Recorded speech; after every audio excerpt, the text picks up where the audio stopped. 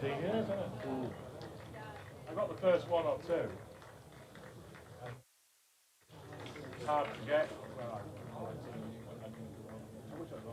You got them all? Just about, yeah. So what the year for it? Yeah. Yeah. Obviously low. Yes. I'll do a quick bit of team news if you want. Oh, rugby 13. Good morning. Welcome along from North Marine Road, Scarborough, for the first of 4 days of cricket between Yorkshire and Derbyshire. Beautiful. It is apparently set to rise to 23, 24 degrees, something like that. And the lads are back in white after a month or so of playing in those coloured pyjamas, as people call them, because we're playing some serious Division 2 cricket. Bottom of the second division, Yorkshire against Derbyshire, who are not so far above them. Myself, Jonathan Deutsch, and BBC Radio Derby's Dave, award-winning commentator David Fletcher alongside. How are you, man? I'm okay, thanks, pal. And yes, so Derbyshire won the toss and have decided that they're going to bowl first. No great surprise at this time of year. Yorkshire lining up as follows: Adam Lyth, Finlay Bean, Shan Masood, James Wharton, George Hill, Jonathan Tattersall, Dominic Bess, Jordan Thompson, Matthew Revis, Matthew Fisher and Ben Code. And Derbyshire's team is Harry Kame and Mitch Wagstaff in for Lewis Rees, who woke up this morning with a bad back or something. Brooke Guest, Wayne Madsen, Liz Deploy, Matt Lamb plays, Anuj Dal, Alex Thompson, Zach Chappell, Sam Connors and George Scrimshaw. So Mark Watt, the man, apart from Lewis Rees, left out of the 13, and no overseas player because Saranga Lacknell's not in the squad, and Haider Ali's in China. And there we go. Fletcher's got to go do an update. I'll see you then. So we'll see him in a few minutes.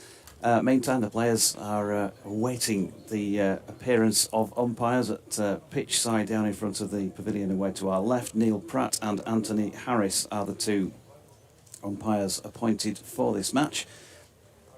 So obviously late change for Derbyshire. No great surprises about the Yorkshire team after that break that they've had. I think it is the 12th day since that Middlesex match that they were thrashed in the final one-day cup game week last Tuesday. So they've had a bit of a break, but I'm told that they haven't had a bit of a break, if you like. They've been hard at it. Just spoke to Otis Gibson out there on the field and said, have you given the lads a few days off? And he said, certainly not. Not after what happened during the 50-over comp. They've been in, they've been working hard, and they're ready to go. And they're going to get that opportunity here with the bat first up, Adam Lyth and Finlay Bean. David Townsend is our third voice for the 3 days. We've also got Kate Holsworth doing the scoring for us as well. So cast a thousands. Good morning, DT. Yeah, mob-handed. Sun's out at Scarborough. Is there a better place in the world to be, Deutsche, when the sun is out? North Marine Road, the crowd filing in. Lovely Sunday morning. Shame we couldn't have started at 11 and the old blokes were an extra half an hour in bed or whatever. But looking forward to a good day's play. Yorkshire batting put into bat. What do you make of that? Shan Masood told me on his little video that we record after the toss that he would have also fielded first had he had the choice. I had a look at the pitch yesterday myself for what it's worth, and it felt a bit on the dead side to me. I spoke to John Dodds, the groundsman, and said, what have you had in terms of rain here recently? And he said, well, it was more or less, to paraphrase, saying it's not been bone dry, it's not been that wet either, but there's been some moisture around, and he felt that there'd be some moisture in the top of the pitch, given A, the time of year, and B, the fact that it's not been completely bone dry. So I did think it was always going to be an interesting toss, because essentially, actually, although I'm saying it looks dead, it feels dead, it looks a good pitch.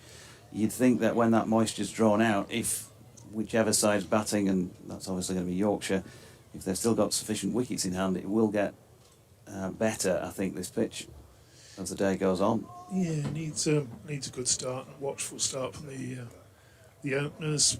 First half hour, use the bat as little as you need to. Don't go chasing anything outside the off stump, and get through that half hour. Get through easier in the second half hour, and then cruise into lunch and fill your boots in the afternoon session. Will be the way they want to go. I expect some wickets to fall. Here's Zach Chappell then for the first over down the incline from the Trafalgar Square end.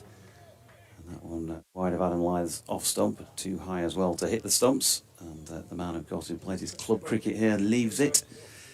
Dot ball. There are 4 teams in County Championship against whom Adam Lythe has never scored a ton yet, Derbyshire being one of them. Ah, interesting. So I think He'd that's one of the obviously boxes he'd love love to to do it, tick, yeah, especially on his home ground. And he's on strike, Finley Bean at the non-striking end. 3 slips in place plus a gully, and he comes again. That's a good delivery. Second ball on the rise as it goes past the outside edge, and I think Adam Lythe was just drawn in to a little bit of a push at that. Goes through to Brooke Guest on the rise. So elsewhere field-wise, well, there's a long leg I can see away to our right. Sam Connors, who's probably about 10 yards in from the boundary. Mid-wicket, mid-on, mid-off. They've left the gap through the covers. Well, I'm saying mid-off. He's probably mid-off come extra cover, really. A big gap in front of square on the offside as Connors comes in again. As Chappell comes in again even. And Lythe opens the face and runs that out to point, and there is no run. The crowd still making their way in. A reasonable number in. Yeah, not a bad crowd so far, but people listening at home, like myself, are asking the question, who are the other 3 counties that Adam Lythe has never scored a century against? Obviously one of them will be Yorkshire. Yeah, of the other 17, Worcestershire. Ah, interesting. It's Chappell, Lythe, straight blade. He's off the mark. And draws the first applause since play began with a single pushed back past Chappell up towards the Trafalgar Square end. Yorkshire on the board then. Yeah, and the 3 of the teams, Derbyshire, Worcestershire, and Oh, I put you in a quandary here, haven't I? no, Oh. just that my memory's not great. I've got them down on the phone here. Derbyshire, Worcestershire and Gloucestershire, they're kind of understandable in the sense that the 2 teams have often been in the same different divisions. But there is one anomaly, and he will have played against them quite a lot, I'm sure. Here is Chappell and Bean this time walking into this one, pushing forward into the offside, no run. Warwickshire. No, Oh. Go on then. a team that Yorkshire hasn't done that well against, so I'm guessing that probably ties in as well, in Essex. Ah, Never got 100 against Essex. oh, fair enough. If you look down the records, I know they have won some games against them, but it's obviously a difficult place to go. Yorkshire found it traditionally. We're going to bring in Fletch for a bit. As Chappell is in again, and Bean pushes into the offside, and there's no run. There he goes. He's subbed already, DT. He's only been on 2 or 3 minutes. We've heard enough of him for now. He's got a much bigger head than He's got a back injury, he says. That was the dot to finish the over, so first over complete. No damage on the board for either side, really, of any note. One without loss, Yorkshire. DT's got a back injury. Yeah. Yeah, same as Lewis Rees. Yeah, well, it can happen, can't it? It can have my backs in absolute pieces. But it has been for several days now. Sam Connor's going to open the bowling from the Peaceholm Park end, or as I like to call it, the wires in front of the pitch end. Blimey. You know in those James Bond films when he has to go and try and get something really important and valuable, and they spray something and all the lines appear. It's like that out there, isn't it? That's Yeah, really it good. is. That's remarkable. So I'll do my best, but it almost certainly won't be good enough. 3 slips and a bit of waving going on from Brooke Guest. I think he wants to know if Zach Chappell should go finer, but Sam Connors appears relatively happy with where he is. Fairly standard field, as well as Connors. He's had quite a sharp haircut. He's in and bowls. That was left alone outside the off stump by Lythe. Goes through to Brooke Guest. It is glorious here, by the way. I'm sure Dodgy's already mentioned it, but the sun is streaming through the window. I made a schoolboy error and left my cap in the car. And the car is at the hotel. And I'm not walking back at lunch to get it. I did walk back to the hotel last night from the town centre. It nearly killed me. Downhill most of the way. Very much downhill. I got a taxi into town. As God as balls, no one's left alone. Again by Lythe to go through to guest. Yeah, I didn't arrive until quite late because I was on Burton duty yesterday, and I can't spend half an hour walking up a hill. So I got in the back of a taxi which drove up the hill, and then I walked home. I say home. That's where the heart is, isn't it? At the Premier Inn. The hotel chains are available. Yeah, they're not as good though, are they? Connor's Bowls, and that one is down the lakeside and left alone by Lythe. And there is no rum. I hope everybody out there has been more sensible than I and brought their sun cream. Actually, I don't think I actually own sun cream. I don't ever remember buying any, certainly. But then again, when you've got a full head of hair like I have, it tends not to be a major issue. You're an absolute star. What I really meant was, has anybody got any sunscreen? In comes Connors again. That one's outside the off stump, and Lythe has a swish at it, and it goes through the broadcast. I'm not sure whether that was the most advisable shot, but he played it. So how do you do this? We have a... Oh dear, no, I've made a schoolboy error here because I've got headphones on as well. We do have people sitting immediately outside, which means you might hear some conversations from at some point. Sure, they'll be perfectly well behaved. As Connors goes in again and bowls to Lythe, the full floaty delivery that's punched out into the offside by Lythe and fielded by Wagstaff with the number 22 on his back and the floppy hat on his head. Matt Lamb also favouring the floppy, along with Anuj Dahl and Zach Chappell. And that's probably a record for the season. 4, which is about 4 too many. Huge fan. Of those players or the... Of the hats. No, I like the players. The players are all very nice, as you know, as Connors is in and bowls. That strikes the pad. There's an appeal. I thought there was an inside edge, if I'm entirely honest with you. The appeal was stifled somewhat.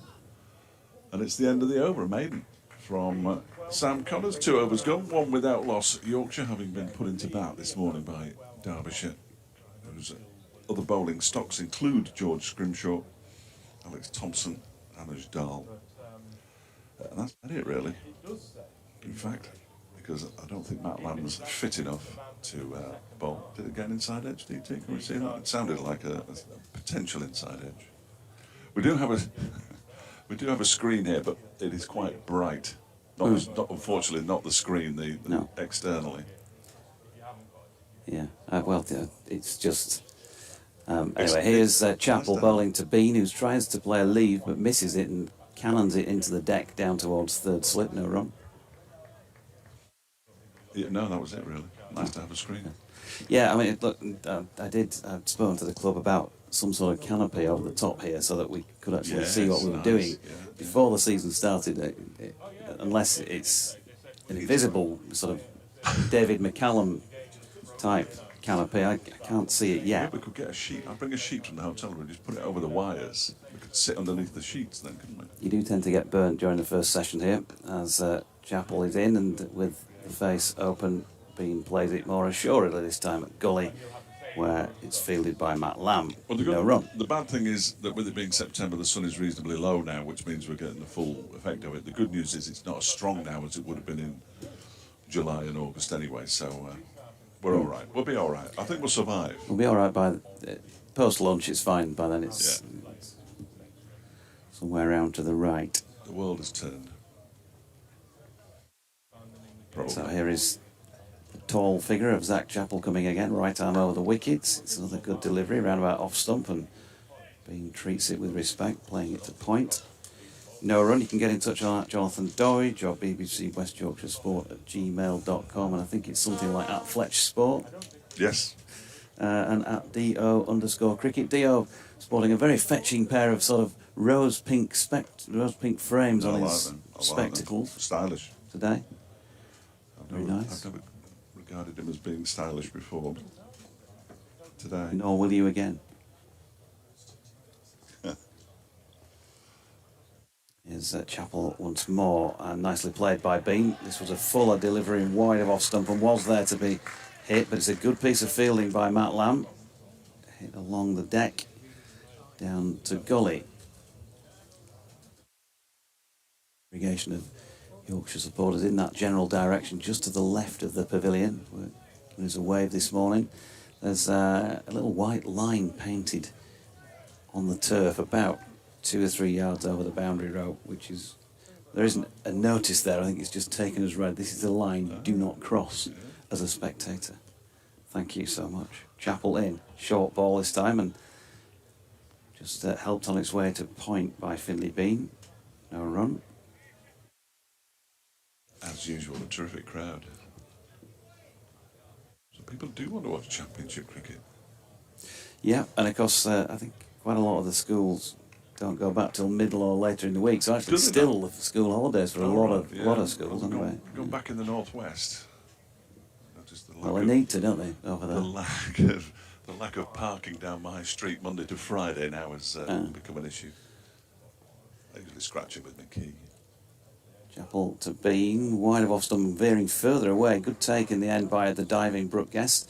It's a maiden for over number 3, and Yorkshire remain one without loss. So you live near an educational establishment, as well as a hostelry or two, no doubt. There are fewer and fewer pubs, of course, but yeah, not far from a junior school. Yeah. The court order lapsed. I was free to live wherever I wanted, really.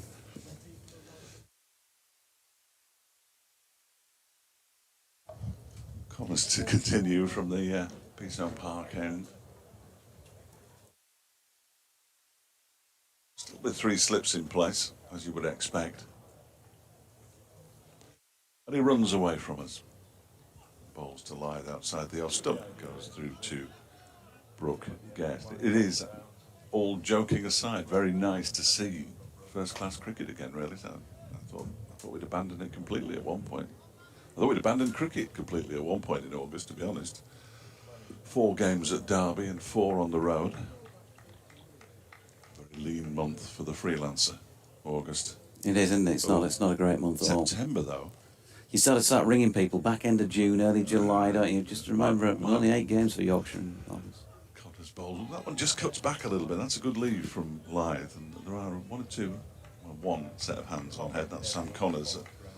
The man at first slip, Harry came, immediately raised his arms, but that was a good delivery from Connors.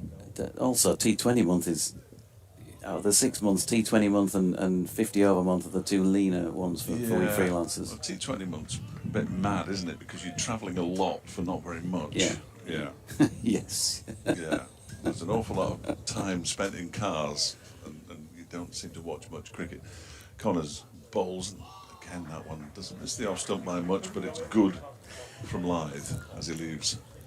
I think T20 month is probably the worst driving month because there are a lot of Friday night games, for example, and we end up coming back and the M1's closed, the M62's closed, whatever it might be. The M6 is down to 1 lane. It's the worst driving month, isn't it? I think T20 month. The signs I particularly enjoy, and I saw one yesterday, M62 shut junction 36 to 37. Well, that means nothing to me. I have no idea where those junctions are. And then you find out that one of them is the one that you need to get off at. Connors bowls outside the off stump again. Lythe allows it to go through to Brooke Guest. So if they could, if English Highways or whatever they call England Highways are listening, and I'm sure they might be, you never know. If you could put where the exit is to get off, that would help enormously, because we don't all know the junction numbers off. No. The A1's the worst for that, because they do have numbers, but they're not even on the signs, are they? Hundreds of them as well. Yeah. A1 shot junction 97, which is Berwick. In goes, I think this one's left alone by Lythe again. That one just moved away a touch from Sam Connors on that occasion. I mean, there is a permanent problem, obviously, at Chain Bar, between there and Leeds, if you're ever going on the 62. Yeah. You should be given some sort of award if you can get your car above 40 miles an hour and during that 12-mile section or whatever it is. I'd like to see a minimum speed limit. It wouldn't be a limit, would it, obviously, but you know what I mean. Connors, in again, and that one again shapes a little bit, but it's an easy lead for Lythe. You mean? I mean, yeah, that could have commentators driving around the country a bit like in the film Speed. You remember the Father Ted version with the milk float? You remember that? No. There was. I've never seen Speed, and I've never watched Father Ted, so I'm struggling. You don't know what you're missing. The Father Ted episode, where he couldn't let the milk float go below 4 miles an hour, Right. or a bomb was go, something like that was going to go off. It was just. Well, maybe there should be a lower limit on that. Yeah, I think there should be a lower limit. there is cricket on, by the way. It's one without loss. But there's not a lot happening out there on the field at the moment, as in comes Zach Chappell, bowling here to Finley Bean, who turns it into the leg side, no run. Scarf Lady Miriam down in sunny Brighton says, at last the return of 4-day cricket. I've missed you. I think I may have picked the wrong 4-day to attend at Scarborough this season, looking at the weather. September, who'd have thought it? Typical. I have to settle to listening to the commentary while pottering on my allotment. Lovely. Lovely.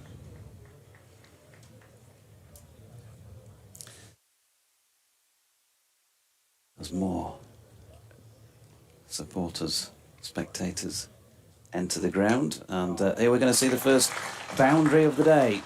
Half volley, outside off stump. First real bad ball we've seen, and Zach Chappell's paid for it with 4 runs through the covers off the bat of Finley Bean.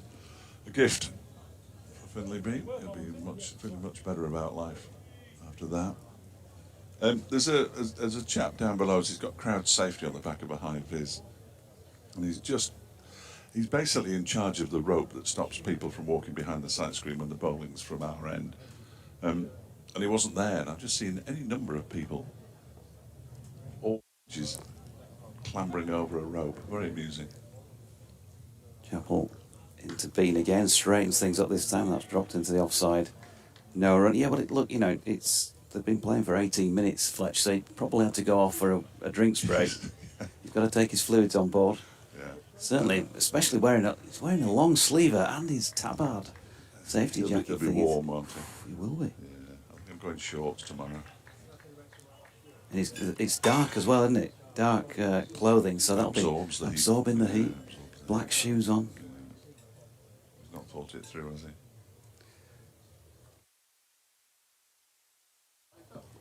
In comes Chappell again, having switched now to round the wicket to Bean, and almost gets an immediate result. That's a good delivery, angled in towards the left-hander, hold its line, and passes the outside edge of Bean's bat. He was playing at it. It was on the rise through to Brooke Guest.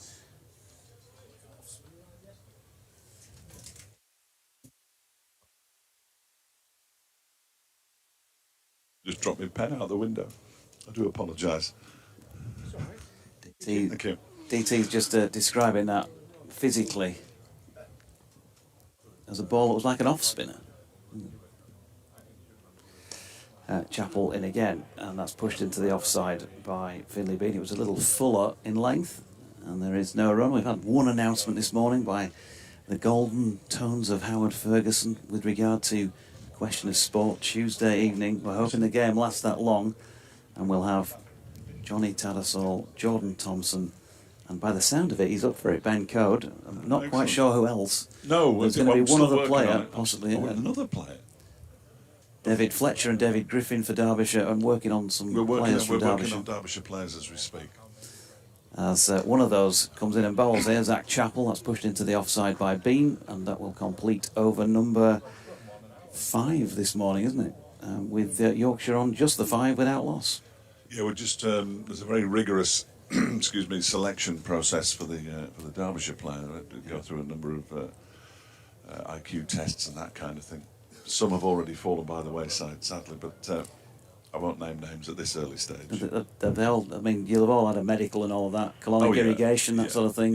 Yeah, make sure. Well, it always clears the mind, everything's doesn't working. it? Yeah. I find. Yeah, I'm not sure George is necessarily going to make the final cut, but if he's willing, he might end up being press ganged into it. Here's Sam Connors getting a new over to Adam Lyth, who chops at one. It goes over the slip cord and down the third man for 4. Not entirely where he meant it to go, but effective nonetheless. No third man. Oh, I don't know, Do you think? Because there's no third man. Just in the modern game now, get underneath it. You're right. You're probably right. It's the kind of horrible shot that you go, ooh, that's horrible. But it's effective, and they score runs. You I think he's he's done playing it deliberately? that. Looking at the way his body language, yeah, it didn't look like he was trying to bang it square up. Okay. I have the benefit of a replay like you boys because I can't see that screen at all. But no, it is entirely possible. Connor's response, Pete. Ball outside the off stump that's left alone. Not as much width this time. There was plenty of width in that previous delivery as well. Good to see the Derbyshire flag flying on the pavilion. It is because some clubs forget to bring them. Yeah, it's poor, that, isn't it? Also great to see that the Johnny Bairstow mural is still looking as That is scary, isn't it? at least half like Johnny Bairstow. Maybe the ginger hair, because that gives you a bit of a clue. But I'm glad you said it was Johnny Bairstow. yeah, you weren't sure, were you? You were going to ask me. I had no idea who it was. No idea at all. Very aggressive. Connors bowls left alone again by Lythe. Just to the right of the tea room, on the far side of the ground, in one of the backs of the guest houses. I assume they're guest houses. I think most of them around here are, aren't they? Fair few. Boundary, I noticed outside when I was walking in this morning. Guest house, that is, rather than the rope that goes around the edge of the pitch. Been here in recent times, but my first visit, 1976. Sat at the far end of the ground as Connors comes in and bowls, defended by Lythe, to watch the West Indies, or the West Indians, I think they were known as in that particular game, against T.N. Pearce's 11. I'm sure that's what it was. It was definitely at this time of year, which was festival time, wasn't it, really? Sat there as a 13-year-old boy. He was quite tall even at 13 and thought, my goodness, they're big men. Huge individuals.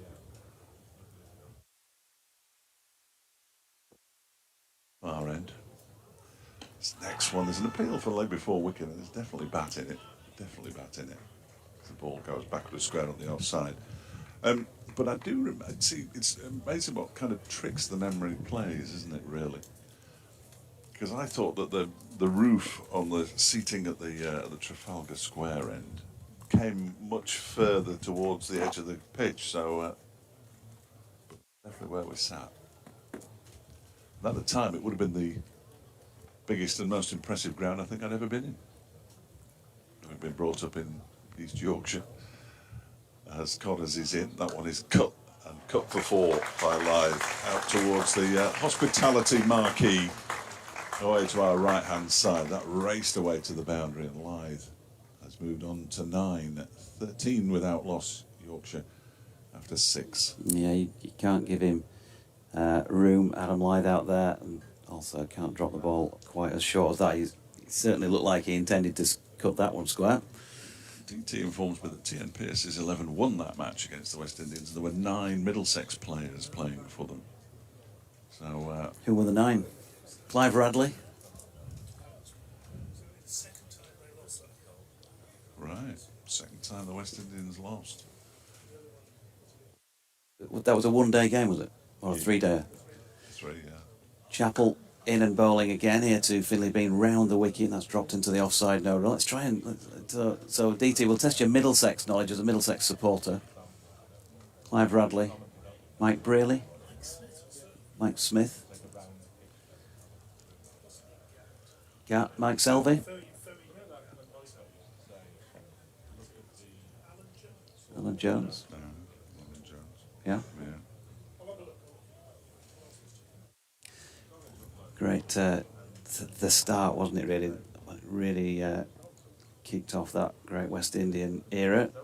Chappell in and leaving that one Finley Bean. And it's one of those, when you look back now, if the T.M. Pearce 11 beat the West Indies, with hindsight, that now looks like one heck of a win, doesn't it? At the time, it probably, because they were still getting going with that great side, maybe just, they've just been beaten the other day by so-and-so. No, it was... and the place was packed. It was absolutely packed, but they had an entire week of matches, didn't they? 3-day and 1-day varieties. Yeah. A bit like the Harrogate competition. Chappell in again, and angle in towards Bean, who turns this one out to mid-wicket. And There's no run. Finley being strong both sides, but we have seen him hit down the ground increasingly as his young career has started to unfold.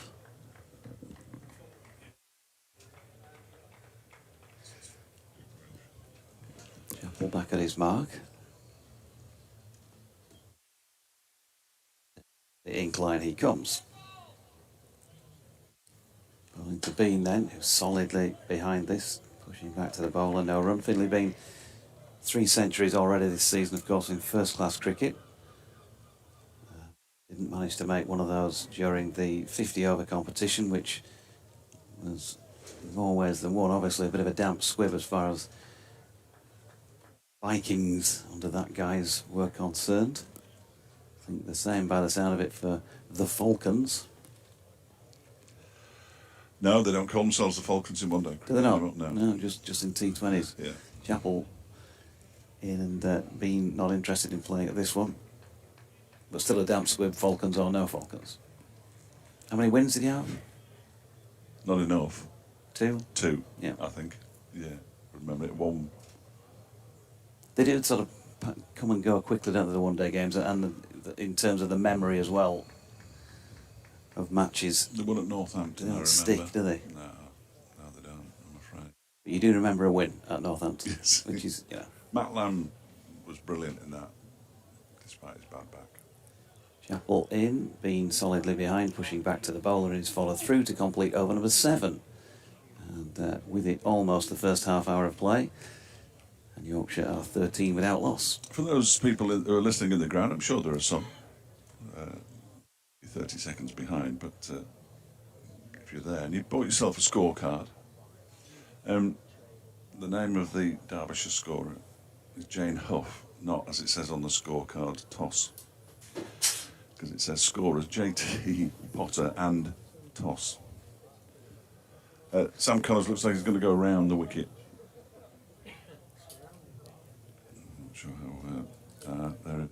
Mike Smith, Mike Brearley, Richard Lump, who obviously wasn't a Middlesex player, Graham Barlow, Barlow, yeah. Roland Butcher and Rodney Ontong, Phil Edmonds, Hamish Moore, Martin Vernon and Fred Titmus, who I managed not to call the... and Mike Selvey didn't bat. Thank you, DT. I can't say Fred Titmus. As Connors comes in and bowls to Lythe, who leaves a wide one alone outside the off stump without getting the Half Man Half Biscuit song in my head. And if I said the whole title of the song, I'd get into all sorts of trouble. Rodney Ontong. Rodney Ontong. He was part of that Goon Show song, wasn't he? Rodney Ontong in Eli Light Poe. yeah. Very good, DT. Very good. Not DT. Doiji. Who are you? Don't age me, please. Things are bad enough. Only by 10 years, by all accounts. As Connors is in, bowls to Lythe, who drives and gets a thick inside edge out to George Scrimshaw at mid-on, and there's no run. Scrimshaw, who you might expect to open the bowling, but doesn't. In fact, at Sussex, when he made his first-class appearance for a while, no, it might have been his second, for some time, he didn't come on until 1:45 on the opening day, which seemed slightly absurd, but they have to look after him. Although not that much, because he's going to Northamptonshire. As Connors is in again, and bowls to Lythe, who leaves alone outside the off stump. Through to the keeper. 2 of Derbyshire's current 11 are on their way at the end of the season, including the skipper Lewis Deploy, who's going down to Middlesex to enjoy the high life in London. I've just been summoned for the news, so if BT will take over from him. Swiftly cut. Fletcher, and here's Connors, meanwhile, round the wicket, bowling to Lythe, and tries a Yorker length delivery, which is well watched by the man from Whitby. Pushed out to point. Dahl fielding, no run.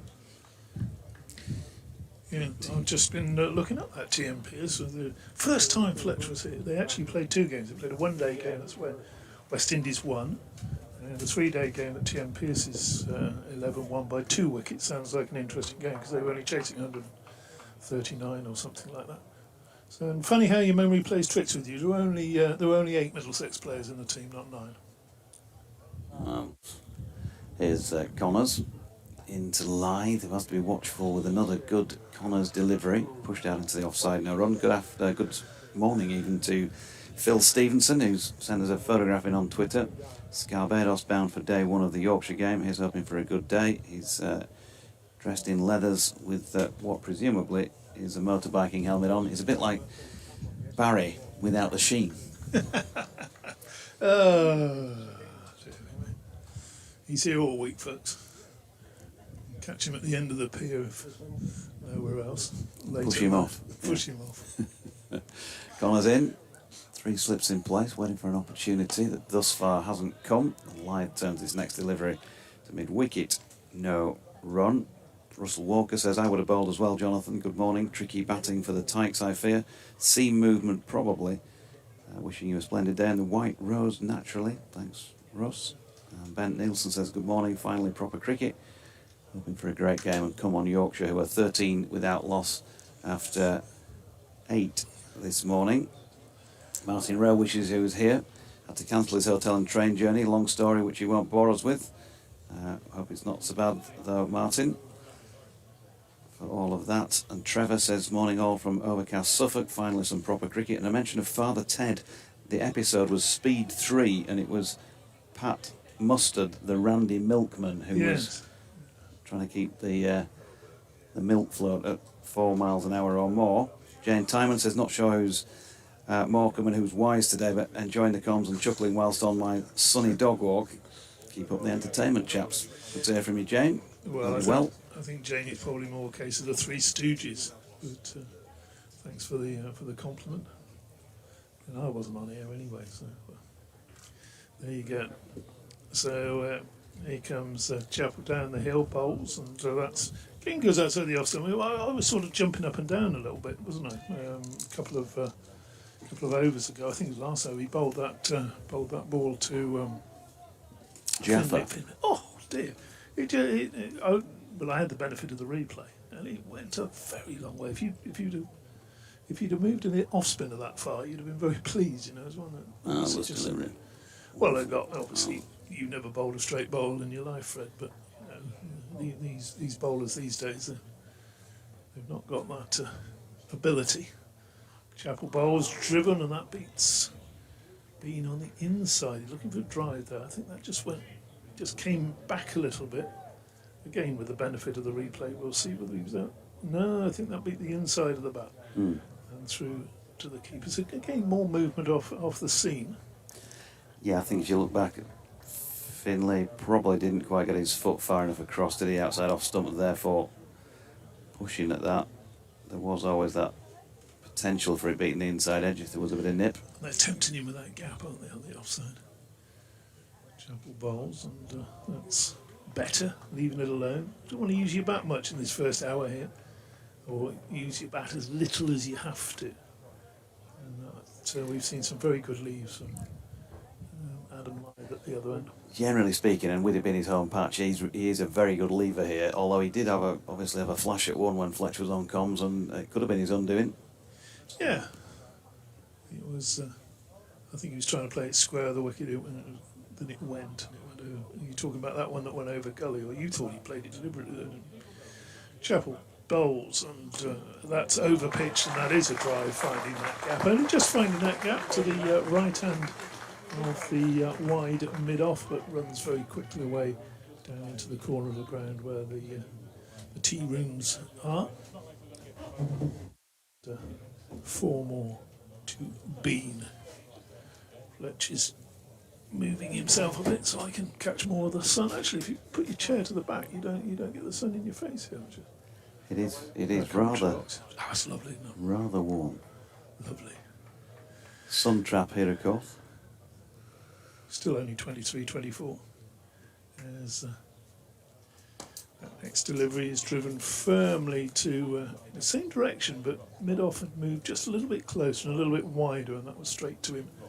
And therefore, there was no run, but another over pitch delivery. So they haven't made the most of winning the toss here this morning. Derbyshire, you'd have thought we haven't really seen an edge yet. A couple of appeals for LBW. There was a very close one against Adam Lythe, which I think the umpire judged had got an inside edge, and I think we'd agree with that. But whether the inside edge was just after it hit the pad or just as it was hitting the pad, it was a tricky one. I also thought when I looked at the replay, height was possibly an issue, and of course, there's always that theory here that it does bounce a bit more than most places. So that to take into account for LBW decisions. Connors is not thinking about too much bounce here though. He's going Yorker length to Lythe, who almost falls over it but manages to jab down to mid-on. That's where VAR works against the batsman, isn't it? Or whatever they call it in cricket. What is it? DMS or something? The DRS, isn't it? Because you can have decisions that the umpire can think, oh, that might be a bit high. It might have hit him outside the line. He might have got an inside edge on it, and quite rightly gives it not out because there was doubt. Connors in again. That's shaping in towards Lythe. Lovely shot. He just waited for it to get right under his eye line, and he's done nothing more than punch that through extra cover. It won't quite make the boundary down by the posh coffee, and it's been reeled in for 3. Surrey, by the way, 23 for 1 at the Oval in their match against Warwickshire, who put them into bat. Northampton 19 for 1 in the 9th, or after 9 now, against Lancashire at Northampton. Lancs putting them in. At Chester Street, Sussex 20 without loss, having won the toss and decided to bat against Durham. Worcester, the hosts, 24 for 1, having been put in by Glamorgan in this division. At Leicester, Gloucestershire have had a good start, 45 without loss after 10 against Leicestershire, who stuck them in. And here, meanwhile, Connors goes short, really, for the first time. Definitely intent to bang that in, and Finlay Bean, he'd like to play that again. I think he didn't play it as well as he might have done in missing. Yeah, I think he started to play it, didn't he? And then thought, oh, hold on, there's a guy down there waiting at fine leg. I don't want to give this away. And sort of almost pulled out of it. What else you got there? That's it. That's it for now. Yeah, I know you're hungry for scores from elsewhere. As Connors makes his way in through the various wires in front of our eyes and bowls this one, and that's left by Bean through to Brooke Guest. No run. We've got a yellow wire. Yeah, that's not really a problem, is it? It might be for you, but for me, it's just right in front of me. But the worst one is the farthest of the 4, which is, I think that's a permanent line, and it looks like a telecom type thing that's always there, because there are some rings on that at the moment they're away to the left, over by the balcony outside the pavilion, but on some days when the wind's blowing, they've come right across in front of the eye line. Like an abacus, the rings. As in comes Connors again, and that's dropped into the offside by Bean, no run. So we have got 4 black and 1 yellow wires between ourselves and the players. I think we might have to have a word with young Sam and see if we can do anything about those 2 thicker wires there that are the temporary camera wires, because if they were a little bit more taut to that window, they would be higher and obstructing us less, wouldn't they? Maybe. Well, Collison again, wide of off stump, and Bean leaves. End of the over. That is 10 now bowled in this first 39 minutes of play, and that Yorkshire are 20 without loss. There ain't been too many singles. The majority of runs struck in boundaries to this moment in time. Yeah, do you think that Derbyshire perhaps already regretting the decision not to bat first here? There hasn't, 1 or 2 balls have moved extravagantly, but Yorkshire fans will be throwing things at the radio or the laptop when they hear this. But no edges yet, no chances. So no, first change of the day. Change. George Scrimshaw coming on. Not a 20 for naught. Lythe just doing a few little knee stretching, knee bending exercises, just to make sure your legs aren't going to sleep. 20 for naught. Down the hill from the Trafalgar Square end.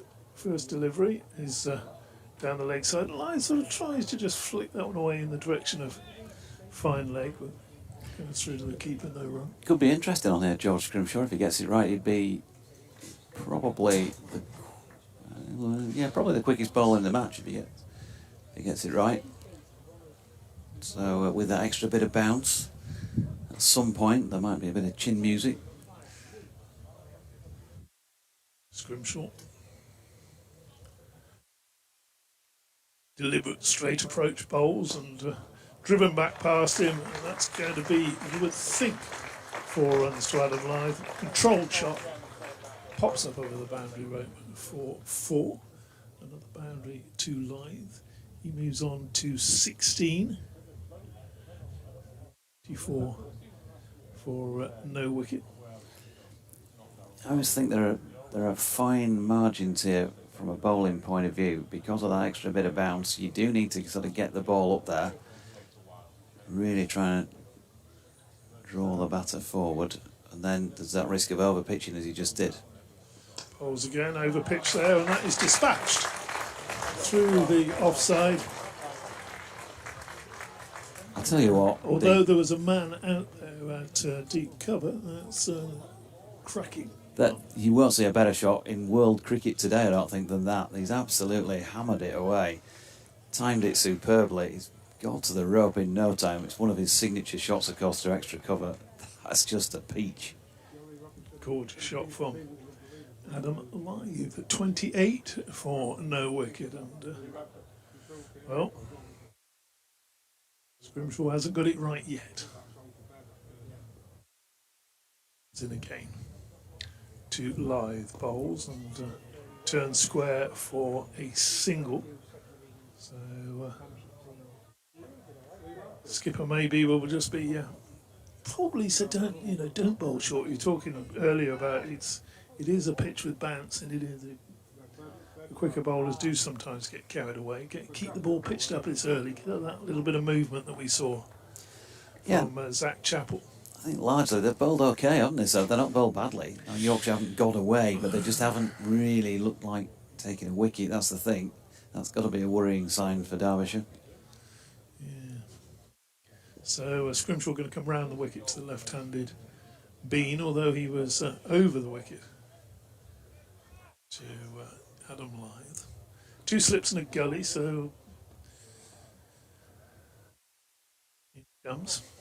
Bowls, and that's tucked away fine down to long leg. 1 or 2 counters seem to have been worked out with this leg side theory, that he sort of clips it behind square on the leg side, didn't they? We had a leg gully in there for that delivery, and played it wide of the gully down for a single, and the field swaps over again. He's going to stay around the wicket to Lyth though.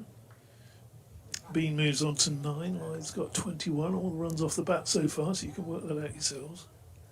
Scrimshaw bowls, defended solidly by Lyth. That is the end. Well, expensive over from George Scrimshaw. 10 runs coming from it. And as you said, very fine line. Have to just get it pitched up far enough, but at the same time not to just over pitch and make driving through the offside a possibility, and runs coming from that shot. Yeah, I think the Finlay Bean thing, it's definitely a strength of his off his legs. I think it's just on occasions he doesn't get right over the top of it, and so opposing teams just think they've seen something there. But apart from that first day when Sussex tried it, when Ollie Robinson put in the leg slip and he hit it straight to him, and then was also dropped a second time. Apart from that, actually, he's not given anybody a chance down there. So we have a change of bowling for the first time at the Peterhouse Park end. A double change, and this is going to be Anuj Dal coming on at 30 without loss after 11. 65 on his back, leaves our commentary position behind. Right arm round the wicket. His medium paces, and his first delivery, well, it's one of those that would undoubtedly have been given as a leg side wide in white ball cricket, but sense prevails in red ball. You wouldn't want to see that all day, but it was a loose note. Been on 9. They've taken a slip out here and put a gully in instead. There wasn't a gully when Connors was on from this end. Dahl what's he done? fails to let go of the ball here. You need to actually let it go, Anuj, to get it to the other end. If you're going to take a wicket, He's done that. Kept hold.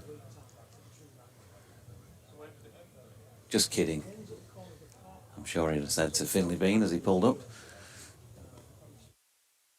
Ringfield with a long leg.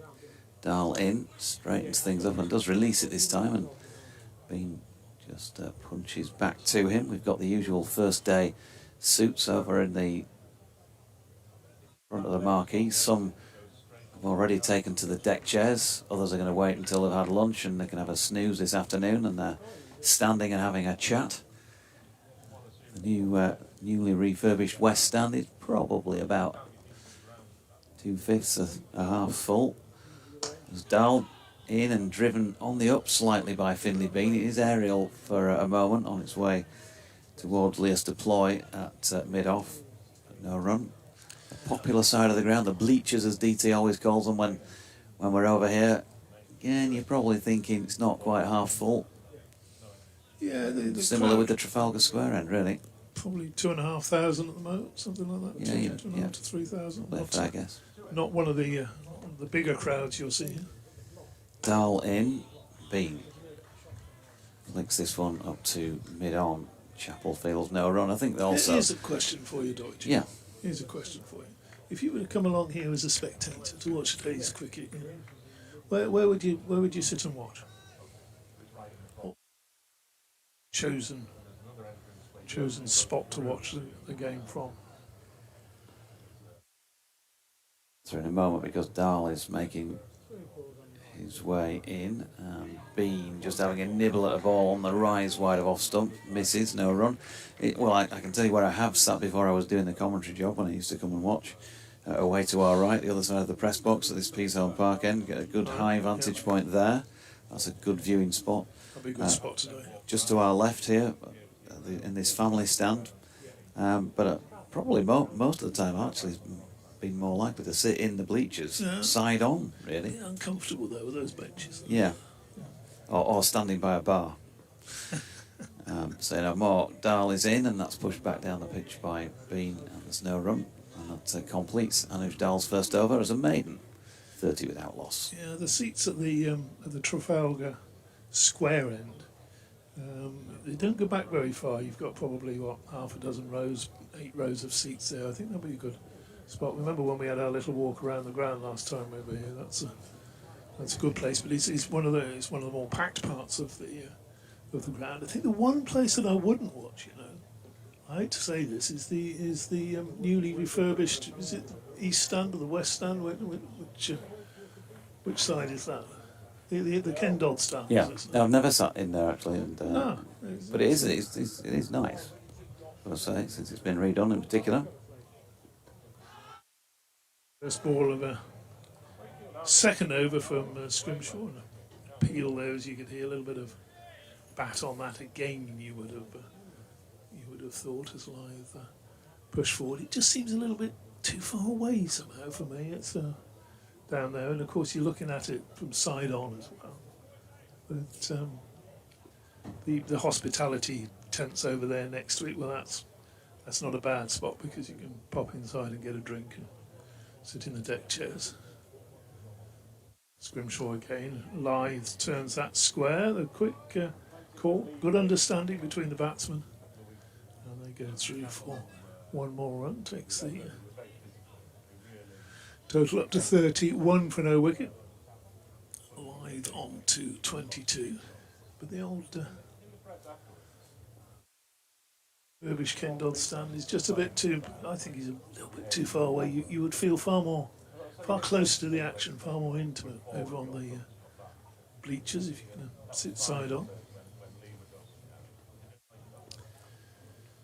Next ball is pulled firmly away. Short delivery out to a man who's been dropped back at deep mid-wicket, not all the way to the boundary. No, it sounded a bit splicey to me. Yeah, he didn't catch hold of it properly, did he? The other thing, of course, with the stand down on that side of the ground is that it depends where the pitch is. Yeah.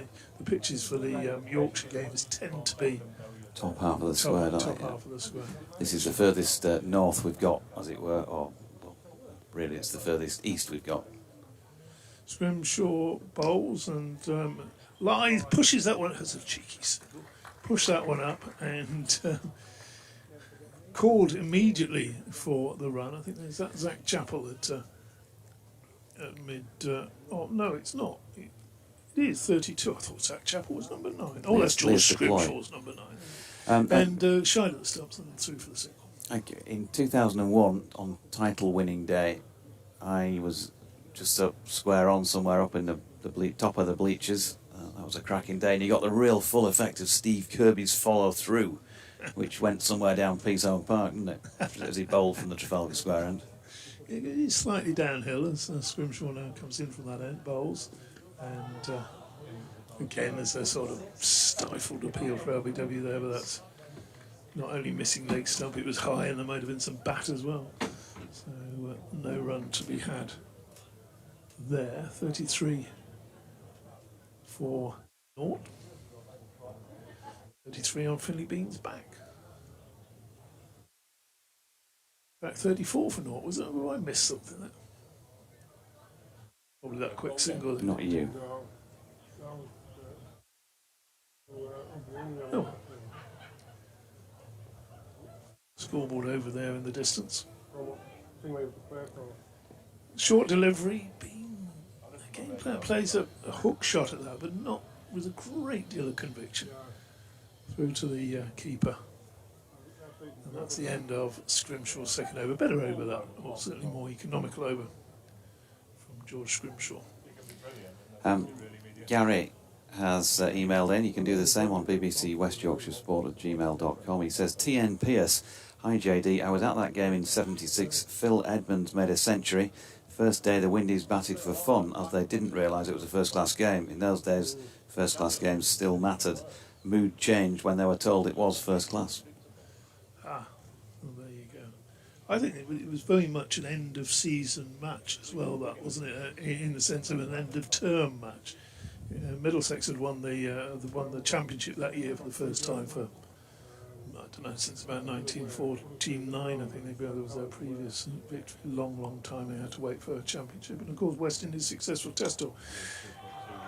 First delivery of a new over and from Dull, and that's clipped away wide of a fine leg for 4 by Lythe. That's a good impression. 30, what are they doing now? So like 30, it's gone back to 37 again. It's a good impression of my voice calling that one. Well Was done. it? Okay. Yeah, 37. So Adam Lythe, so far, so good as Dahl leaves us behind and comes in again and lies solidly behind it, no run. Howard Ray, good morning to you. I was going to give you a mention anyway, but as you've emailed, I'll do that now. He said, I was looking forward to another Scarborough occasion, but with my usual immaculate timing, COVID struck me on Friday. There are times when being positive is not good. Still, I have an excellent stream on, and I understand my lady wife has already acquainted you on the poor quality of the last game, which of course you had no part in. He's referring to the Middlesex stream from Radlett the other week, as Dahl is in, and solidly behind this one is Lythe, no run. And he's also going to miss the sports quiz on Tuesday, which is not great. But yes, I've had a chat with the missus and with Liam this morning. I was hearing that you want a good hour, so all the best. Hope you get over that quickly, and that you might be fit enough to attend. Who knows? The last day, something like that. Yes. A bit later in the week. Lots of people making their excuses, sending their apologies. Here's Dahl again, and with an open face, Lythe runs that out to Lamb at Gully. No run. Adam live on 27 now. I've Finley being on 10. I've got one here from a friend of the commentary box, Ben Crosland, who's saying he's far too busy. Ben being a barrister and a jazz musician. What a fantastic combination, isn't it? And a cricket supporter as well. Yeah. You really got the treble there. Dahl turns again, and in he comes to bowl to Lythe, who drops it into the leg side. And on umpires today, by the way, Neil Pratt and Anthony Harris, who I've got to say is a new one on me. I think this is his first match umpiring me, as it were. Yeah, just Ben Crosland said he's busy learning some new music, and he's doing shows this week or something, and can't get along, and it's a pretty pathetic excuse generally, but thought I'd read it out anyway. I'm sure we'll see him next year. Down again, Lythe, just his first semblance really of a false stroke, just pushes to the offside. It ends up out towards straight mid wicket. Zach Chappell has it in hand. It's the end of another over, and 37 without loss. Yorkshire have been being put in by Derbyshire this morning. As far as learning some new music, I mean, it's all it's just fall back. If he gets it wrong, he can fall back on the playing all the right notes, but not necessarily in the right order, can't he? So, that's what jazz musicians do most of the time anyway. They all go off on their various riffs and improvisations, don't they? So I don't know. We'll see. Good morning to you anyway, Ben. Good morning, Ben. It's a lovely morning. Yeah. Good to hear from you.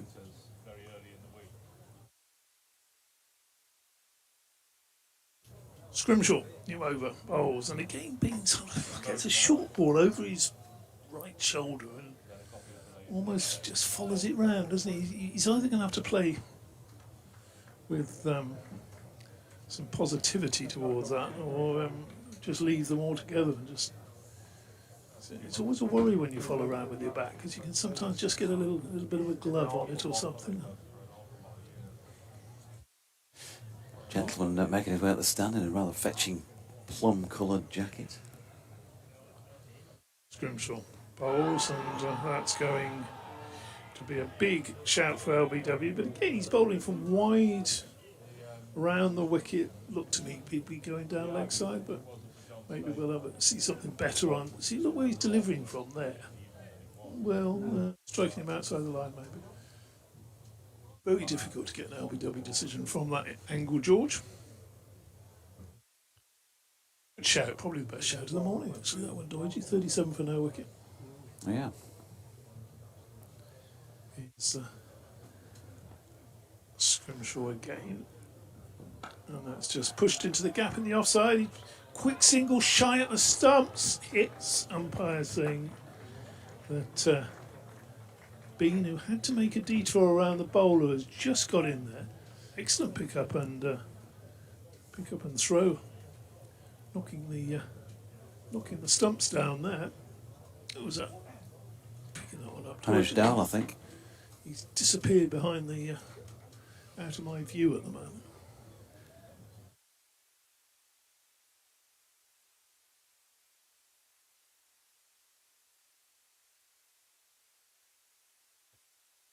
On the strike. Just a Sunday morning murmur of the crowd, isn't it? Yeah. Nice to just hear that little murmur around the ground. Short bowls. Lythe tucks that one to mid-wicket, and there's no run. I think all you're missing really is the sort of peal of some church bells somewhere, just on the periphery, not too loud, but just that in the offset in the background. Love that on Sunday mornings. One of the great things about back in the days of playing junior cricket, or since then, with the kids, them playing and you being there. Just a lovely Sunday morning feel, that, get to that, whatever it is. When do the bells start? 11 o'clock, 10:30, isn't it? 10 o'clock maybe. Scrimshaw bowling and defended into the offside. I would imagine it depends on what time the service was, Doidgy, because I think the bells are to call the faithful to prayer or to the services. Certainly was back in my day. But I know what you mean. It's very much a village thing as well, isn't it? Sort of villagey, not so much this scene, not so much the Scarborough scene. The old village square with the pub in the corner and the church bells. And, Some proper beer, no doubt. oh, definitely. Talking of which, Scrimshaw, Fowles and that's defended solidly enough into the offside. And there's no run there. There's a gale blowing up. I'll try and... I don't want to minimise the atmosphere, but that... pretty breezy out there, isn't I it? think a gale will be a slight exaggeration, but a little bit of a breeze just picking up, which again will be nice, but it'll won't do the tanning. Well, it will do the tanning good, if you know what I mean, but it won't do the protection from the sun. So get that sun cream on that. It exaggerates it. You're all right. You're standing up now. You're out of the... It just got a bit too much for me sitting down there in the glare of the sun. Here's Anish Dal from the Peasholm Park end, bowling to Finley Bean, who drops that into the offside, and there is no run. So quiet first hour. Yorkshire will be delighted to have got to the other end of it, having lost the toss at 38 without loss. They wouldn't want to let that little start that they've had slip now. These two, they both faced a fair proportion of deliveries each, so got a pretty clear idea of what it feels like out there as that shapes in towards Bean, who pushes into the offside, no run. You'd think 10:30 September, bit of moisture, and again, as I say, felt dead to the hand yesterday when I had a press on the pitch that it was going to be slow and it might get quicker as the match goes on. Certainly the day goes on, we'll see. Fletch is back from his update, so I'll take it through to the end of this over and then I'll let him take over from me. So you don't do the keys pressing into it then? Well, there is one on a length, but don't tell anybody about that. As Dahl's in again, that's dropped into the offside, and Beam, he's happy to stay at the striking end. It was Tony Gregg, I think, was the first one, TV commentator, wasn't it? Tony Gregg. Stuck the key in to see how hard the surface was. Quite a few. Yeah, maybe I won't say that. Here's Anish Dal again, and that's pushed into the offside by Finley Bean, and it's going to count as runs against Derbyshire because it's a no ball. First one of the match so far already. Somebody's been in the bar a little bit too early by the sound of things. What did he say, Tony Gregg, on that 12th man? The Tony Gregg character. Going to be the humidity meter reading 85 and going to be quite a few sweaty jog steps out there today. Something like that. It was funny anyway. As Dahl appeals here for LBW, he's down on bended knee. But it's not out. Yeah, well, I think you'll find he's struck him outside the line. No, a bit high. Outside the line of what? A little bit high. It's just always height's a problem, isn't it, here? As we see on the replay there. There's always that doubt. Yeah, it's still on the rise as it strikes him, so I think it's a fair call. If you want to hand your headset to Fletch, then we can do a lovely smooth transition as Anish Dahl. We see the sight of the umpire diving out of the way at the non-striking end because Finley Bean struck that hard and just to the onside of the stumps, and he was taking cover as the ball raced away down to the advertising boards beneath our feet, beneath our commentary box, and it's 4 to Finley Bean, takes him to 15. It's 44 without loss, and that caused a bit of morning merriment here at Scarborough. We could all do with a bit of morning merriment, couldn't we? Here's Dahl again, short ball pulled by Bean, 4. So successive boundaries, that's a poor delivery. Well, 2 poor deliveries really in succession, and he's gone for runs, and Yorkshire 48 without loss. I'll leave you with Fletch and DT. Thank you very much, Doji. Yeah, it's a really good start for Yorkshire, this, having been put into bat. You were talking about keys and keys being on a length. There was a game recently, it might even have been the Glamorgan match in the county championship, where they discovered on the pitch that they were playing was a washer that was embedded in the pitch, and it had sort of risen as they cut it every day, and they decided they'd better leave it there, otherwise they'd have to abandon the match. But there was a washer on the pitch. I've never seen anything like it. Very exciting. And that's it, really. You better switch yourself on, mate. There we go. What sort of size washer are we talking about? We're 'Cause I kept talking wondering, quarter of an inch one. hadn't it affected anything, surely, if they'd taken that out? George Scrimshaw begins a new over from the Trafalgar Square end. And the first ball is turned into the leg side by Adam Lythe. It's fielded by Chappell, and there's no run. No, I didn't think it would either, but they decided to leave it there. I mean, things like that are incredibly hard to hit, even for a highly skilled bowler, aren't they?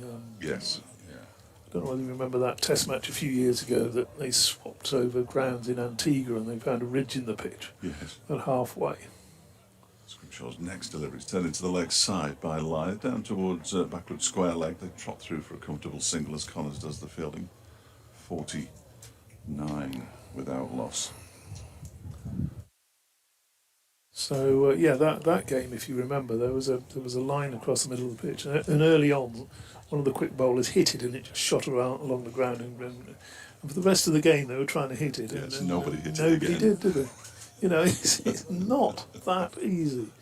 No, indeed. The idea of it's hard enough to if you put a welcome mat down, it's hard enough to hit that. Never mind hitting a washer. Scrimshaw balls. There's an appeal for leg before wicket again. I thought there was some bat there, and Scrimshaw puts his hands on his head and removes them quite quickly.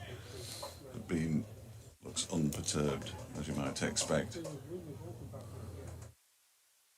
He is getting across an outside off stump a little bit, technically speaking. That one hit him in line, but again, the height is a problem here as well, isn't it? And George is a very tall man. As it comes to balls, that one is played off the back foot out into the leg side. That Chappell again does the fielding. I just find the sun hats disguise the the fielders quite nicely. What's going on here? George is on his way out now. Well, he's on his way out. He's actually leaving the. Are you confusing him with me? Somebody's on his way out. 49 without loss. We're only in the 17th over. Well, they started slowly, but There's they got look a good. bit of a move on, haven't they? Next delivery from Scrimshaw is turned into the leg side by Bean, and again there's no run. The only bowler yet to be used really is Alex Thompson. I don't think Matt Lamb's fit enough to bowl. Wayne Madsen hasn't bowled all season. He's bowled in the second team, but I don't think he's bowled in the first. He might have bowled at the end of a game that was petering into a draw. Out Lewis Rees and Mark Watt from the 13. That takes away the bowling option. Scrimshaw, this one's down the leg side, and they're claiming a catch. Bean's going nowhere, and they're going to get lots of derision from the crowd as a result. So there wasn't as much derision as I thought there might have been. That's the end of the over. 49 without loss. I think there should have been more derision. Come on, boys and girls, you need to be more derisive. End of the over, as I say, 49 without loss. 28 to Lythe and 19 to Bean. And I do enjoy it. It's a great vantage point for seeing people who really haven't jogged for a long, long time jogging as they walk behind the side screens or walking quickly. It's just marvellous entertainment, really. There are still people walking behind the side screen, and they're about to bowl from the Peacedown Park end of the ground. The crowd safety man's not really doing his job. I'm suggesting that where that gentleman's standing now isn't exactly the right place to be. No. But Oi.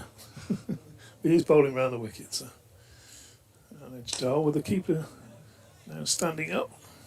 Two slips, gully, that ball was played up to mid-off. The other two men are sort of backward point and extra cover on the offside. And the onside is the standard 3-man onside. You can do that at home if you're not watching on the TV. yeah, Everybody knows what that is. Isn't it? absolutely. Mid-on, sort of mid-ish wicket. And long leg out there in the distance. Dahl bowls again. Pushed up to mid-off rather. Left-hander, of course. one or the other. It's always going to be one of the. Good drying day by the look of it. Very nice pink sheet out at the back of one of the guest houses to our left. That's the other thing, of course. You get here with the ground surrounded by houses. Next ball is just defended, and the backs of houses. You see what goes on the backs of houses, which you don't. Which of course is entirely different to what goes on in the front. Oh yes. And all show at the front, isn't it? well, All show at the front. oh hello, what's going on there? Somebody's trying to dial our ISDN, which makes it make a funny noise. Fair enough. Yeah. I don't know why they're trying to dial us, but Dial bowls and true. Oh, that's a nice shot by Lyde. He just leant on that one between mid-off and extra cover because he didn't put a lot into the shot. He's only gone for 2, but applause you can hear for the 50 partnership. 51 for no wicket, 30 to Lyde, 19 to Finlay Bean, and the 2 batsmen just clasping hands in the middle there, just touching gloves or whatever it is they're doing, just to acknowledge their 50 stand.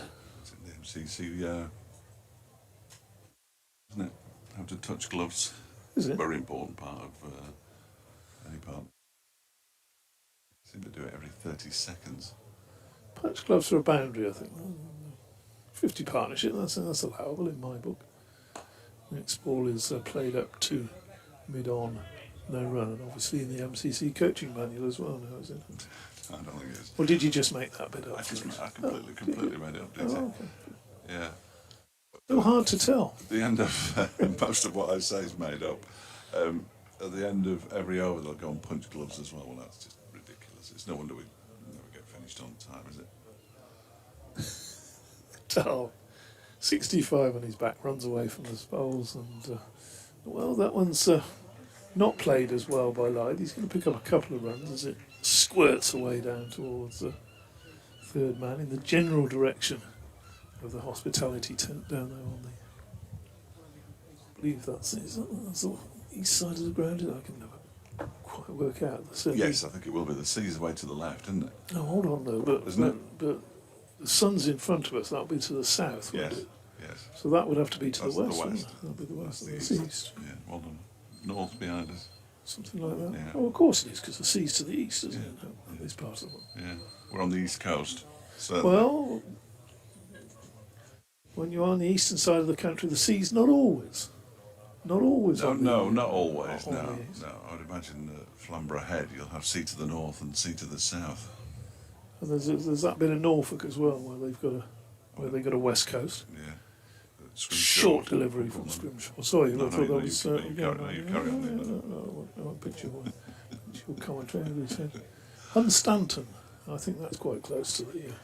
I went there a few years back to interview a wonderful old cricketer who played for England, batsman in the 1960s, Peter Parfitt. You remember Peter I do Parfitt? remember Peter Parfitt, yes. He's living in retirement in Hunstanton. Is there a nuclear power station Very there? sprightly. Balls to Bean, it takes the edge of the bat and goes down to the vacant third man area. Wayne Madsen won't reach it. And Bean will pick up 4 runs rather fortuitously on this occasion. Oh, leg buys. Oh, were they? I thought there was bat in there, didn't you? It did, yeah. Sounded batty.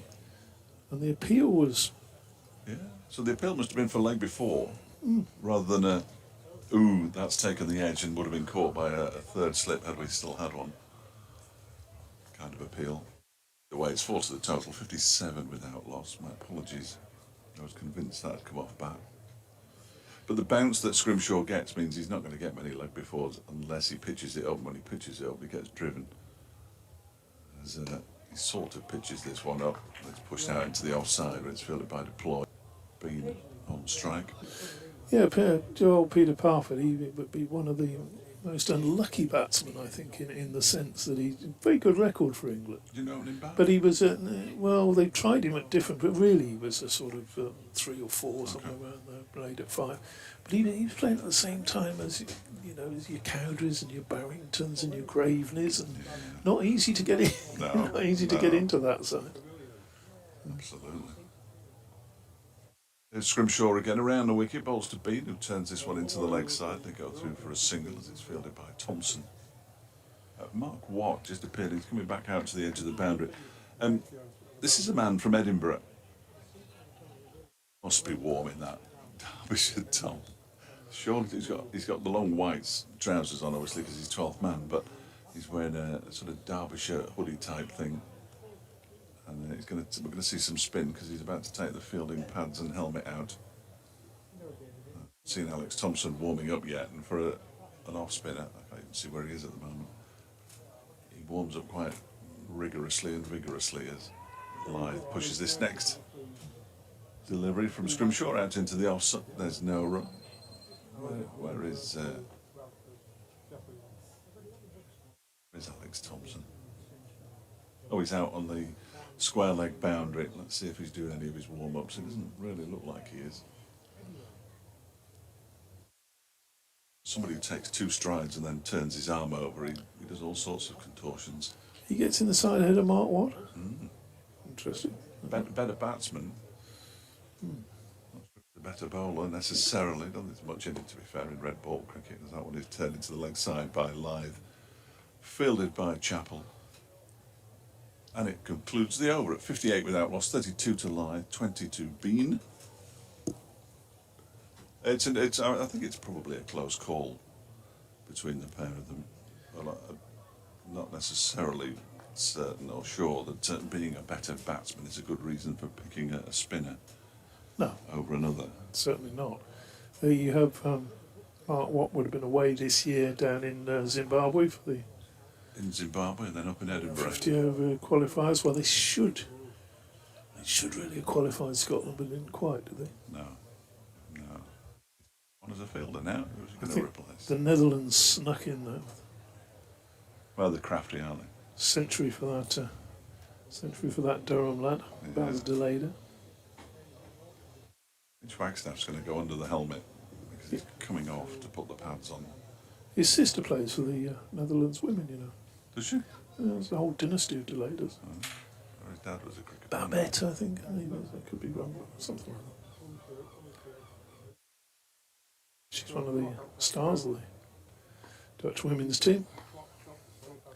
Dahl bowls and, well, I don't know what that's come off because it's bounced a little bit. The keeper hasn't taken it.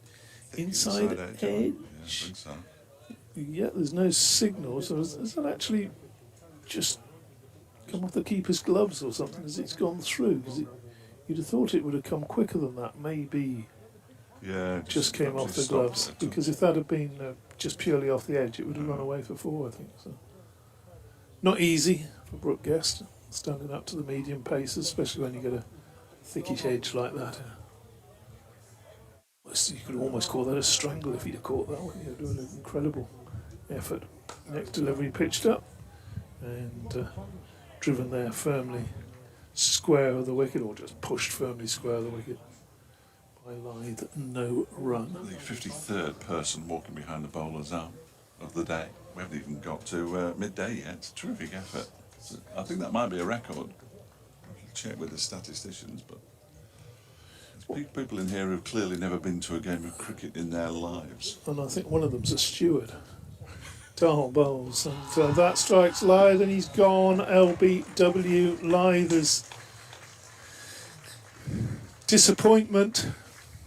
He looks to square leg as he perhaps indicating he might just have got a little inside edge on that one. He never happy to get out. Lyth, and neither should any batsman be, of course. And 59 for 1, and Adam Lyth, who's never made a century against Derbyshire, isn't going to make one today as he makes his way off, his head down as if to say, oh dear, done all the hard work, and now I'm on my way. So Lythe has gone for 32. How Works quickly, his way up. how quickly did they take his score off the scoreboard? I know they've got a last man bit there, but blimey, it disappeared as soon as he was out. Somebody's just got their finger poised over the. He's gone. Get rid of him. Shan Masood coming out to batting against Derbyshire, which he was talking earlier about the counties Lythe hadn't made a century against 4 of them apparently, but of course there were 5 because he would never made one against Yorkshire. Shan Masood, on the other hand, Very good. has got a chance, hasn't he, to make one against Derbyshire he played for. So he's got a chance to do the 18, if you like. Yeah. Did he get one against Yorkshire? If he didn't get one against Yorkshire, that doesn't work. No, because play Yorkshire. No. Dickie's here. You know what I mean? I do. Dickie's here. Good to see him. Well, he wouldn't need his like me today, Dickie. He wouldn't. I don't think he needs that coat, if I'm honest, but he's wearing a big coat. Just to keep that breeze off. He get to that age, though. He's There's not much to him, is there, anymore? he's good made to park ears. Yeah.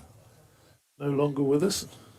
Dickie quite emotional about Michael Parkinson's death. Fellow Barnsleyite, or whatever people from Barnsley are called. Yeah, that's Apologies, I don't know what I know a few, but like Mancunians and Liverpudlians, but I don't know what somebody from Barnsley's called.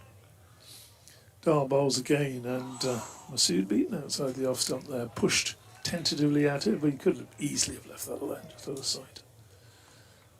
So, yeah, that was the Barnsley top 3 in the 1960s. Did you know that? It's a good pub quiz question, that one. Top 3? Yeah. Parkinson, Boycott and Bird. Yeah. I was only guessing. No, that's a very good batsman. Next delivery. Firmly to short extra cover. So you've got 2 slips, gully, backward point, short extra cover. Looking for that lofted drive and a mid-off regulation leg side field. Deploy trying to get his long leg to move just a bit finer. Next delivery is just eased. There's all sorts of oohs and ahs going on there, though, aren't there? Because A little overexcited. it's it's their former star now playing for the White Rose, of course. They ought to have some idea how to get him out. You would have thought. Well, Some they plans, didn't see him get out very often when he was at Derbyshire. He Oh, made that's 3 true. double centuries, or certainly 2. I was hoping I might find out what somebody from Barnsley was called, but I'm getting absolutely no clues from this particular website, so I'm going to give up. 59. Was that no, it wasn't. There was a single off the first ball of the over. I've had the excitement of a wicket maiden. I was going to continue. Oh, another fashion victim just walks past down below us. Scrimshaw bowls and Bean turns it into the leg side. You and I are not great fashion icons. No. So, some people might think so, but we're not. But you don't wear shorts, socks, and a pair of sort of boots, do you? Well, I shall be tomorrow. Really? Oh, dear. Yeah, well, I would wear the flip-flops, but I just feel slightly vulnerable. Not socks, though, surely. Not with flip-flops, no.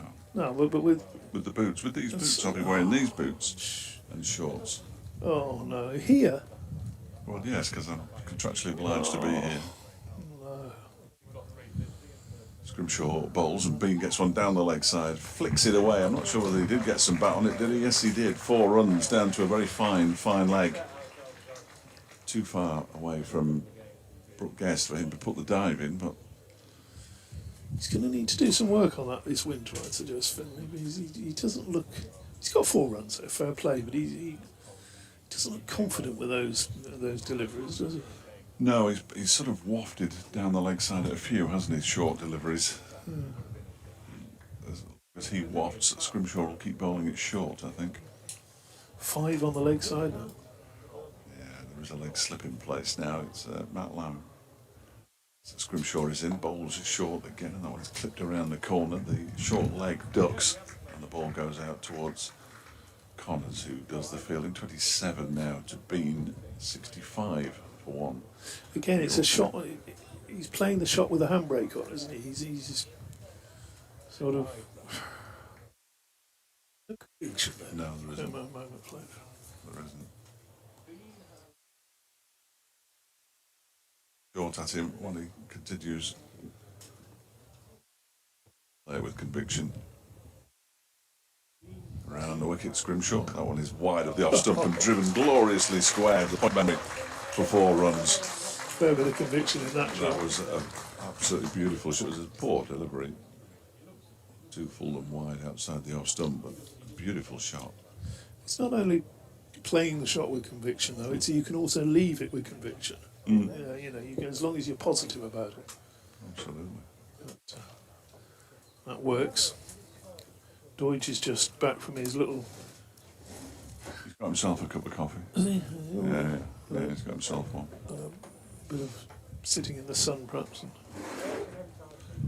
As long as he's all right. As long as he's not going to wear shorts tomorrow. Fletcher's threatening to wear shorts tomorrow. Deutsche.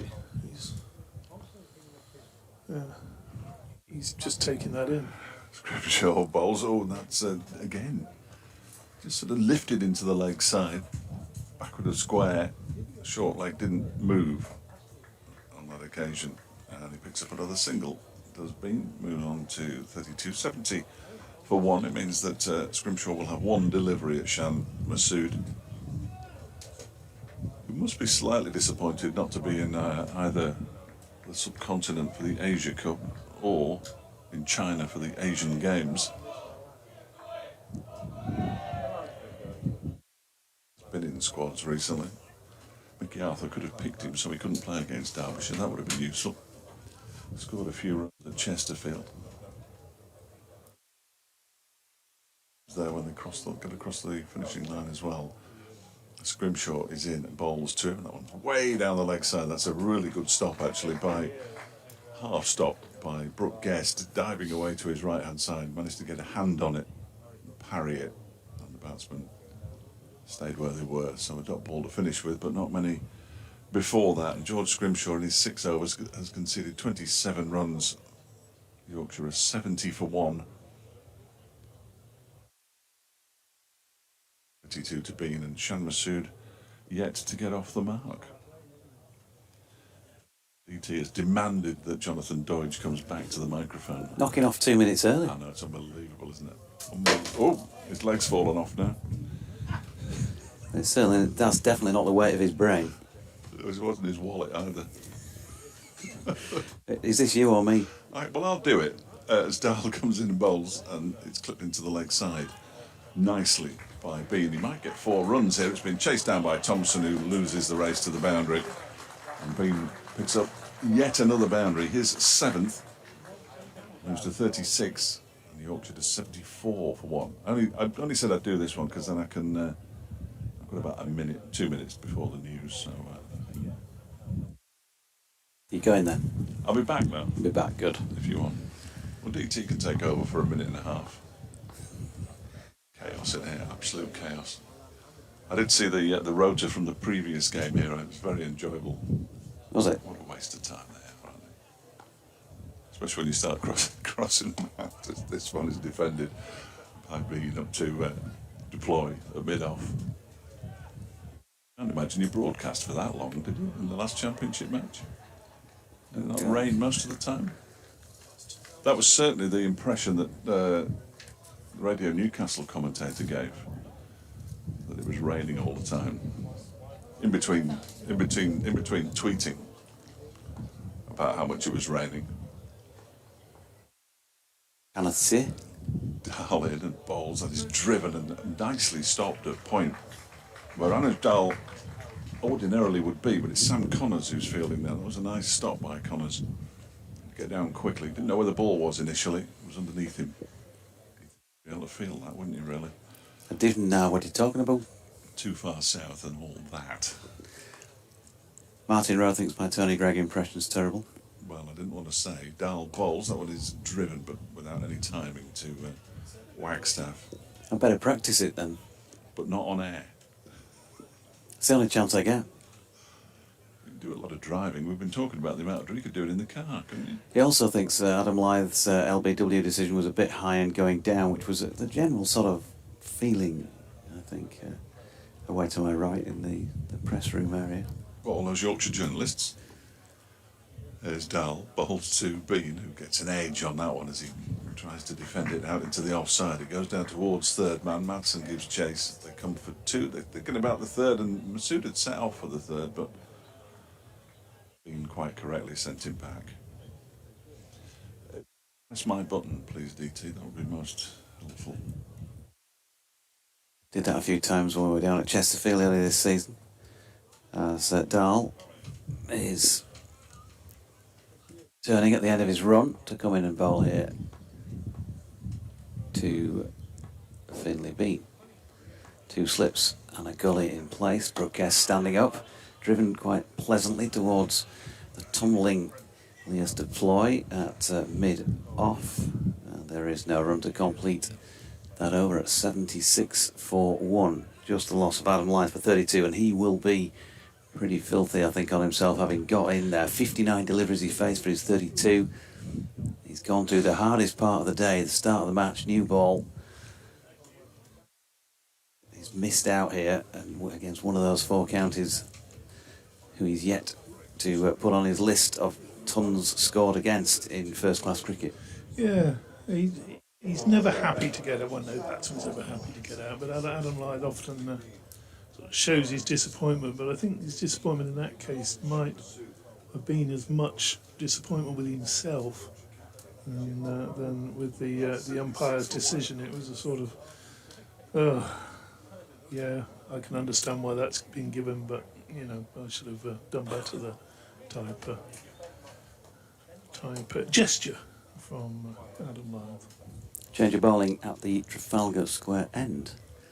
Sam Connors coming back into the attack. We'll cut DT and we'll put DF back on, and Connors about to make his way in down the slope from the Trafalgar Square end, round the wicket to Masood, who drops that into the leg side, and there is no run. 2 slips and a gully. Point, cover, mid-off, mid-on, mid-wicket, and long leg. Somewhere through several panes of glass down to our right, winging his arms around about 10 yards or so in from the boundary rope. Shan Masood, well, fair to say, he's not reached the dizzy heights with Yorkshire that he did with Derbyshire in his first season. Hasn't yet had a 3-figure score. Really? Highest he's got was in that most recent match against Middlesex in the One Day Cup, and he's got a thick edge here through the cordon. It wasn't that far away from Matt Lamb's right hand, but he didn't fancy a dive for that one, and it's raced away down to the foot of the pavilion for 4 runs. I'm not sure that Matt can actually dive at the moment with his bad back. He did tell us he had a prolapsed disc, although the club weren't confirming that, and not having, neither being a chiropractor nor somebody willing to feel his back. I just sort of took his word for it, really. I think you need to delve deeper, be a proper journalist with that sort of thing. Get your hands in there. Yeah, here's Connors, and that's pushed back up the pitch by Masood. No run. Get your hands dirty. No. So he's battling on. I spoke to him after the Northamptonshire game and said, "Is it as painful for you as it is for us watching you?" Every time he hit the ball, he winced as he was batting. He said, "Well, it's just something I'm going to try and keep on top of until the end of the season and get it sorted out." But he's not doing himself any favours, really. He's gone in at 3rd slip now as well, moved tighter in from gully, interestingly. That was the ball that went for 4. Masood just blocked one, by the way. The ball that went for 4 probably would have split the gap between where he is now and where he was before.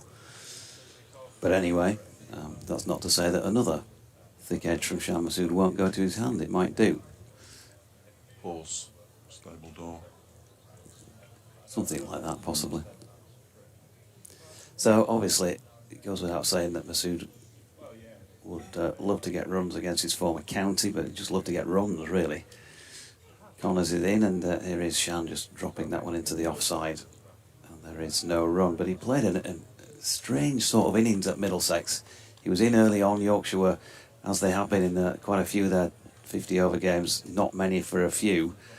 And he batted more or less all the way through. In fact, he got out close to the end, and then they lost 4 wickets in the last over to be all out, I think it was. But he got 90. I know, it's only 10 days ago. I have no idea. No idea what's happened. Here's Connors again. Nicely flicked off the legs by Masood, backward of square. He's going to pick up a couple of comfortable runs here. It's pulled in just before the West Stand boundary rope for 2. So he's on to 4. And the total, I think, will go to 82. Yeah, he might be on to 6, is it? He got the edge through the... Oh, he did, of course, yeah. 6 and 82 for 1. Yeah, so it was a strange sort of innings because he actually looked as fluent as he has done in any match for Yorkshire so far, until he probably got to about 50s, 60s, and then he admitted himself afterwards. He said, suddenly I sort of stopped timing it as well as I'd done. Couldn't bat anymore. Yeah, at the point where you want to put your foot down on the accelerator in white ball cricket in a 50-over game, he was kind of unable to do what he wanted to do, he said. We can see some spin, Alex Thompson. He always strikes me as the kind of batsman who is very correct, whose driving is beautiful to watch. But when he starts to try to hit the ball hard, he can go out of shape very, very quickly. And that's probably what's kept him out of the Pakistan setup, in all honesty. Because he does have the ability, there's no question about it. And the concentration levels to bat for a long time, as he showed last season. But if you need to get a move on, that's when he struggles. Yeah, I think I wouldn't have him down as a ball striker. I think he's a ball timer, isn't he? Yes, absolutely. That's a very good way of putting it. Absolutely. Oh, I think this window would open a bit more when I can't see the blinking pitch here. Here is Alex Thompson then. DT will move a little bit left, I'm sure, for you. Around the wicket. It's turned into the leg side and hits the hand of short leg. Probably on the bounce. Thank you, Dave. You didn't need to relax it. It's good for me back to keep it moving, you know what I mean? There's no run. 80, it's still on 80 for 1, but I'm fairly sure, as DT said, it's 82 for 1. Yeah, absolutely. Okay, Kate, as this one is on leg stump and turned into the leg side again by Bean. Again, there is no run, so the scoreboard is stopped for the moment. It'll be back. They have 2 scoreboard operators, I'm told, so it should be fairly straightforward to get the scoreboard working. Here goes Thompson, and this is a sweep, and it's a big appeal for leg before wicket as Bean misses it. Thompson stares at the umpire, who was entirely unmoved. Back to his mark.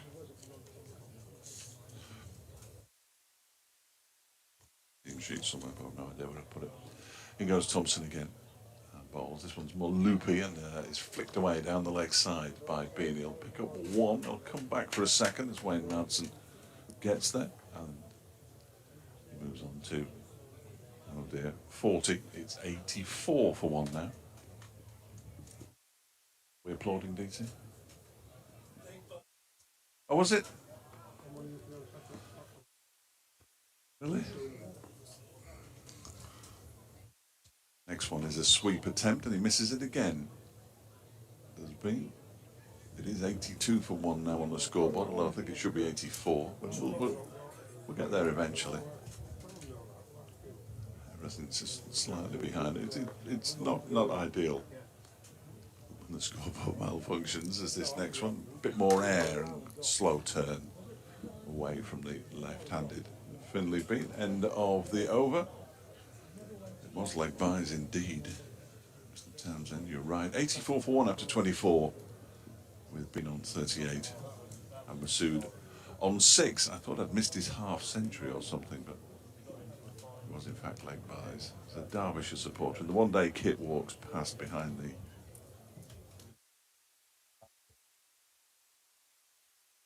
He's doing his what do you call that? Calisthenics? Something like that. Yeah, really. I keep getting messages. Calisthenics, well, we only carry Cali too, of course. Yes.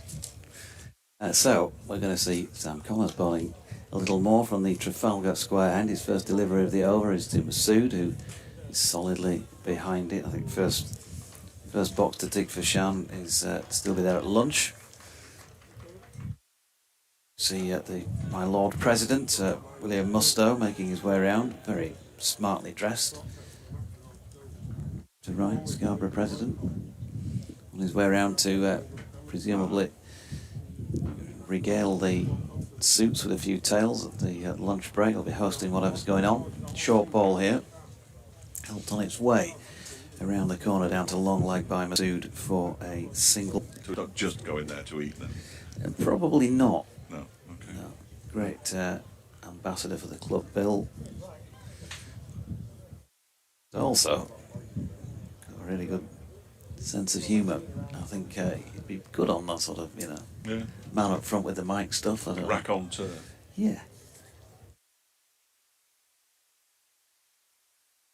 Meanwhile, 82 for 1. Connors running towards our commentary position, bowling right arm round the wicket, and Beam stepping into that and driving firmly back to the bowler, who half stops it in the follow through. Finley Bean on 38. Big opportunity created for himself in this morning session.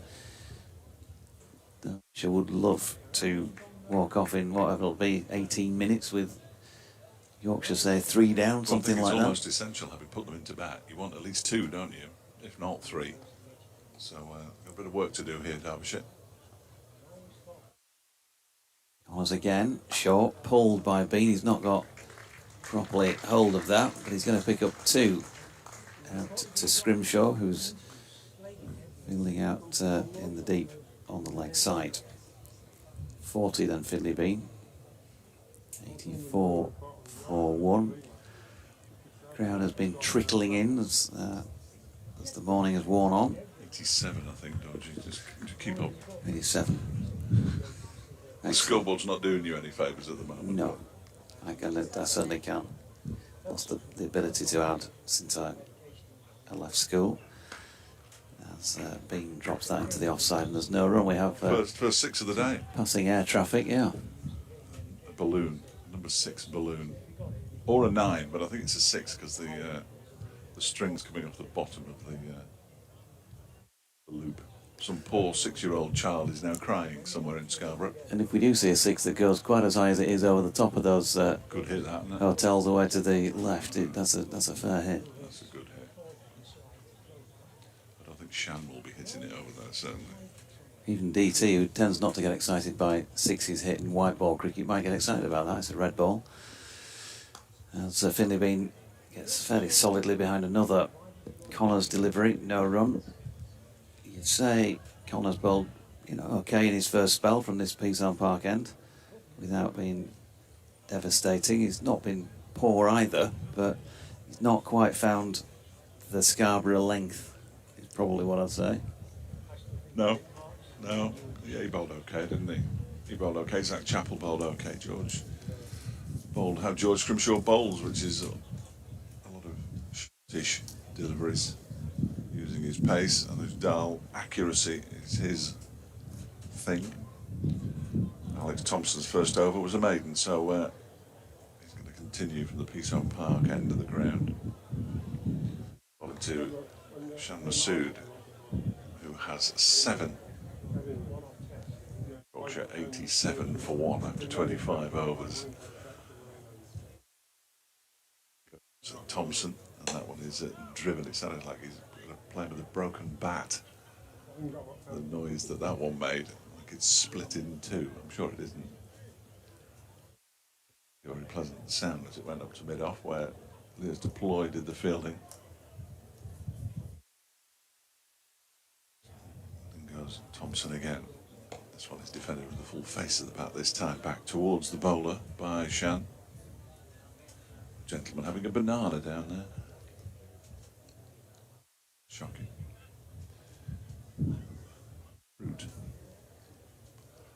Here comes Thompson again. Around bowls, and it's defended into the onside. Harry Kame, whose name I don't think I've mentioned above 2 times today, does the fielding. I quite often mention Harry Kame. He seems to be in the thick of the action in the field quite a lot, but mainly because he fields at mid-wicket generally, or out on the boundary in T20 cricket. Now Masood uses his feet and drives the ball, but not brilliantly timed. And then Zach Chappell makes a bit of a meal of the field and does a full roll, when really all he needed to do was bend down and pick the ball up. And they go through for a single, and Yorkshire move up to 88 for 1. Masood on to 8. Been, of course, with 14 minutes or so to go until lunch, would quite like the 10 runs for the half century. I'm sure that would make whatever they're having for lunch go down a little bit easier. Is that what it's? Very well care, really, but that one's pushed to point. Yeah. He's not the sort of character I think he'll bother about that. Yeah. Very pleasant breeze. I don't know if you can hear it in the effects microphone. It's like we're in the middle of a hurricane. We're not, but it's blowing straight at us. Even with the effects mic off, it's remarkable, isn't it? I've just turned it off, so that's just picking up on our microphones. So we'll have to do that now. End of the over, 88 for 1. Yeah, that is remarkable, isn't it? It is very. It's you, Dodgy. You're full of window there, to my left. 88 for 1, 8 to Shan Masood, 40 to Finlay Bean. It's 1 run off that last over. See the crowd safety officer, which is what I'm going to continue to call him, despite the fact he's just a bloke with a flat cap and a high vis. He was doing that thing that kids do with ropes before, flicking it like that so that it rippled through it. He was thoroughly enjoying himself down there. That's good. I think there might be a sort of double Dutch skipping championship at lunch, because he's got it tethered at the other end. And there's another piece there, so if they bring the 2 ropes, maybe we... you could give us a display of double Dutch. Yes. Connors is in, now there's an appeal here because he's been caught. Shan Masood has gone, and he's gone cheaply against his former club, and he's got a nick on that one. And walks off disconsolately. Celebration from Connors, a ball that climbed on him. Yorkshire have lost their second with 88 on the board, and it's a pretty obvious nick through to Brooke Guest that sees the captain's demise, and it's a poor shot. It's a poor time to get out 12 minutes before lunch, having just got yourself in. It's not a great moment for Shan Masood, if we're honest about it, and it means that James Wharton just got that tricky 10 minutes or so before the lunch break to survive here. No, that will cheer Derbyshire somewhat, because, as I said earlier, they really need a minimum of 2 wickets if you put the opposition in, preferably 3. And if you can get more than that, then all well and good. So, Shan Masood, as Doidgy said, just 12, 11 minutes from the lunch interval is a huge boost to the Derbyshire players. Sam Connors picks up his first one for 20 from his 7 overs and 1 ball. He bowled nicely in his first spell and picks up a wicket in his second, and he's delighted to say, almost getting back to that habit where he picks up wickets early in a spell, which is what he did last season to great effect when he picked up 50 in the championship. I think he'll do well to get anywhere near that this season. Derbyshire rarely look like a side that will bowl the opposition out twice, and Zach Chappell immediately starts to warm up at mid-on. Connors then looking for 2 in 2. We've got a right-hand, left-hand combi now. James Wharton right-handed, and ball that climbs on him. He was inclined to have a look at it, and then made sure he pulled his bat out of the way. He's found a ridge. Where's that ridge come from? That was 2 good deliveries there from Sam Connors. He's coming. No, you'll have to. He's coming down the hill, isn't he? Yes, he is coming down the hill. You're right. Don't say hill. You'll have your co-commentator saying it's not a hill. That's a slope, isn't it? Yeah. Here he is again, and Wharton this time solidly behind it. Turning it into the leg side. There's no run. That wicket falling then at 88 on the first ball of the 27th over. And Shan Masood 8 from 17 deliveries. So he had a bit of a look. But that was a disappointing shot, I think you'd have to say. Yeah, no, I agree. It was wide enough to leave, an easy leave as well. He's gone after it. There's Connors. That's pushed into the offside by Wharton to the incoming Anuj Dal. No run. Umpires give that signal that it's getting towards the end of the over.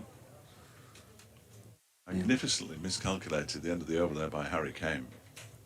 Oh, did he do the run from one side to the other and then have to turn round? He picked up the helmets and put them on the floor, expecting the 12th man to come onto the field and take them off, and was then told there are still 2 balls left, Harry.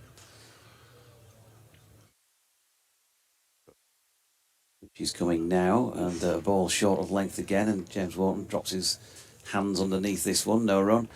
I must admit, I've been caught on quite a few occasions this season, Fletch, much to my annoyance, where I've gone with there's the end of the over, and it's just because they've pushed a one. Yeah. Just a schoolboy error. No, quite a few times. Yeah, it gets me a lot, don't be too hard on yourself.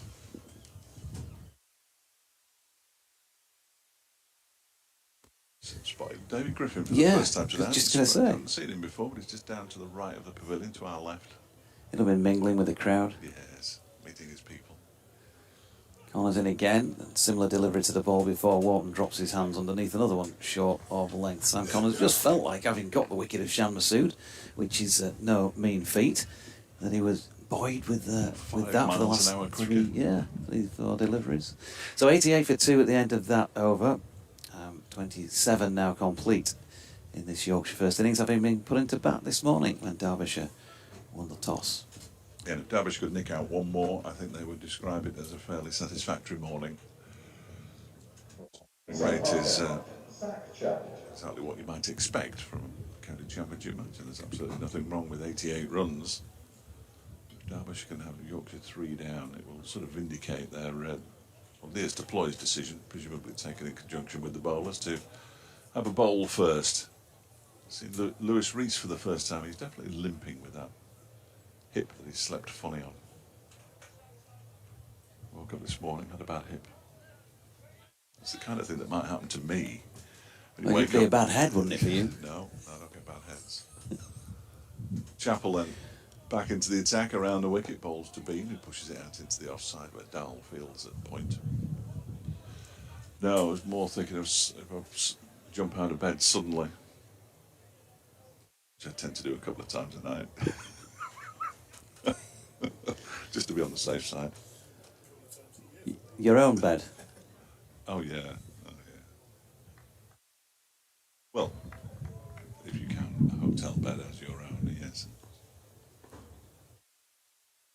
This Chappell around the wicket to Bean, who turns it nicely into the leg side, up his pads, fielded by Alex Thompson.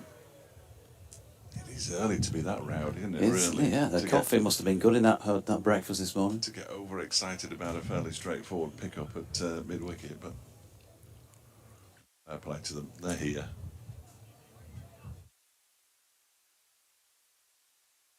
Like the bank of benches to the left. That's very.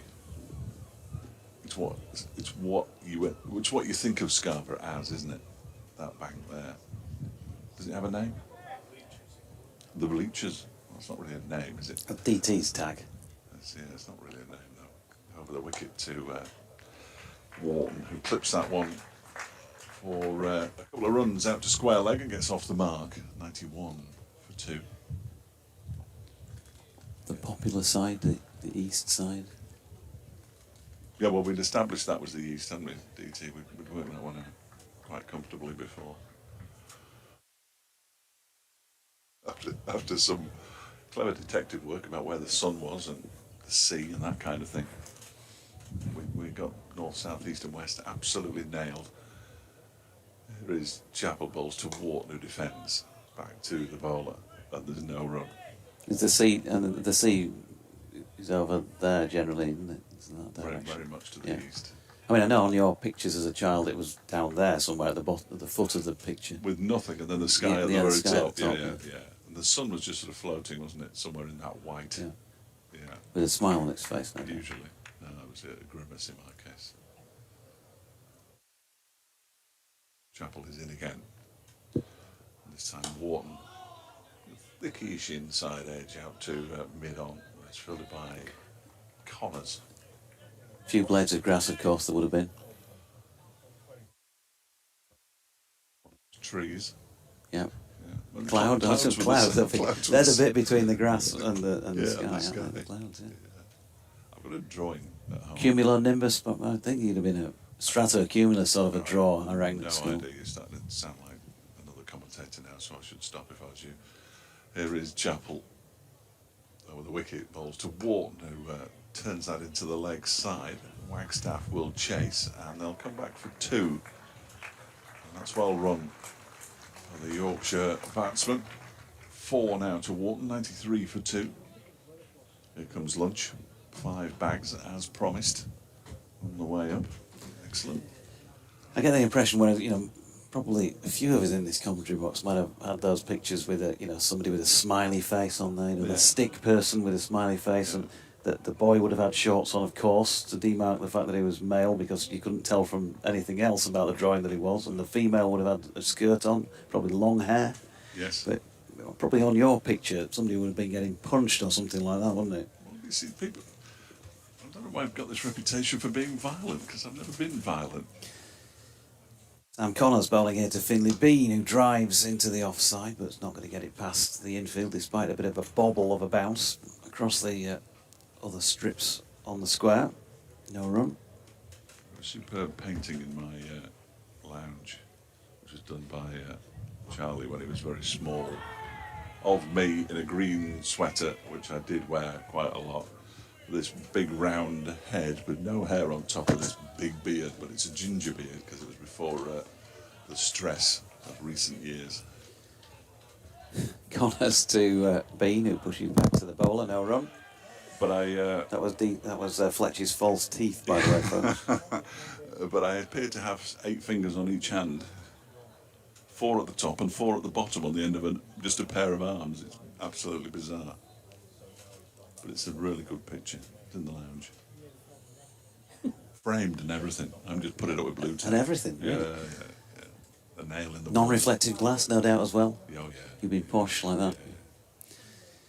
Connors bowling here to Bean, who gets one that's fading down the leg side. He's trying to whip it off his legs, and he's probably got some pad on this. Yeah, that's indicated by umpire Neil Pratt, who is standing at the Trafalgar Square end, and they get a leg by.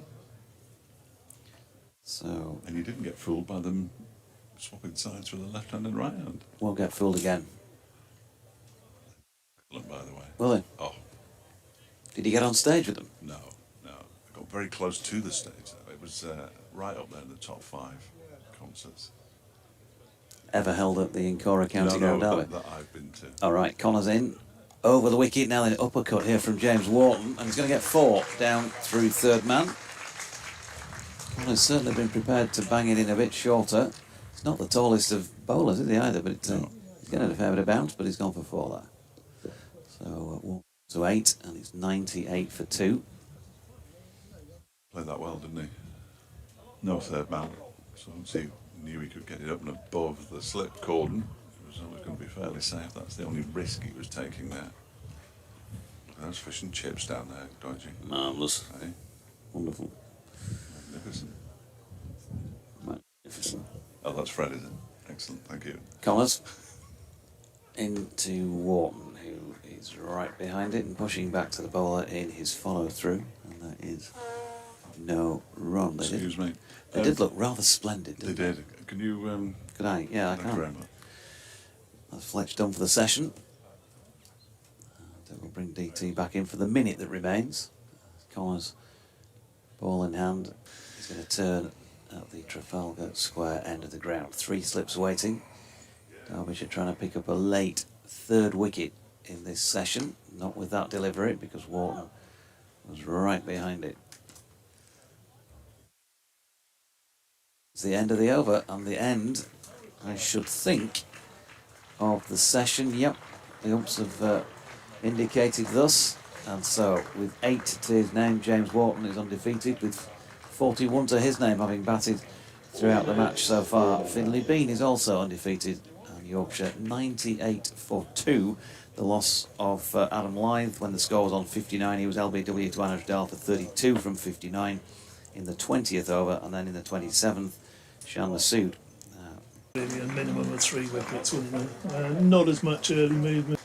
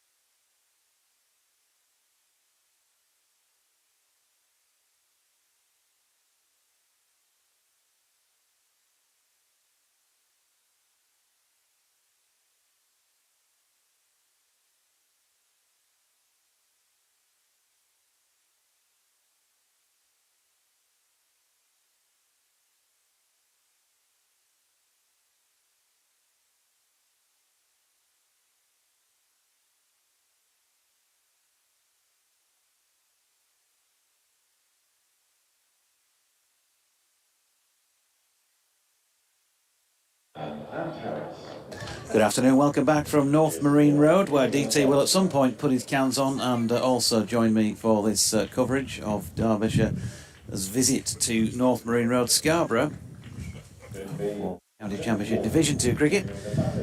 David Townsend and myself, Jonathan Doidge, with you for this first half-hour spell of the afternoon on what is a blustery Scarborough day, but a virtually cloudless sky. Umpires Neil Pratt and Anthony Harris have made their way out to the middle. Yorkshire having lost Adam Lyth for 32 and Shan Masood for 8, and 98 for 2 upon resumption. Finley Bean not out 41, James Wharton not out on 8. We've had the usual huddle from the fielding side, that is Derbyshire, and we've had the usual huddle in the commentary box, and DT has been leading that. What is the inspirational intro to this second session you've got for we commentary cohort, David? Well, I think almost for the first time this summer, Doidge, as viewers can see, I've actually taken my sweater off and I'm in my short sleeves. Whatever, it's that glorious a day, isn't it? And, it is. Having done the hard work this morning, Yorkshire must really cash in this afternoon and this evening and put a big score on the board, because if they, from a start, put into bat 98 for 2, excellent effort before lunch, but they must really cash in now and get a score upwards of 400. I'm going to make a suggestion here. Now, I've made this suggestion before when it's been cold to stop the cold air coming through. Now we've got the wind on the microphones. Maybe if we close the door, it'll stop the through draft. We might take a little bit of this sound effect off. So if our colleague David Fletcher might be kind enough to gently close the door, then we'll see if that's a theory that's right. It might be wrong. It might be terrible. It already feels like it's it's an oven. Dampened things slightly. So Anuj Dal's going to start the afternoon session from the Peashome Park end of the ground, and to a shudder from the commentary box door, he bowls to Finley Bean, who turns that into the leg side, and there is no run. Brooke Guest is standing up, as he was in the previous session to Anuj Dal. 2 slips and a gully, point, cover, mid-off, mid-on, and long leg. So nothing out of the ordinary required here from Yorkshire, just accumulation of runs, put your innings together. Obviously, first one for Bean is to get to that 50. Here's Dal again then, round the wicket, driven by Finley, up to mid-on. Looks like Mark Watt's out there as 12th man.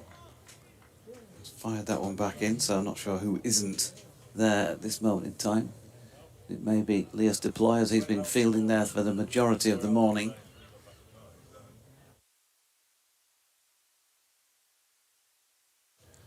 Yeah, Leas is at cover, quite tight on the one at cover as well.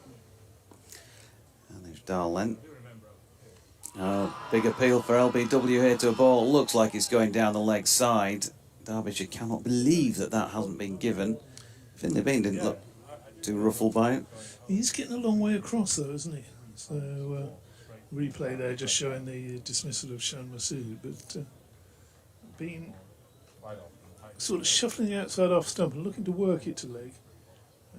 You might see a replay of that one.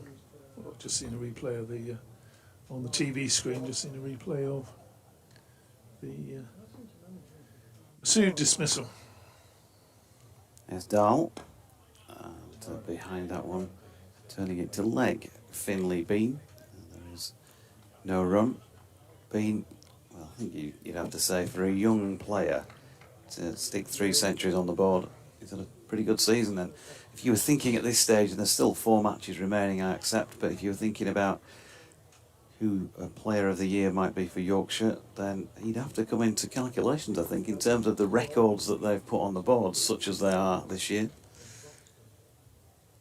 So he drives this latest delivery up to Mark Watt at mid-off, and there's no run.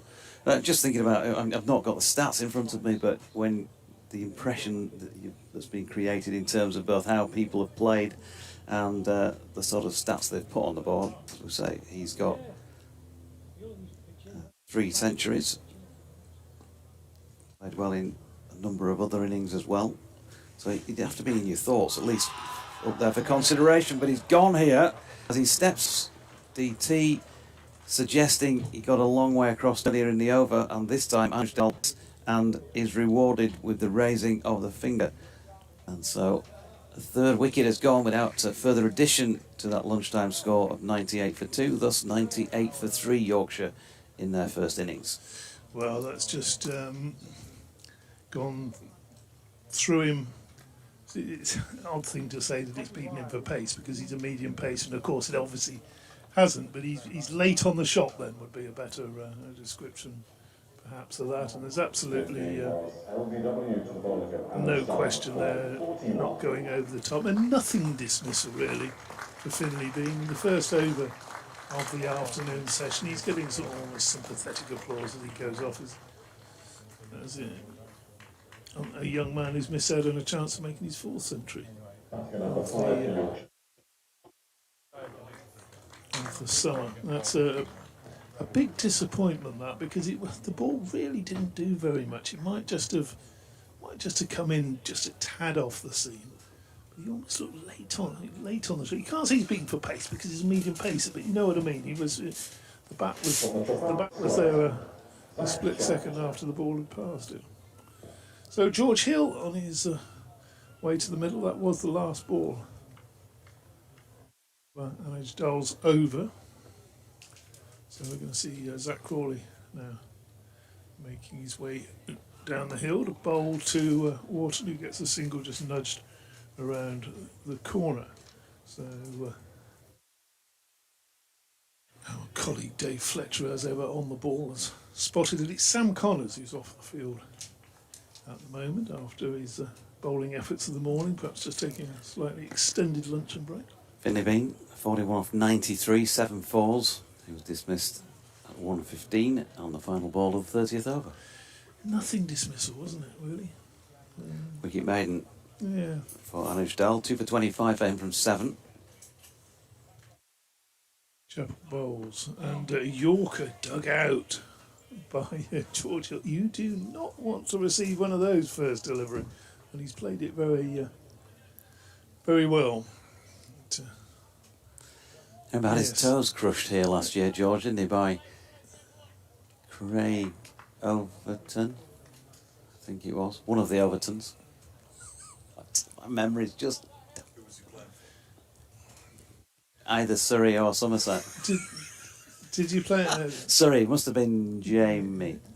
Yeah. Is Chapel again, bowl short delivery, and he'll just contemptuously his head inside the line, and that one allows it through the keeper. Simon Clough says, morning JD, apologies not listening to the commentary this morning, how dare, as I have the pictures, and it's a lovely peaceful morning here in Brassington. However, knowing you and DT, and I indeed, enjoy subcontinental food, and sorry if it's already been mentioned, but have you noticed that Dahl has been bowling to Bean this morning? Hey, excellent. Very good. Chapel comes in and bowls to Church. That is pushed back down, no, strikes him on the pad and it's going down leg side. No run. That's very well spotted, because it's a favoured dish. Like a bit of Dahl, don't we?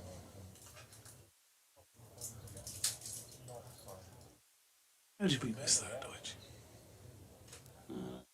Chapel.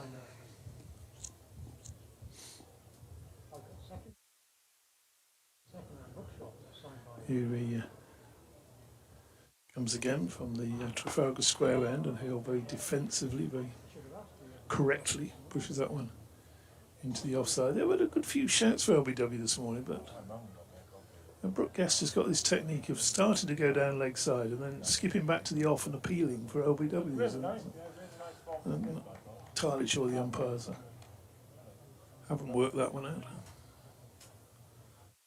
What you got there, Dodgy? More tweets flooding in? No. No. Oh, no. Frankly. Chapel, a lot of work to do this afternoon, you think, for the fast bowler, and it's pushed up to mid-on to end his first over of the afternoon session. And at the end of that over, Just one run added for the loss of 1 wicket since he's bought some very nice cupcakes. You'd call them buns, wouldn't you? No. Those of us down south call them cupcakes with coffee flavoured. A little bit of icing on them.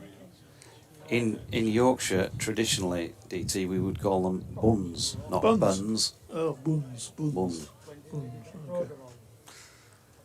Dean Southall, good afternoon to you, and also to Malcolm Palmer, who mailed in earlier. Anish Dahl bowling here to the right-handed James Wharton, who doesn't play that one altogether convincingly into the offside. He's on 9, Yorkshire on 99 for 3. So that complexion has changed. 59 when the first wicket went down. Shah Massoud giving it away. I think by the sound of things, Yorkshire have had a look at Adam Lyth's LBW and have not thought it was a howler, shall we say. As Dahl is in, it's wide of off stump. And that's a leave, an easy enough leave for James Wharton. So it's not like they're running around moping about it. I think that's usually the case with the batter. If it's borderline, he thinks he's not out. But there was enough doubt there. But done and dusted. Masood edging one through to Brooke Guest, and then Finley Bean LBW to Anuj Dahl, who is in and bowling here. Brooke Guest with the symbols this time, knocks it into the offside without taking it cleanly. And there is no run. Still 2 slips in place in a gully. All right-handed pair for the first time in the match so far. Are you just teasing us with those 2 emails? Are you? Well, they're some quite long ones. You need a bit of time to read them out. Eh? I need to edit everything that I ever read.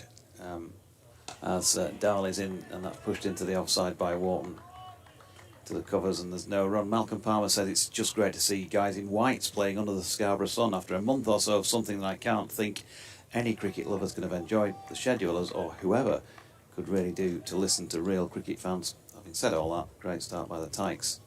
You see, you might have a different opinion about that now.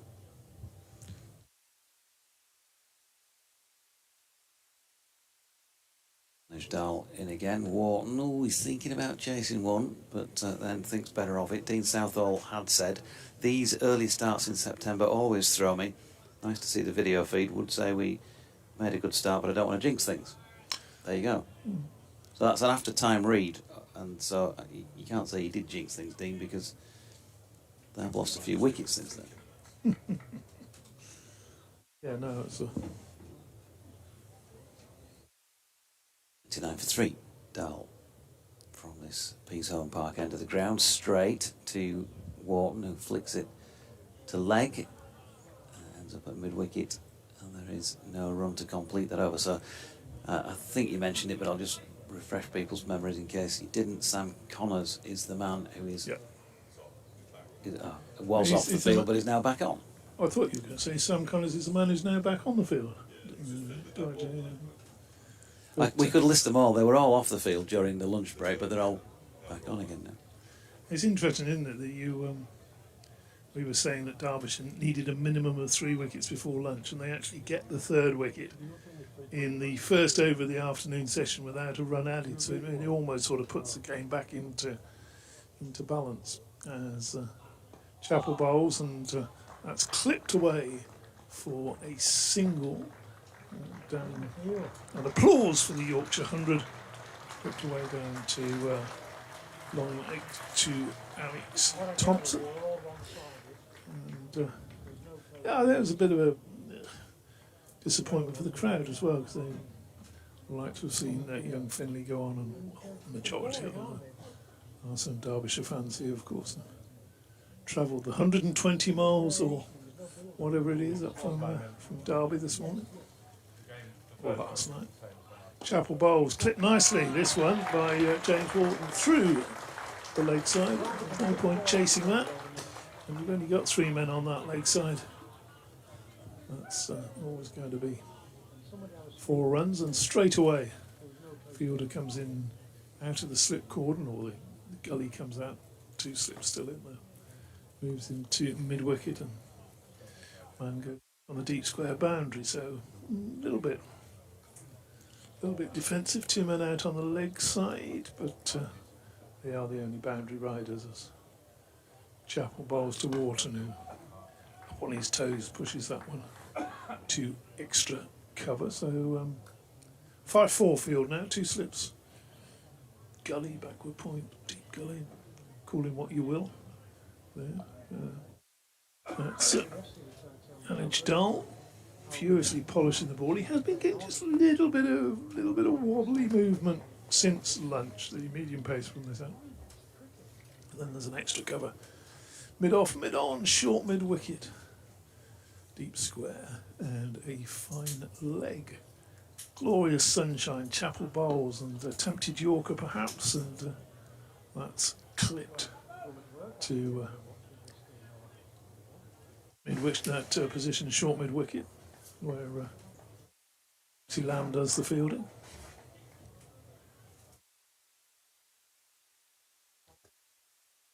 Sun shining off the roof of a couple of the slate roofs down the far end of the ground, the back of the houses that are all at least 3 stories high down there, some of them 4 stories. Next ball tucked away by Wharton for a single out to deep square leg.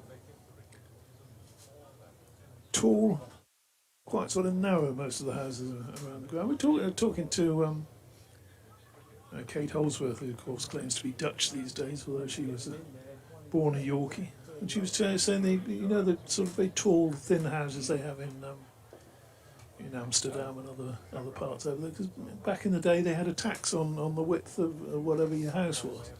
So, but there was no tax on the height. So I think that's why you can narrow tall buildings. You learn something every day.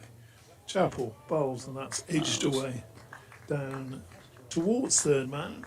It's going to be 2 runs for George Hill. It's ever eager James Wharton thinking about a third. He's not going to come. So 2 more to Hill, who moves on to 3, 107 for 3, 14 to James Wharton. It's my solemn duty to get another commercial for A Question of Sport, because today is the final day for ticket purchases. People can't just turn up on the gate. No, if What you is are, that? because the caterers need to land for refreshments. So if you are planning on being here on day 3, then we'd love to see you at A Question over in the marquee, the west side of the ground.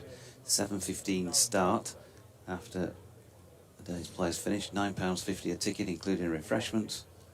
Anage Dahl bowling here to Wharton, who gives a straight-bladed push to it to mid-off, no run. We have, at last count, Jonathan Tattersall, Jordan Thompson and Ben Code of the Yorkshire playing contingent. We may have a 4th for their side. They need 4 players on the team. David Griffin, David Fletcher for Derbyshire, and they're trying to co-opt some playing members by the sound of things into their side.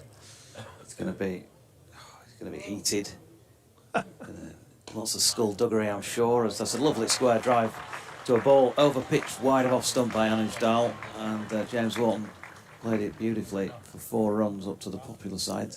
Takes his score to 18, Yorkshire's to 111 for 3, so 9.50. You can get in touch with Charlotte Evers at the Yorkshire County Cricket Supporters Association, with whom the event is being hosted in association with. She's on 07919 134 350 if you want to send her a text. Or Tracy Buckley, who's on Anage Dahl bowls here to James Wharton, and Brooke Guest takes that one, Wharton leaving. Tracy, that's Tracy, no E in it, Tracy Buckley, Buckley, 207 at hotmail.com. Tracy Buckley 207 at hotmail.com, and they'll be delighted to take details of any tickets you'd like to book for that. We've got a pretty decent audience so far, but there's definitely room for more as Dahl is in and Wharton drives to mid-off where Deploy does the fielding, and there's no run. Do you think that means today is the final day, so get onto it today if you fancy attending on Tuesday. Do you think that means at least another 206 Tracy Buckles? Where these numbers come from, Well, I suppose a birthday could be 20th of July or something like that. couldn't it? People do that, don't they, with their emails?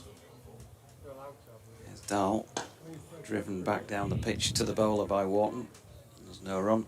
Yeah, they do. I mean, what's your excuse? You just forgot your Twitter handle, did you, when it was DT _ cricket?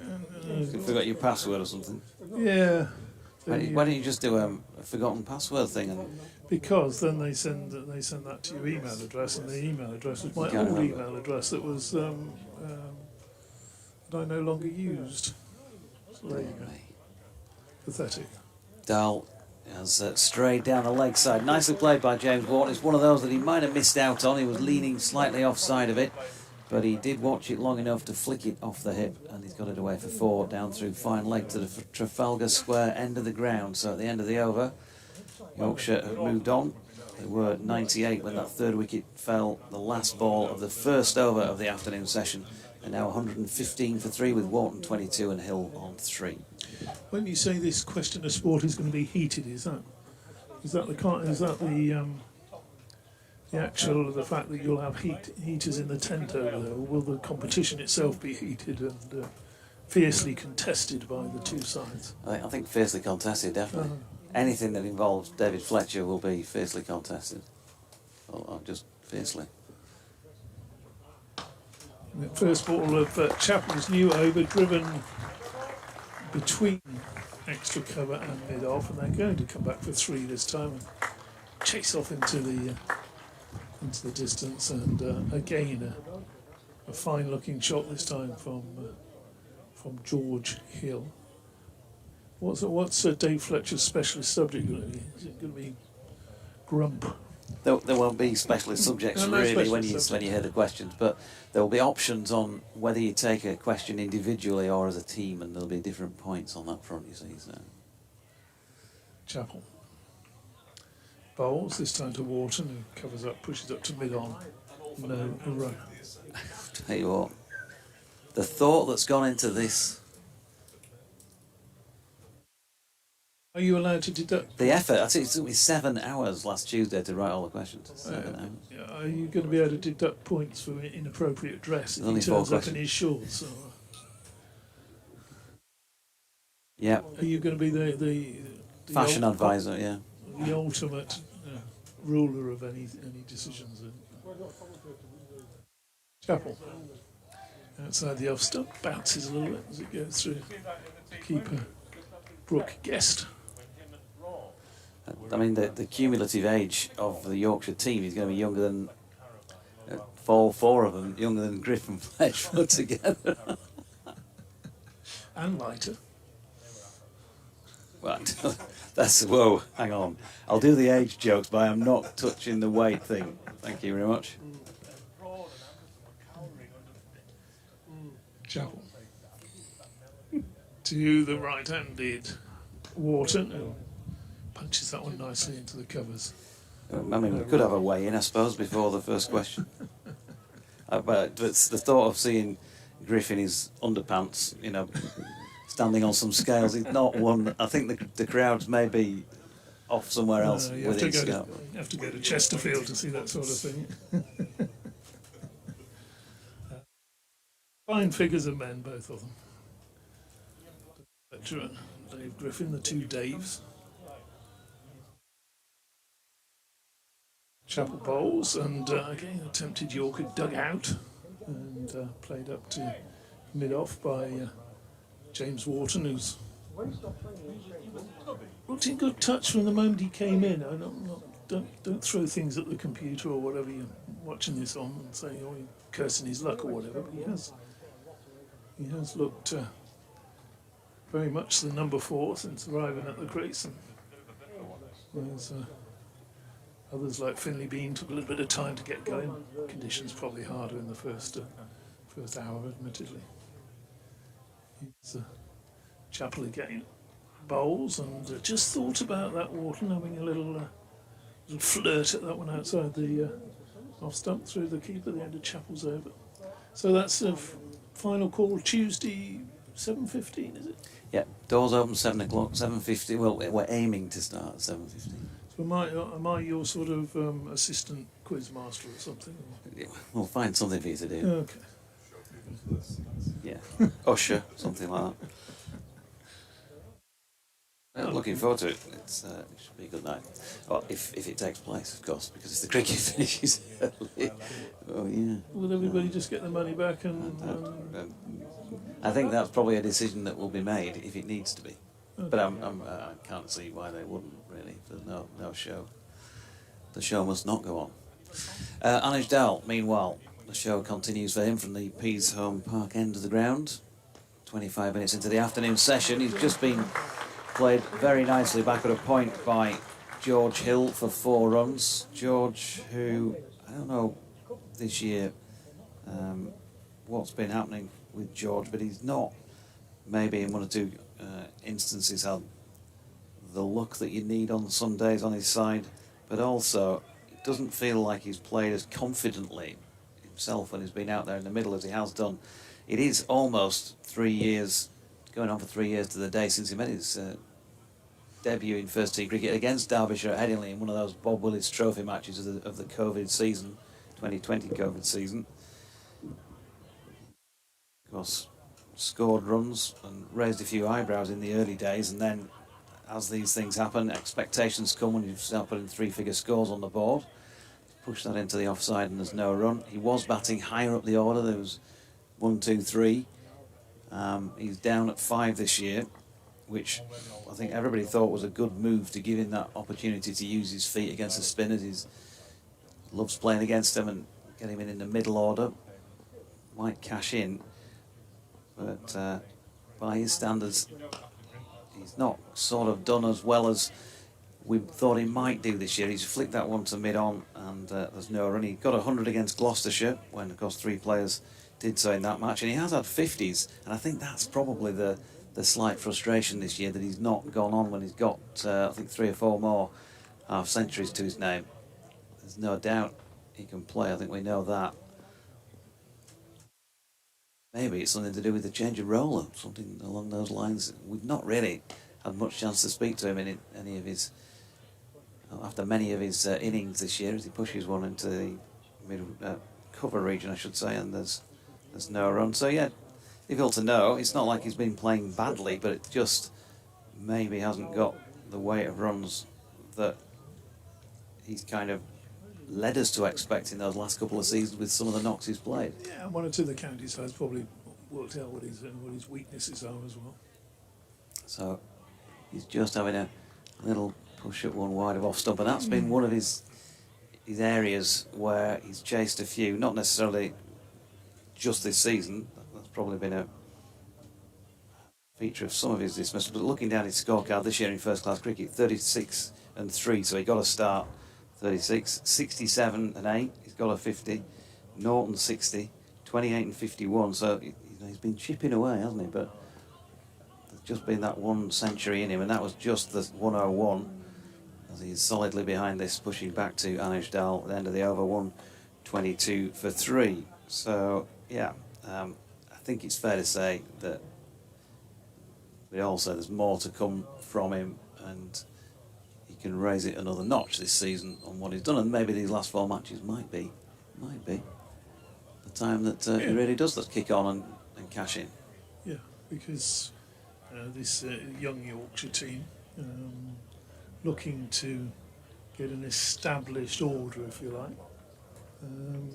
Players coming back in and when they're available is also a problem, of course. Nice problem to have, I suppose, from the selector's point of view. Chapel bowls and nudged into the offside by Wharton. The lights. We'll just do a change so I can come back on, and you can continue with Fletch, and then I won't cut you off next time.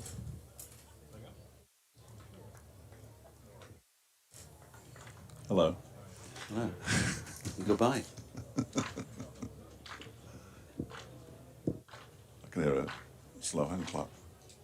It's for the bowler, Zach Chappell. The bowl's a bouncer, and Wharton ducks underneath it. They're very excitable, aren't they? The chaps are sort of halfway along the bleachers. That's where they will forever be known. No, isn't.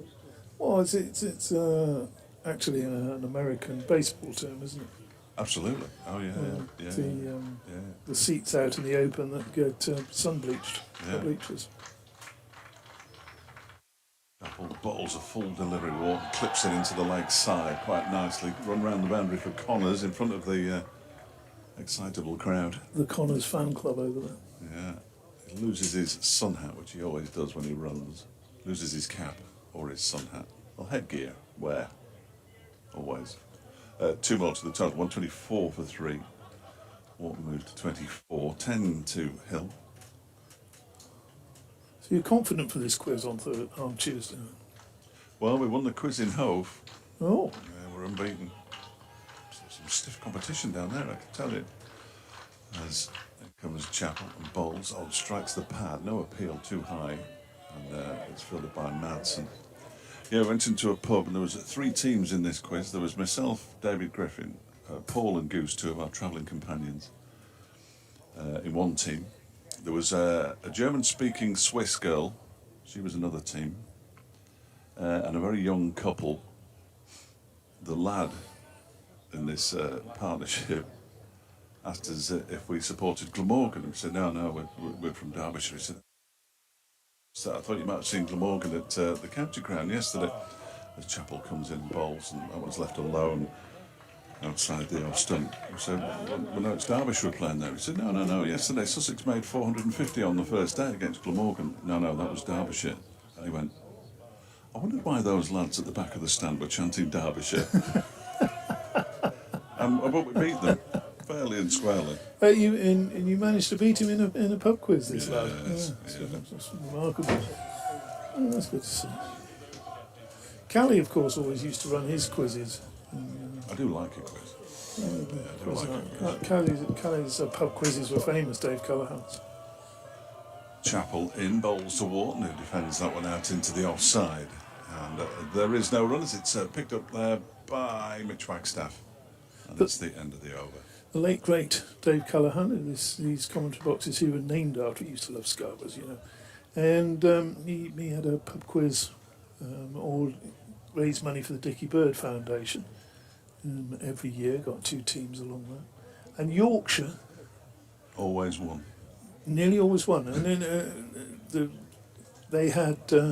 Callie... I wouldn't say the questions were biased, but one year Anthony McGrath was on the Yorkshire side. And I think one of the questions was, who won the Benson and Hedges Cup in 2002? We did, Callie.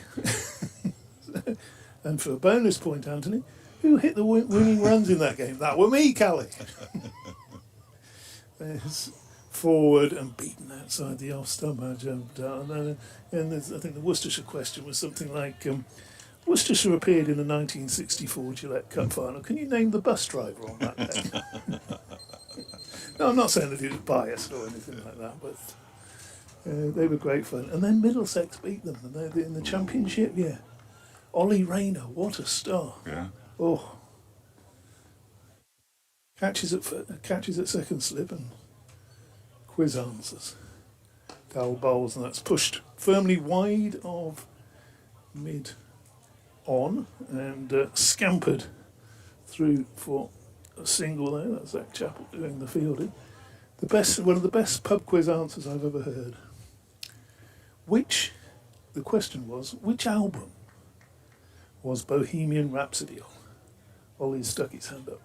Queen's Greatest Hits, Gary. Oh, very good. Yes. I think he might have got a bonus point for that. All right. Next ball is just played into the onside. I'd struggle with No that. run to It's be one had of 2, and I'm not sure if it's a night at the opera or a day at the races. It's got a bit nice at the opera, hasn't it? Yeah, potentially. You'd think so. I don't know, but it's definitely on the greatest hits. Yes, yeah. That's an excellent answer. Well, it's very, very good night, I think. About five Middlesex team turned up. Next delivery, on the leg stump, just turned to square leg, and there's no run. The two umpires signalling to each other. 2 balls left in the over, as is their wont. Neil Pratt and Anthony Harris out there. Yes, it was always a good night. You get a few players along. Sometimes I don't want to go there, but when they do turn up, it's They enjoy it. it's They an always do. enjoyable night. And Yeah. I'm working on Derbyshire players at the moment. bowls again and defensively pushed into the offside.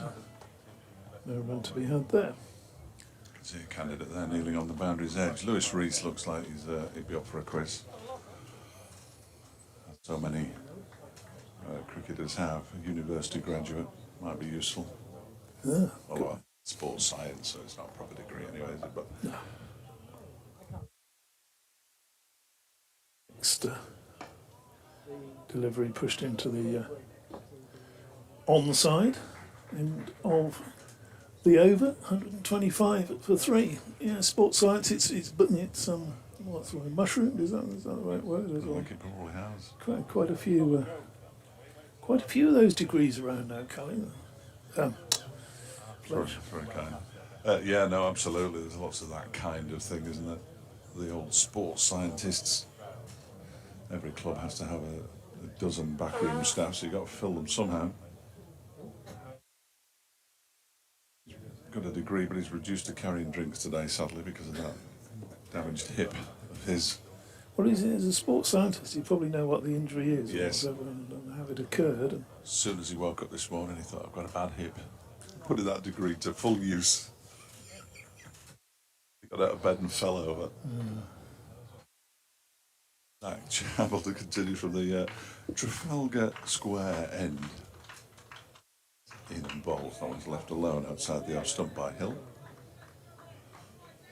No, it'll be good fun. Hopefully it'll be good fun. We'll try and have a laugh. And it doesn't matter who wins as long as we do. Yeah. Yorkshire player on our team if things don't go well with the Derbyshire boys, but I'll do my best. Ask for no more. You can tell when he's on his way in because the clapping starts. And he bowls to Hill, who defends up to out to Anajdal at point. pretty pathetic, though, isn't it? There can't be more than 4 or 5 clapping. No, they need to coordinate. Not caught it on more. yet, is it? No, they'll be trying a Mexican wave next, won't they? You can guarantee that. It's got half a chance of getting most of the way around the ground, to be fair. There are some county grounds I could mention where you do well to get any kind of wave. So in comes Chappell, not even a hint of a clap this time. Bowls to Hill, who defends it straight back towards the bowler. And there's no run. Sam Connors is out on the square leg boundary in front of the bleachers, and he's got a young man there. I think he's trying to engage him in conversation wearing an orange top.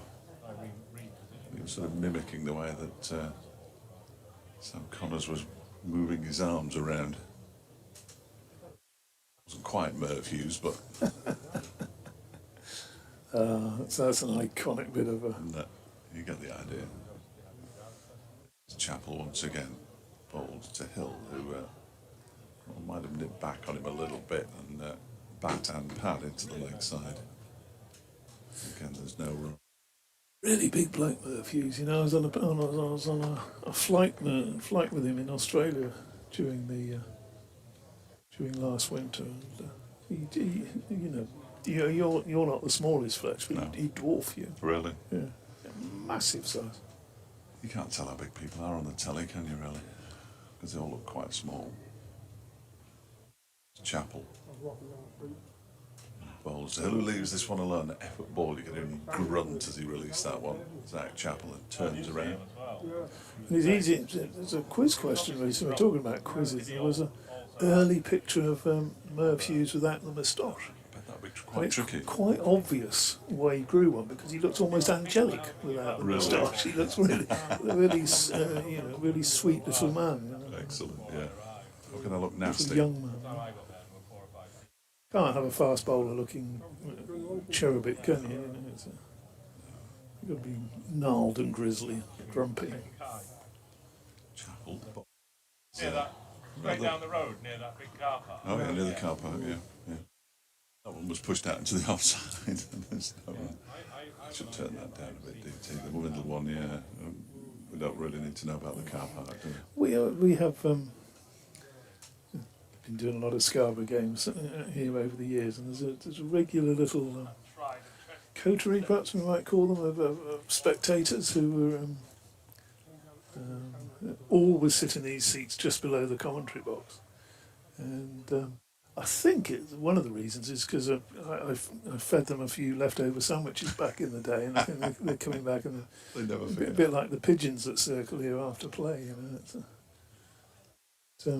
No, they come back in their regular faces, and they can only just about see the pitch today because we're in a lovely spot.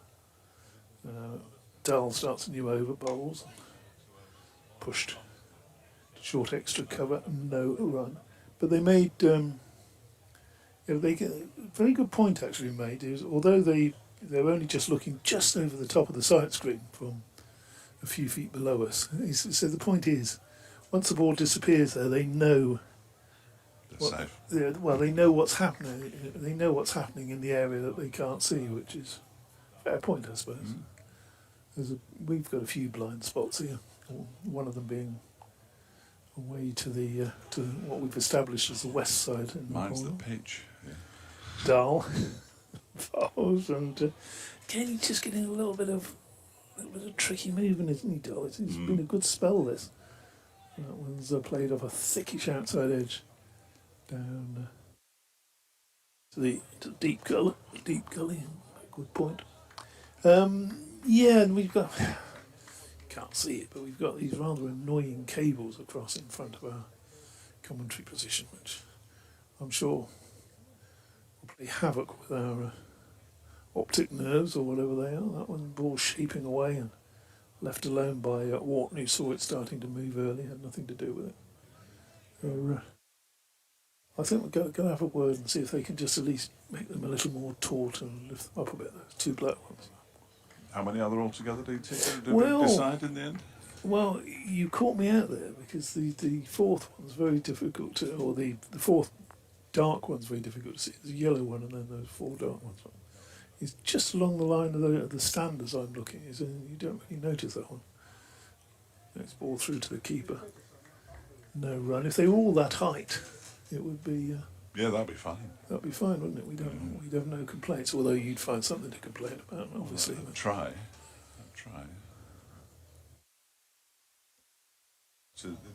They've also got the middle of the window, but no, it's a perfect vantage point. Sun's not shining and it's cooled down a bit, which is nice. Dull bowls, and that's edged wide off second slip. Wharton's got 4 runs, but again he was looking to work that on the onside, just a little bit of late movement, and he's got a. If we watch this one again on the replay, you guys watching the stream, see he's just gone late there, and looking to whip it away through square leg, and has ended up getting an edge past diving second slip. I think had there been a third slip in there, you never get 3 slips this time in the afternoon. No. But had there been a fielder in that position, it would have carried. Dull bowls again, and again, Wharton, who's looked comfortable, and we've mentioned this before, he's having a few problems with an edge Dull. That's another good over, and he's found a good length, he's found a little bit of movement, hasn't he? A little bit of wobble, and talking of a little bit of wobble, but there we go. 129 for 3. My eyes are wobbling a little bit. That's what I was referring to. I couldn't quite read the scoreboard there. 6 overs since lunch for Annajdale. 2 maidens, 1 for 17. We're going to see a change in the bowling because George Grimshaw's coming on and Zach Chappell has left the field temporarily. I think Mark Watt's still out there unless he's gone back out already. No, Watty's still there at mid-on. So Zach Chappell did go off after the last over. 5 overs for 14. So George Scrimshaw is back. Annajdale overall 2 for 42 from 12. Ball 9. nicely today. George Scrimshaw into bang in a few short deliveries. James Wharton initially. He's in now, and that one is pushed out into the offside. It's George Hill, in fact, who pushes side, and there's no run. Hill 11 and Wharton on 20. Locked her out for a moment there. Not idea what you said. You'll need to talk, Kate. Closed, please. The noise in the microphones is too much of the wind, apparently. It's Scrimshaw in balls, and Hill turns it into the leg side, fielded by Lamb. Moving to his left-hand side. 2 hands to it. And again, there's no run.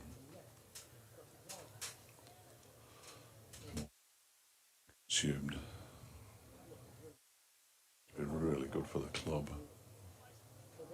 Days like today, glorious sunshine, big crowd. Would you believe it? There's Scrimshaw in balls and beats Hill. Has he taken the edge? He has taken the edge. I thought he beat him. It must have just been the faintest of touches through to Brooke Guest, and George Scrimshaw in his first over after lunch picks up the wicket of George Hill. He goes for 11, and Yorkshire are 129 for 4. Yeah, just the faintest splinter on that, wasn't there, as it went through to the keeper, and Yorkshire in danger of actually wasting that fine start that was given them by the openers who saw out the first hour. Fourth wicket goes down at 129.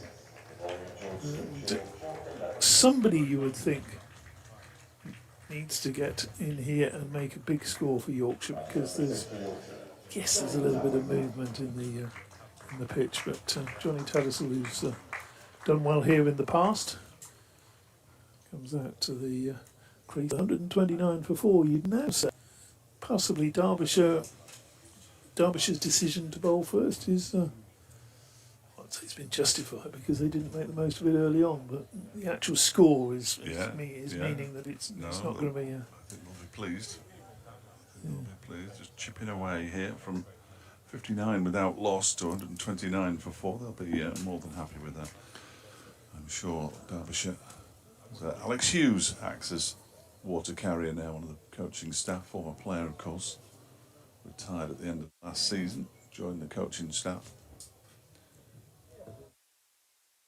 They never retire and open a pub these days, do they? No. It's always used to. Or well, you know what I mean, take over the running of a pub. Or a news agent. That was footballers' favourite one. They always ran news agents. I don't really think there's much call for news agents these days, sadly. So Tattersall to face Scrimshaw with his tail up, having taken a wicket. He's got 3 slips in place, and he bowls to Tattersall, who defends this up towards mid-on, where does the fielding. So 129 for 4. In 2 o'clock. But absent without leave.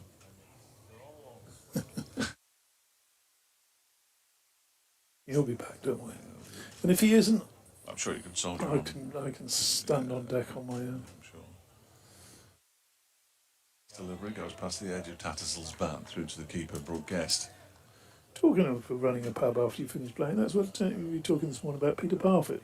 And that's what he did. Ended up running a pub, not only a pub, but a pub in Yorkshire. So, somebody born in Norfolk and played his cricket in London for Middlesex. He's a good mate of Fred Truman's. Right. Unfortunately, Deutsche isn't here, otherwise we'd have had a few words from Fred on the subject. Well, you say that. It's Scrimshaw, short delivery, Tattersall sways backwards and ducks underneath. Perfect. Poured a decent pint, it'd be something like that. Yeah. In Fred's accent, presumably. I can't. Deutsche is not so bad doing a Fred. Far better than his Tony Gregg, that's for sure. Well, yes, blimey, that was poor. Later. It was. His Tony Gregg. He sort of sounds like South African who's lived in Wales for 20 years. I mean,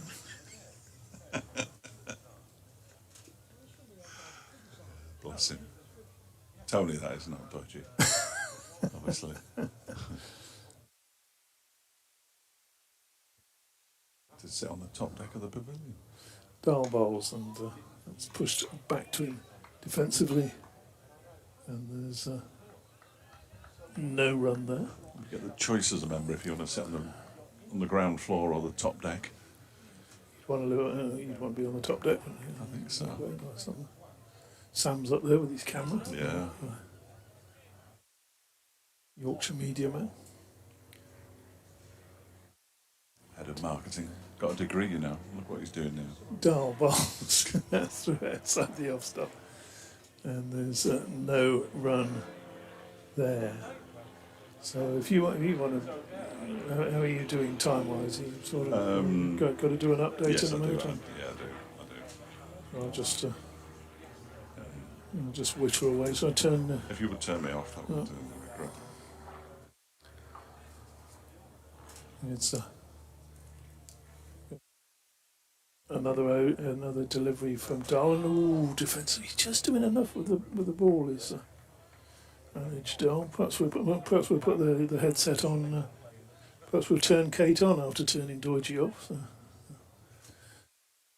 Well, Kate Holdsworth doing our scoring today. She fancies herself as a bit of a commentator as well. I certainly don't. But good afternoon. Good. Well, it's been a good afternoon for Derbyshire so far, hasn't it? Its delivery is punched by Hill to mid-on. How have you seen the game so far today? I'm a little bit disappointed, to be honest. I've been coming here long enough to know that if you win the toss, you probably should bat. So I think we're two more down than we should be. Sorry, Yorkshire. That yes. Next delivery from Dull to Hill is clipped square of the wicket. He's going to come back for 2.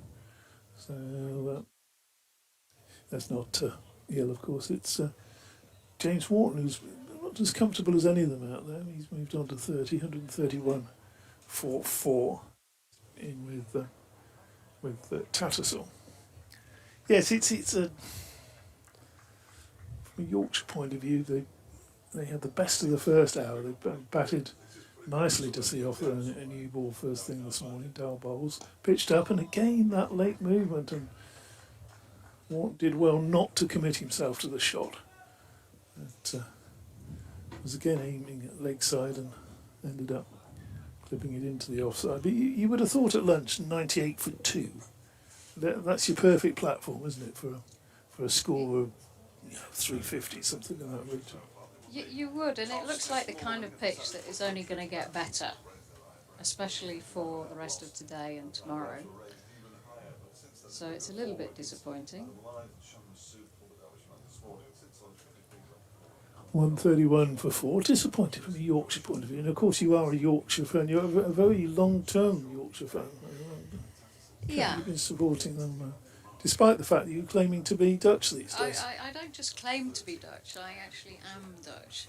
So I have no British passport anymore. You don't? I have a nice purple, maroon EU Dutch passport. So I get thrown out of the UK if I stay here for longer than 30 days.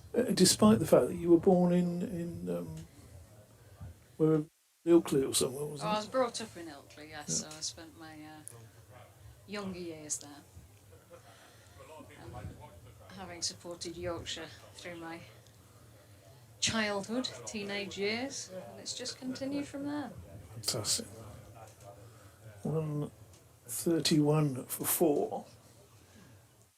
So Scrimshaw runs down the hill bowls, and that's played firmly up to mid-on. Where what does the fielding? You've just seen a fair bit of Mark Watt playing over the years, not only for Derbyshire but for Scotland as well, I would imagine, against your Netherlands side, one of the leading associate nations. Yeah, unfortunately we haven't played Scotland too much recently. It's a bit of a shame. Scrimshaw bowls to Tattersall, who's not yet off the mark, and he won't get off the mark there, leaving that one through to the keeper. I must be confusing a lot of people because I keep saying we. The Netherlands, who get my 100% support, are, you know, in a fantastic position at the moment that they're going to the World Cup, and the West Indies aren't. Nor Ireland. Nor Ireland. Scrimshaw. Straight approach bowls, and that's played down into his crease by Tattersall. A little nervous moment, he looked around to see where it was, but wasn't rolling towards the stumps. No run to be had there. Are you going to be going over to India for any of those games? Yes, I am. I'm going to 4 of the Dutch games. I'm going to take in a little trip to Kashmir along the way. Oh, lovely. So I'm looking forward to that very much. But, you know, they're a good side, and they did really well in the World Cup qualifying tournament and could maybe upset 1 or 2 teams. Yep. Can only I hope. won't disagree with that. Scrimshaw bowls, and that's cut away by Tattersall down to third man for 4 runs, 135 then before, and that's Tattersall off the mark. And yeah, you know, as you know, I followed Irish cricket for a long time, and the Dutch are possibly in that sort of stage where Ireland were in sort of 2007, 2009, where they've got a very good side, fair bit of county experience as well in their ranks, and could and probably will upset at least one of the so-called big boys over there in that tournament, because I think they get to play all 9, don't they? That's right. Next ball is through outside the off stump. Yeah, and There's no run. it's only at the World Cup, the ICC full events, that we actually have the possibility to field the strongest side. And of course there's a lot of politics going on regarding whether we can, you know, the county players are not available to play one-off internationals or anything like that. So hopefully we go to India with the strongest side possible. Yeah, a bit tough on some of the players that are going to would miss out. Scrimshaw bowls. That's through to the keeper, with the county players coming back in who skipped the qualifiers in Zimbabwe. So it's sort of 2 ways of looking at that, aren't there? Yeah, I mean, you're absolutely right. It's Generally. it's it's just a very difficult situation. I mean, I think before the qualifiers, you would have said that we were missing. Sorry, the Netherlands were missing 8 to 9 players, but those 8 to 9 players will not be going to India. That's for sure. None of them? You mean About all- half of them, I half think. of them, okay. About half of them.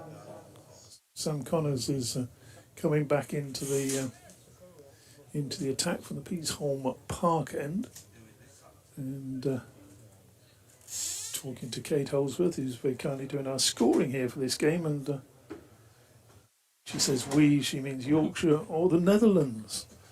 So possibly the only cricket-loving female fan who's born in Ilkley and now claims to be Dutch, and Doidge's thrown him out of his seat as that is pushed back. Just having an interesting chat about the Netherlands, and Doidge's back in, and Netherlands cricket. Game going on out there. I know my place. 135 for 4. Yeah, it's going to be an interesting World Cup. Is in the round robin formula, 10 teams where they all play each other once, and I don't think the Dutch will go home winless. That's for sure. This next delivery pitched up by Connors and beating the drive there of Wharton. He's got 34. Yeah, I think it'll Which be games are you going to then? Which parts of the country? I'm going to Dharamshala, so that is the ground that's up in the Himalayas. Yes, yes. So I'm looking forward to that because I've never been there. Always rains there. It's not going to rain. I'd have skipped that one. Go on. Why would you skip that one? Is it always Well, rain? because it was always rains, and you won't get to see the mountains because the rain will block your view. Next delivery through to the keeper, no run. Where else are you going? I'm sure this isn't true. I'm going to look now. which I've never been to. Apparently it's not the most exciting city, but still looking forward to it.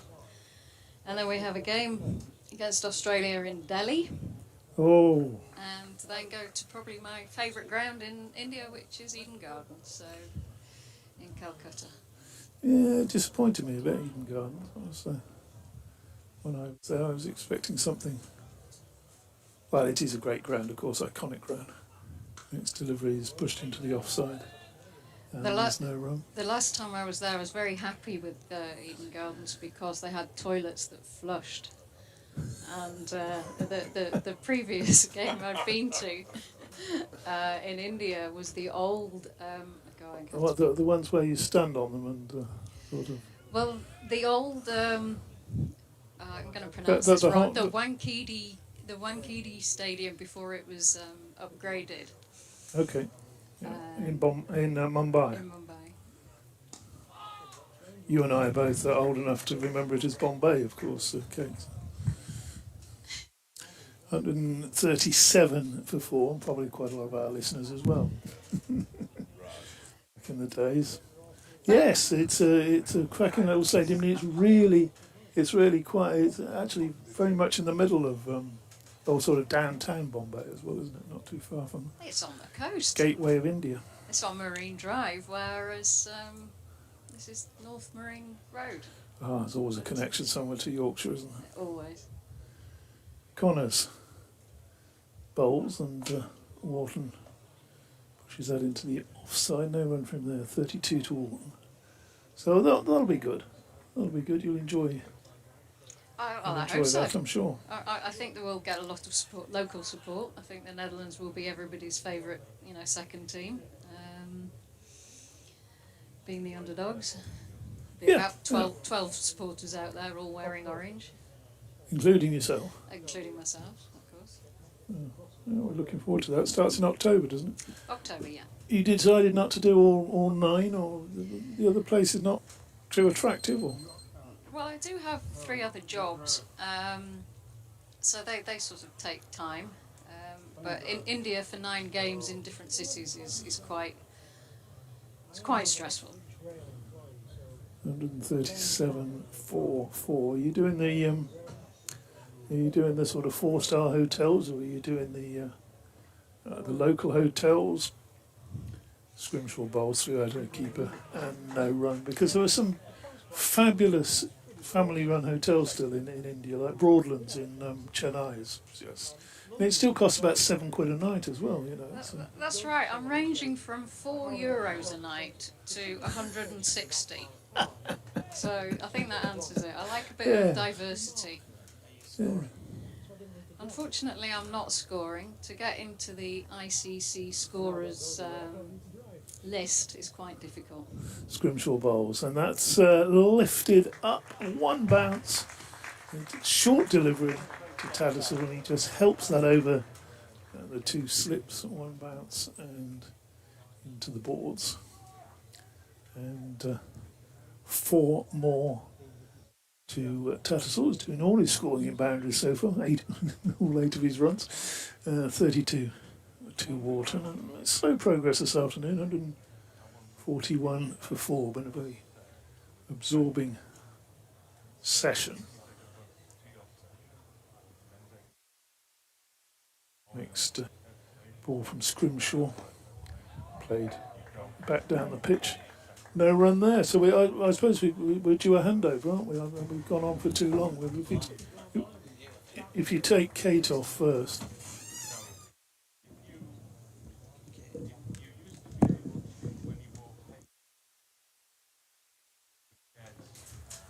It looks like somebody's messed about with the headphones. Let's just do a quick swap.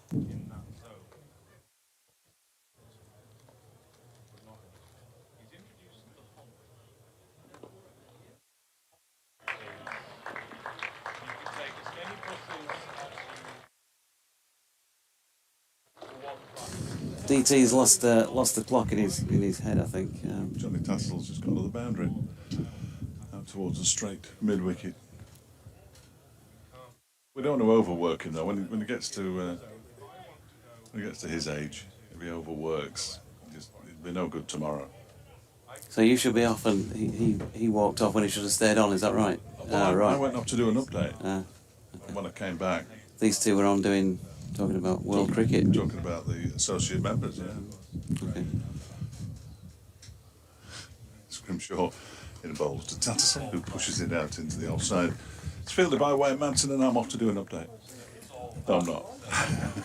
I would respectfully suggest that this is a very good opportunity for Jonathan Tattersall. He's come in the afternoon session. It's playing well. It looks increasingly bouncy and like it's dried out. Good batting conditions. He's got his highest first-class score on this ground last year, 180. He's got a big opportunity. Well, I can only thank you for all those words that almost certainly will mean this delivery does for him. Here is Scrimshaw at bowls. He leaves alone outside the off stump, and it goes through to Brooke Guest. It's been done before. Yeah, absolutely. That is a good opportunity, isn't it? Because you're right, the pitch has changed colour. It's got a much lighter colour because of the baking sun, and it is. We've had to open the door again because it is really warm here, which is excellent. It's warm. Just had a word with Finlay Bean while I was off at that half hour. He was clearly disappointed himself, but didn't have any problem with his own decision. I think that it sounds like the lads were a little bit more sceptical about Adam Lyons, but there we go, covering old ground. As Sam Connors comes in from this Peasholm Park end, good straight delivery over the wicket to the right-handed James Wharton, who punches it to mid-on, no run. Got a bizarre system going on now with the safety officer who's changed. New safety officer. She's got the rope up and she's making people walk round and go underneath the other rope whilst holding her own rope steadfastly tight and preventing anybody from going through it. Makes absolutely no sense whatsoever. Yeah, more on that in a moment because Connors turns and makes his way in to bowl this one short and pulled with authority there by James Wharton. That's a really good shot through mid-wicket. Not the best of deliveries by Connors. 36 now to James Wharton, 149 for 4. What I'd say is, I mean, it's hard to see exactly how well she is from this distance, especially with my shades on, but she appears to be junior to the man who was there before. Maybe, he's maybe got, I don't know, these days, who knows how many test matches they play as rope movers. Yeah. He might have played 125 internationals, and she might just, it might be her debut this. On debut. So she's not quite got used to it yet. She can't draw upon his years of experience. Here's Connors in again. That's pushed up to mid-off where Mark Watt will field, and there's no run. Zach Chappell. No, he's not. He's there. Who's gone off now then? George is still out there. I mean, I do like that. Technically, though, she's got both hands on the rope, which is clearly good. Yeah. So that's got to be applauded. They get it though. There we are. As Connors turns and leaves our commentary position behind again. This time he's pushed into the offside where Watt gets down in instalments to slide and field out at mid-off. No run. She has, though, let the chap in the black bucket hat with the grape-coloured T-shirt on stand in front of the family stand. He may presumably not be obscuring anyone's view there. But it is bizarre that he's just been allowed to stand there. Just move him on. Move him on. Surely he should be at the other side of the road, shouldn't he? Absolutely no I mean, I'm not question. trying to tell her how to do a job. I presume to. Comes Connors. It's up there, Yorker length. He's tried a few Yorkers today, Sam Connors. It's a good tactic as well. We don't see it often enough, I don't think, in 4-day cricket these days. He hasn't managed to sneak one through just yet. James Wharton was watchful. Oh, there's the missing man. You would get there eventually. Dahl and Bean both off the field at the same time now, having... No, it's more than a coincidence, though, isn't it? More than a coincidence. James Watt liked it on the radio. Yeah, is Connors wide of off stump, not Jimmy, that's Sam, and not spelt the same way either. Dot ball to complete the over at 149 for 4. Marvellous. That's Jimmy's, not spelled the same way as Sam. Yeah, no, it's got all different letters, apart from the M. But one's only got one M and the other's got two. Yeah. 149 for 4. Hey, James, what you were talking about Bean and Dahl. He thoroughly enjoyed it. James Watt is doing the 60s, 70s, and 80s show on Radio Derby at the moment. Tells me he's famous in these parts. Watty? Is he? I think he does a breakfast show on one of the stations up here, the DAB stations. Comes George Scrimshaw from the Trafalgar Square end. It's clipped nicely into the leg side for 4, out towards mid-wicket by Tattersall, who now has 16 runs, all by way of boundaries. 4 fours. Yeah, and anybody who'd seen that 180 here last year, he was so strong off his legs. Easily, by far and away, the most I've seen him play through that area. If you bowl it straight to him and fairly full like that, that's where it'll go. Who was that against? Thank you, Jade. Yeah. Surrey. Was it? Yeah. Yeah. So one of the Overtons would have been playing.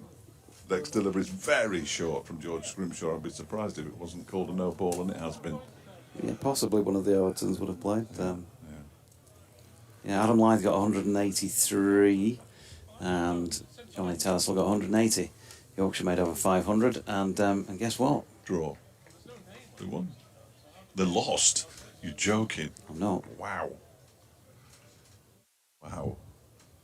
That is impressive.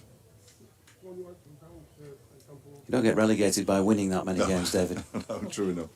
As this next delivery is wide of the off stump from Scrimshaw and left alone by Tattersall. I wouldn't know because Generally speaking, you don't get relegated by beating the champions or eventual champions. No. But I'm fortunate in following a side who can't be relegated. Otherwise, they would already have been relegated. So, not this season necessarily, but certainly since I've been here. Alice Dahl is about to come back, and he's just walked down the steps of the pavilion to our left-hand side. And George Scrimshaw is on his way in at 155 for 4. Oh, that one cuts back nicely, but it was always going to bounce over the stumps, even if it did cut back, which it did, and it into the hands of Brooke Guest. And there's no run.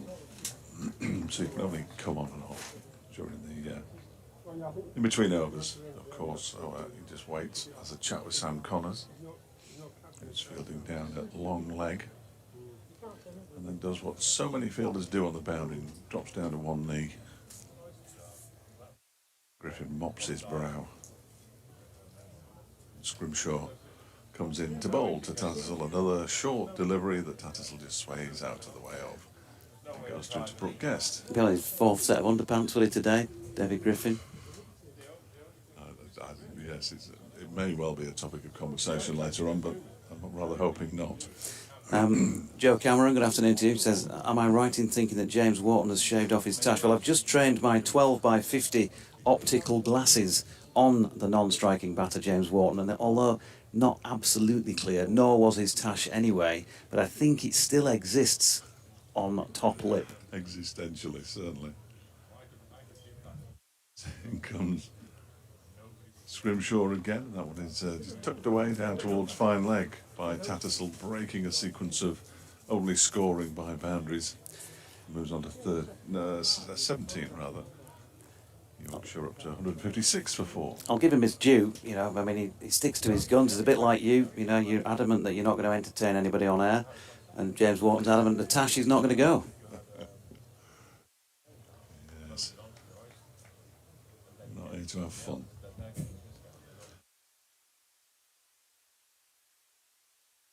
Just doing a bit of gardening, keeping Scrimshaw waiting.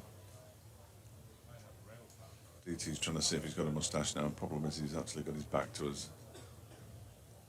George has a splendid moustache and he bowls wide of the off stump, and he has a little flail at that one, then pretends that he left it completely, which he clearly didn't, and the ball goes through to Brooke Guest. It's the end of the over. 156 for 4 with 17 to Tattersall and 36 to Wharton. Ben Crossland at DT read his tweet out earlier, but I must admit I wasn't fully concentrating, just like most things that DT reads, to be fair. I hadn't realised that Ben's jazz trio is playing at Scarborough Jazz Club on Wednesday. Nice. Yeah. Smooth. And I would have gone, actually, to that, but I've got to head off down to the capital after this match. Oh, we've got something So, exciting to do in the capital. something exciting in the capital to do, yeah, on Thursday morning.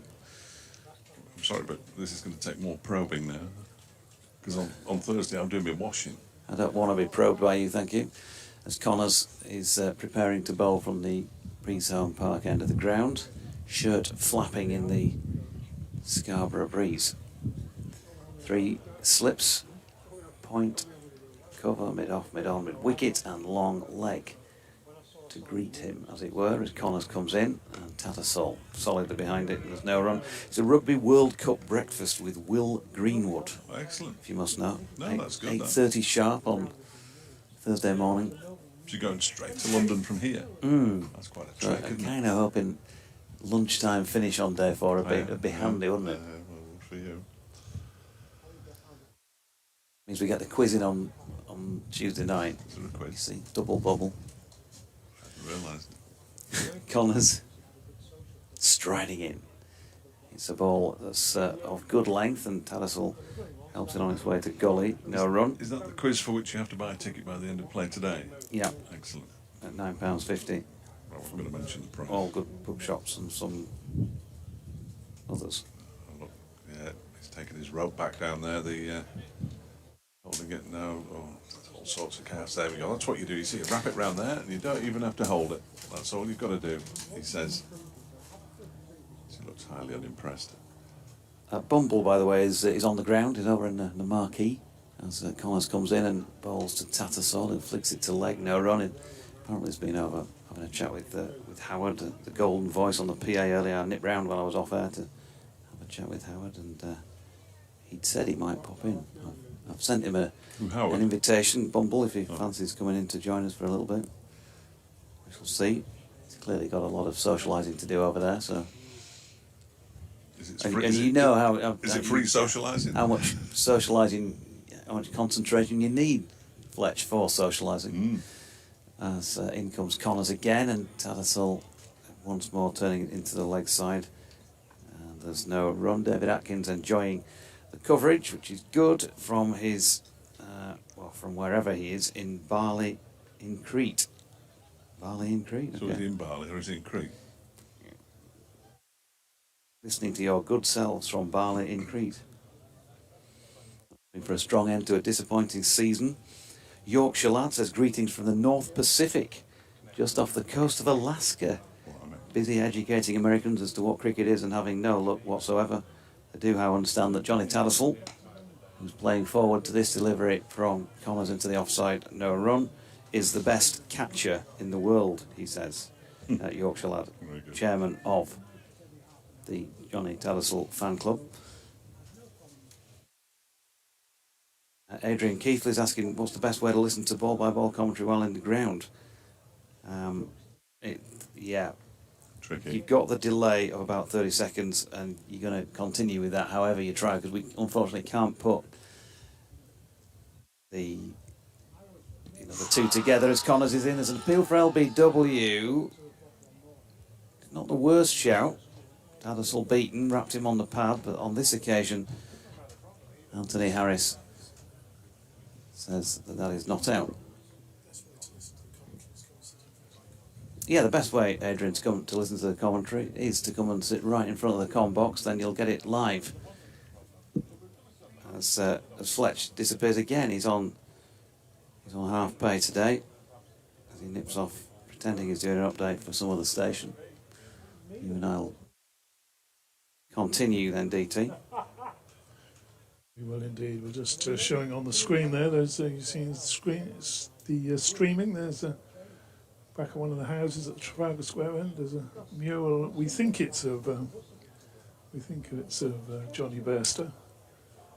But A little cruel, I think. it's meant to be of Johnny Bairstow, shall we say? Oh, the rope. Person has changed again. Start of new over from Zach Chappell, and that's just pushed back towards mid-on. and there's no run to be had there. So, interesting afternoon, Deutsche. We want seen 58 runs, 2 wickets. You would have thought this session Yorkshire would have pushed on, but they're not. They're not entirely confident with this pitch, are they, the batters? As you've seen several times that shots have been checked, and particularly when Dahl was bowling, bit of late movement. Chance bowls again. And, bowled better, I think, in this session, Derbyshire. And a defensive shot there from Wharton. To put it in context, DT, and bearing in mind Yorkshire have had upwards of 35% of their overs washed out in Championship cricket this year, this has got to be one of the better days on which they've batted as a team in the entire season. Might not be the best, but there won't have been many better. Conditions-wise, Yeah, you mean, yeah. But I don't think they were 100% confident in the pitch. Chapel bowls, and that's angling down leg side strikes. Wharton on the pad. Finley Bean, just picking up the timing. yeah, Finley Bean said it was just a little bit on the slow side, so you got to take a little bit of time to get yourself in. Well, I think that's just cricket, isn't it? You do that anyway, don't you? 4-day cricket. You do. But bowled well since lunch. Derbyshire. And Fletcher's finished, so I won't hog the mic anymore. We see Messrs Hill and Fisher make their way around for a lap. And she's back. Take you through this Zach Chappell over. First delivery is well driven, slightly edgily down towards the backward point boundary for 4 runs. There was a dive from Anuj Dahl, but Wharton managed to get that one away. It was along the floor, but he wasn't entirely in control of the shot. Wayne Madsen chased after it, lost his cap, of course. And that it's a bit of a mess, in all honesty. I think it's his original cap. It's a different colour to everybody else's. It's been bleached by the sun. It's the 200th. Oh dear, I should have looked up the tweet. I think it's his 200th first-class match for Derbyshire. Does that sound right? 15 years. Next delivery, pushed out to the offside by James Wharton. There was a tweet of David Griffin's, of course. I mean, that's, or an X, or whatever you can call them. Do you still call it Twitter? I've been asking this in recent months, and I think, yeah, we just got no idea what to call it anymore. You can't call it X. Can you X me? Re-Xed? I don't understand it. Well, I do understand it, but the name change didn't make a... Yes, 200th first-class match for Wayne Madsen today for Derbyshire. Comes Chappell again, bowls to Wharton, who just pushes this very pleasantly out into the offside. Chase on for Deploy. They'll come back for 2 as Deploy reaches the ball now. Wharton will move on to 42. 162 for 4. And those 42 runs have come off just 75 deliveries. He's doing nicely. So he's overtaken... No, he hasn't. Carl Cricken, 213. John Morris, 219. Kim Barnett, 398. I mean, nobody's going to catch Kim, clearly. And then in the 250s, Jeff Miller, Alan Hill, Bud Hill, who's the club president this year, and Mike Page. I'm indebted, as ever, to David Griffin, the keeper of the statistics. and our secrets. Well, yeah. Oh no, that was the birds, wasn't it? He knows. Elbow. He knows plenty. Elbow. The birds are the keepers of our secrets. Connor's bowling here to Tattersall, who turns that one off his legs in front of square, and is going to get 2 runs for having done so. Alex Thompson, I think, the man doing the fielding. So Tattersall hesitate, just in case the board has not yet been updated. He probably on 19 because it hasn't changed yet. And Yorkshire look like they may be on 164 for 4. They're in that region, certainly. Connors in again, the ball that there's a bit of shape away from the right-hander, up the incline towards the tea room, through to Brooke Guest. But Tattersall read it well, left it well. It is a ground, I mean, first-class cricket, you've got to leave the ball well anyway. I think if you're going to score a weight of runs across your career, but here, probably more so than anywhere, because you can play at deliveries that would have been nowhere near stump height, with just that little bit of extra bounce that there is. Match to match. Connor's in again. That's wide of off stump. Tattersall chooses not to bother once again. It's pretty hot out there. I had to wander around the side. I sat with the Golden Voice for a little bit under shade, I've got to say, up on the little balcony over by the ticket office. Fantastic day for watching cricket. A great place at which to do so. And so far, well, there's been a bit for everybody. Derbyshire happy enough to have picked up a few wickets, and Yorkshire haven't been blown away. Neither side yet dominating the contest, are they, in the early stages? I'm not sure you'd say who's on top right at this moment in time as Tattersall turns it round the corner. Good running between the wickets from him, and he gets back for two. Scrimshaw, the man coming in to do the fielding. You can get those days here where there's 4 and 5 wickets fall before lunch. They feel much more like bowling days usually than this morning did.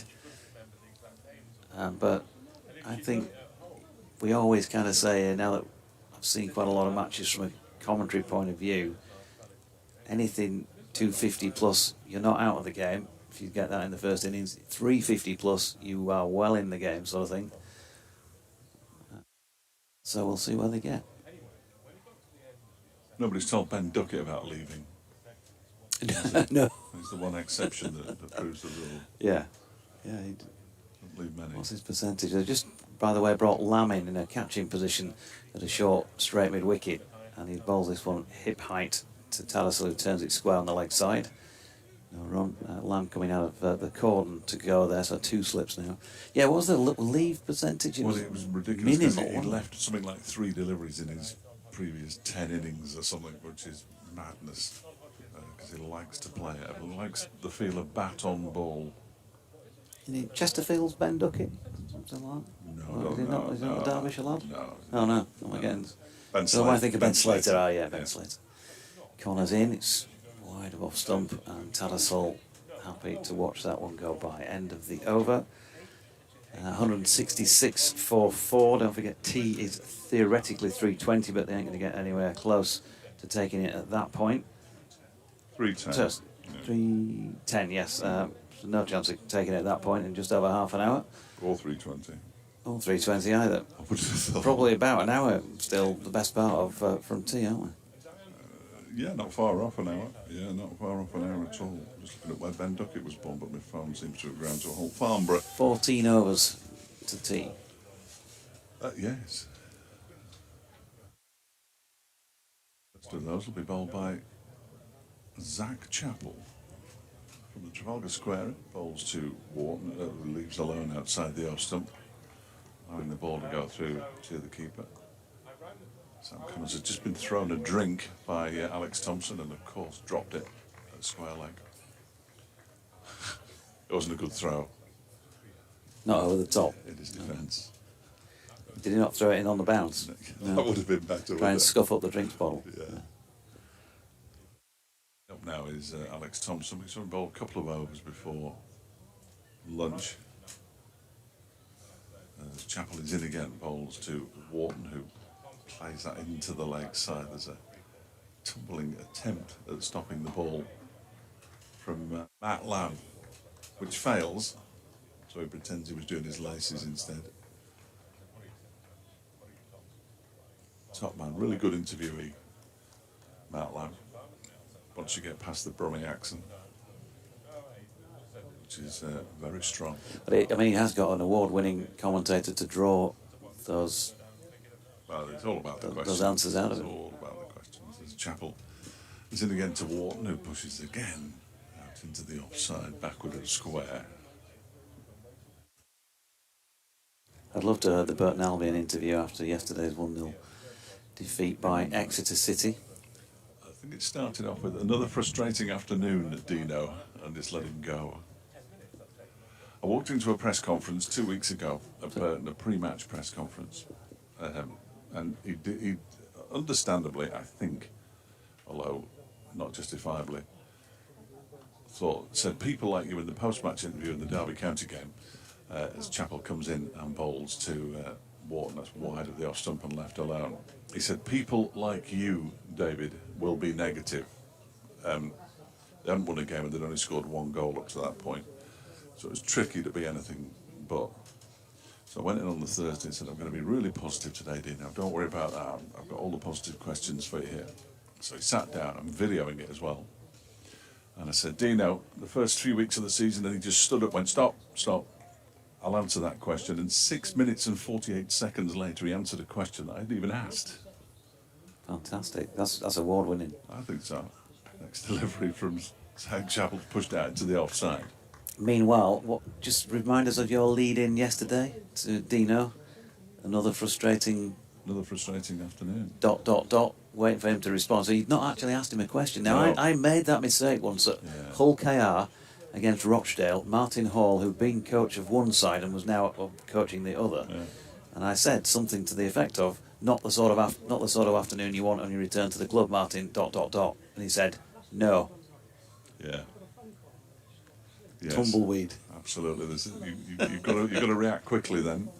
There's Chappell, and he plays at that one Wharton. It beats him on the inside edge. Goes through to wicket-keeper Brooke Guest. End of the 166 for 4, 42 to Wharton, 21 to Tattersall. And I thought, call this my intuition, my instinct, bit of emotional intelligence, maybe credit me with that, because I did think to myself, maybe we might have got off on the wrong foot here. The old Leeds coach went to Toronto. Can't remember his name. Actually. Brian McDermott. Brian McDermott. Oh, He was an interesting interviewee. Good afternoon, Brian, if you're listening. Because I think he quite enjoyed being challenged, but he didn't like what did you make of that game, Brian? That you can forget that. But if you say to him, I thought your pack could have been better, what do you think? And he'd gone, well, no, I think you're absolutely right. Or, no, the pack were great, but the backs were poor. So you had to sort of challenge him, and I quite like that.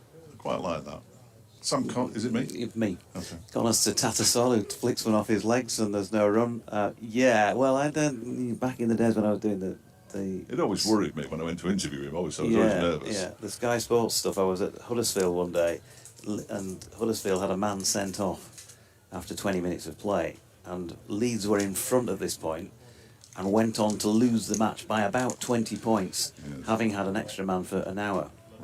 Right. And so He's not in a good mood then. Not in the best of moods, Fletch, no, fair to say. So Connors turns from the Peasholm Park and comes into bowl here to Tattersall, who pushes that one into the onside, no run. And so one of the players got injured, so like you do, first question, how was Ian Kirk? He'd been poleaxed, hence the sending off. And, well, we don't know he's in hospital, we'll do the usual checks on him and all the rest of it. Question 2, for the throat. Brian, the team were 20 points in front and a man up for the last hour. How do you explain a 24-point reversal on the scoreboard? Well, it was lovely. While we were on air, and he answered the question. Ooh, I like this. Connors, Tattersall, nicely played by Johnny Tattersall. Wide of second slip. From my commentary colleague, but I think he intended on playing the shot and he laid his bat on it nicely. He does tend to play that shot pretty well. He's got 4 for it. So after we finish the interview, camera stops rolling. Brian, I never had a cross word with him, but there's always that. I know what you're saying. He's quite a formidable sort of character. Played prop forward himself and all the rest of it. Big man, successful as well. And he did say to me, what was that question about? What were you driving at? And I sort of just asked you a straight question sort of thing. And he clearly wasn't entirely impressed with it because his team had lost, I think. As Connors comes in and Tattersall flicks off his legs down to long leg and will pick up 1 to take it to 171 for 4. And it was one of those where, if you'd have backed down, it's almost like he would have kind of had you from then on in any interview. So I just said, it's a perfectly valid question, I think. It's what all the Leeds fans would have wanted me to ask that are driving home across the M62 right now. And he sort of, you know, wasn't sure whether he agreed with me or not, shook my hand and walked off. And then we discussed it later as Connors is in and Wharton drops it into the offside no run. And I remember next time I saw him was in the dressing room at Old Trafford after Leeds had won the grand final from 5th place one of those seasons. And in those days they used to let the journos into the dressing room after the match. So you'd have, you know, you'd be trying to do an interview while Kevin Sinfield's sitting there in his jockstrap and Danny Maguire's whipping his shorts off over there and you're talking to Rob Burrow or somebody like that. And I spoke to Brian afterwards and said, have we calmed down after that, you know, previous interview a few weeks ago? And, what do you mean? I thought, oh no, why did I say Bristling again. Yeah. As Connors is in and Wharton flicks this one away square on the leg side and will pick up one. And I said to him, well, you didn't look like you really liked those couple of questions, particularly that first one I threw at you that day. And I felt like you were on the verge of giving me, you know, a bit of a rollicking for it, Brian. And he said, rollicking? You'd know about it if I give you a rollicking. No, I'm fine, mate. And he shook my hand and that was it, walked off and never mentioned again. Yeah, no, he was... I don't mind being challenged, I've got to say.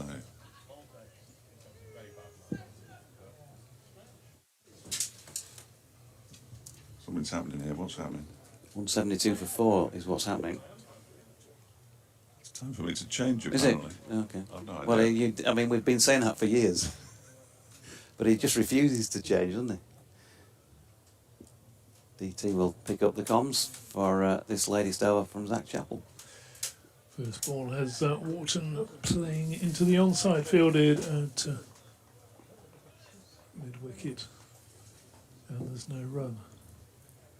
Yes, sometimes you have to ask the difficult questions, and it's in interviews, and particularly when you watch every game of a football side or a cricket team, then oh, hello, Kate. Sometimes it's just how you phrase that question in that moment, isn't it? Yeah. Chapel Bowls, and that's dug out again by Wharton, and again no run. Yeah, and I think if you're genuine about it, I mean the coach or the captain or whoever it is knows that you've obviously got to ask that question, but as you say, it's the way you phrase it.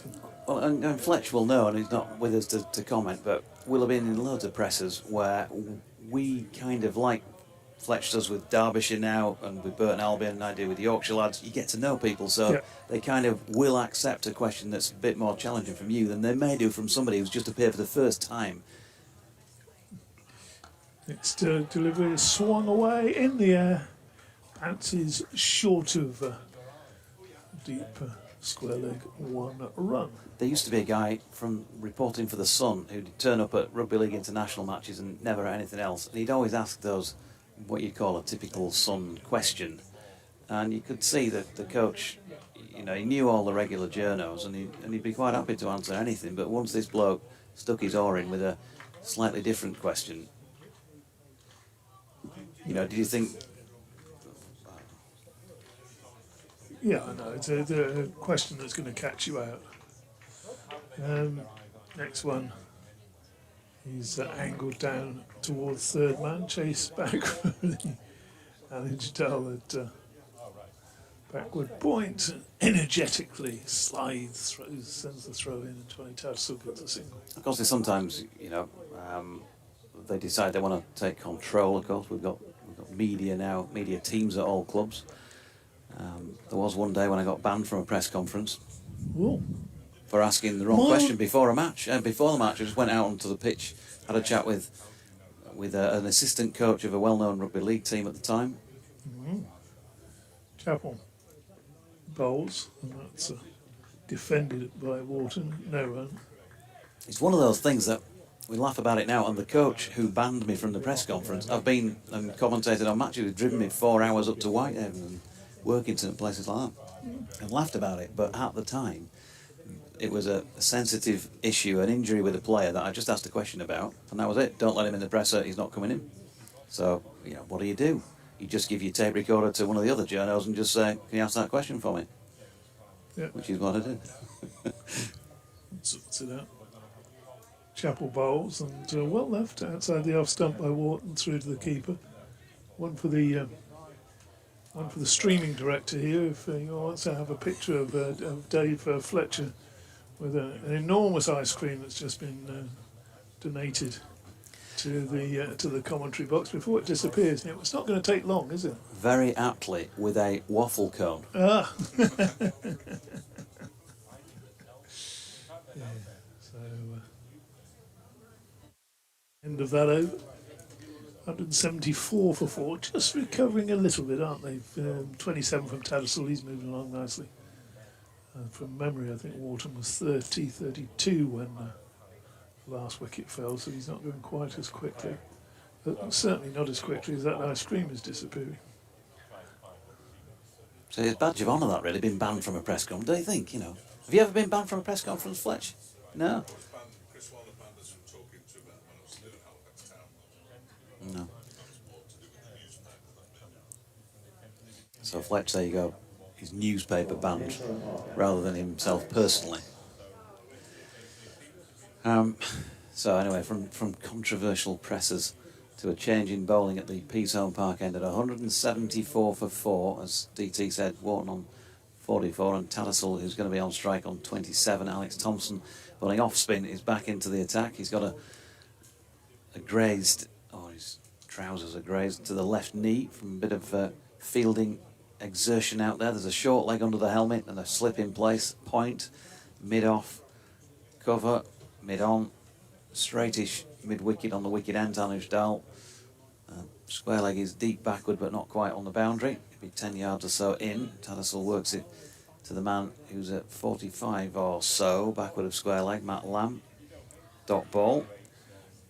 Yorkshire lad says he's listening to the comms while wearing his Yorkshire CCC cap. 6 degrees.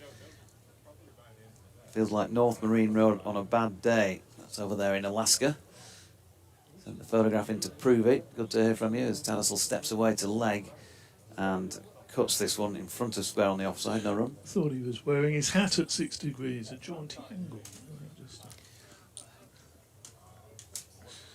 Picture of sartorial elegance, Yorkshire lad. Oh. Like yourself, DT. Is Thompson round the wicket, and Tattersall doesn't play that one altogether convincingly. It drops out behind him in the offside, no run. Very disappointed that the viewers of the stream are not going to see Fletch polishing off his ice cream in record times. Ben Nielsen says what he hates about sports journals these days are the phrase, "Can you put a few words on ... as Tattersall turns this one into the deck to short leg, and there is no run. DC says it's baking, sitting in the shade in the Trafalgar Road stand, and that's very sensible, I would suggest, at this point in time, because it is definitely, I think it's the hottest day we've had all season here, I've got to say, from the previous 6 that have been played or attempted to have been played here, as Tattersall plays one into the leg side, and again there is no run. Thompson in once more, and Tattersall patting safely out into the offside. No run. You can get in touch on at Jonathan Doidge or at Fletch Sport or at DT_cricket or BBC West Yorkshire Sport at gmail.com. I got banned from talking to the Irish players at one stage. So the badge of honour. Well, I suppose the badge of honour would be that they all ignored it. Tour of Namibia, which is a lovely country. If we get the chance to visit that, Southwest Africa. One of the best places in the world I've been to. If you ever want a good holiday, George, you get away from it all for a month or something. You'll be steaks down there. You've got to enjoy your meat if you go to Namibia. Steak for breakfast. Certainly. Anyway, it's Sack Chapel. Running in bowls and off the back foot. Wharton plays a nice looking shot. Doesn't beat cover, and there's no run.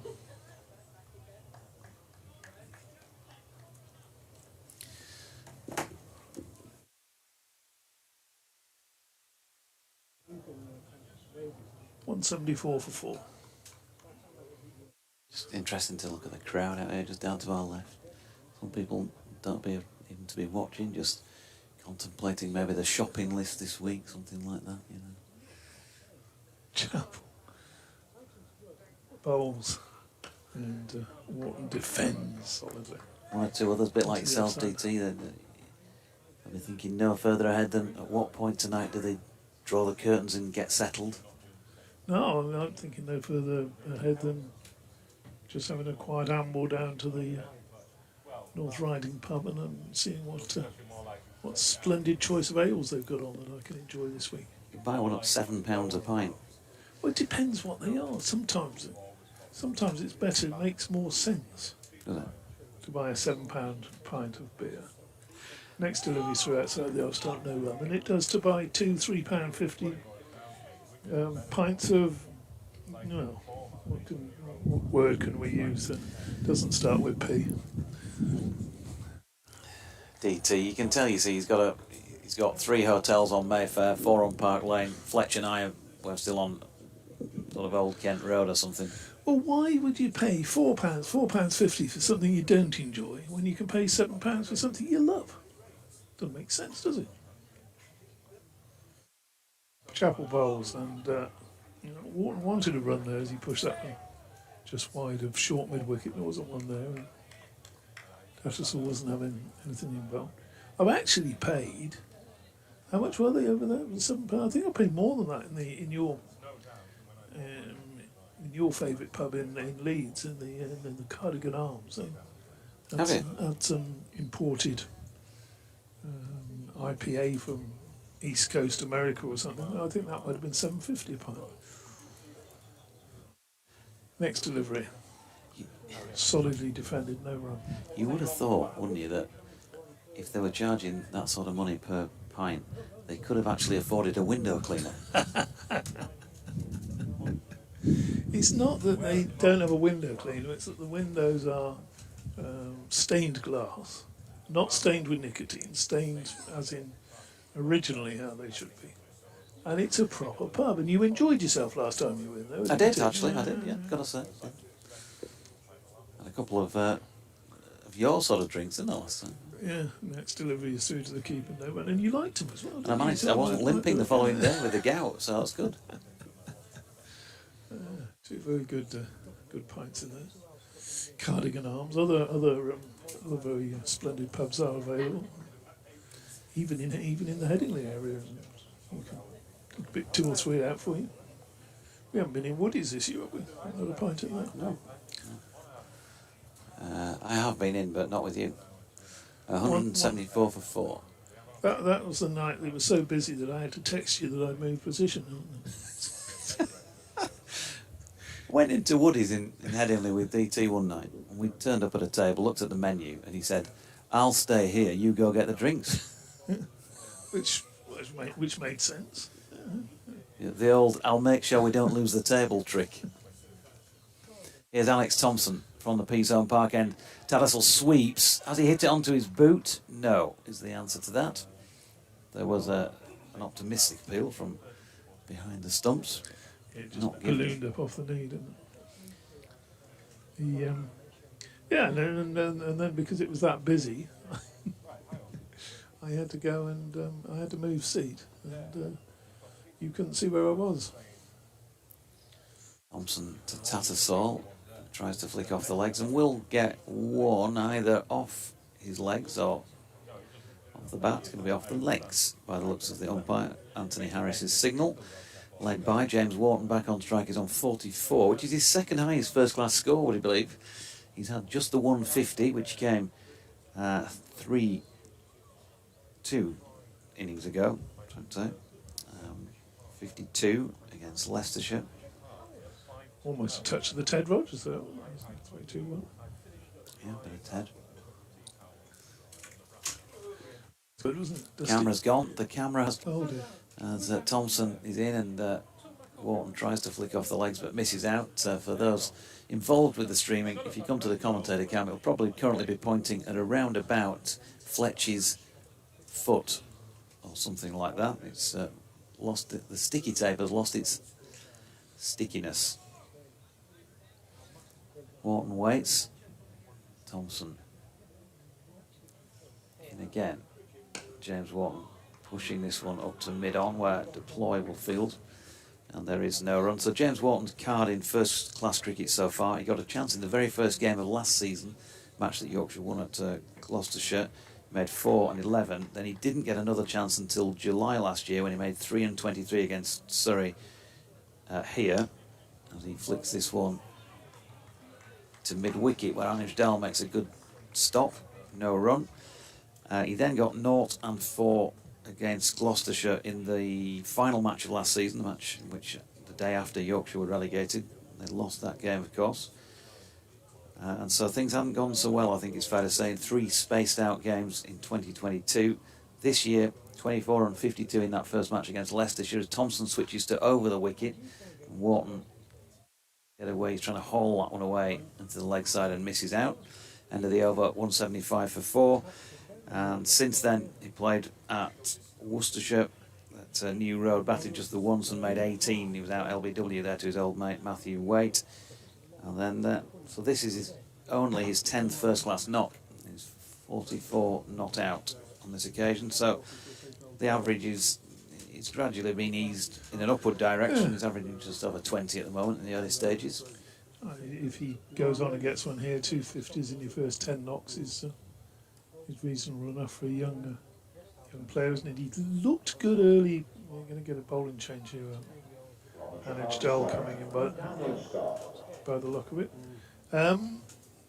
He looked good at the start, and he's struggled a little bit, I think, since George Hill got out. He's still scoring his runs, but he's not as fluid as he looked in that early part of his innings.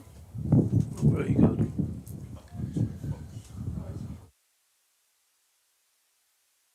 Wind is getting up there, and we're going to have that door closed again in a minute, I think. Lucius.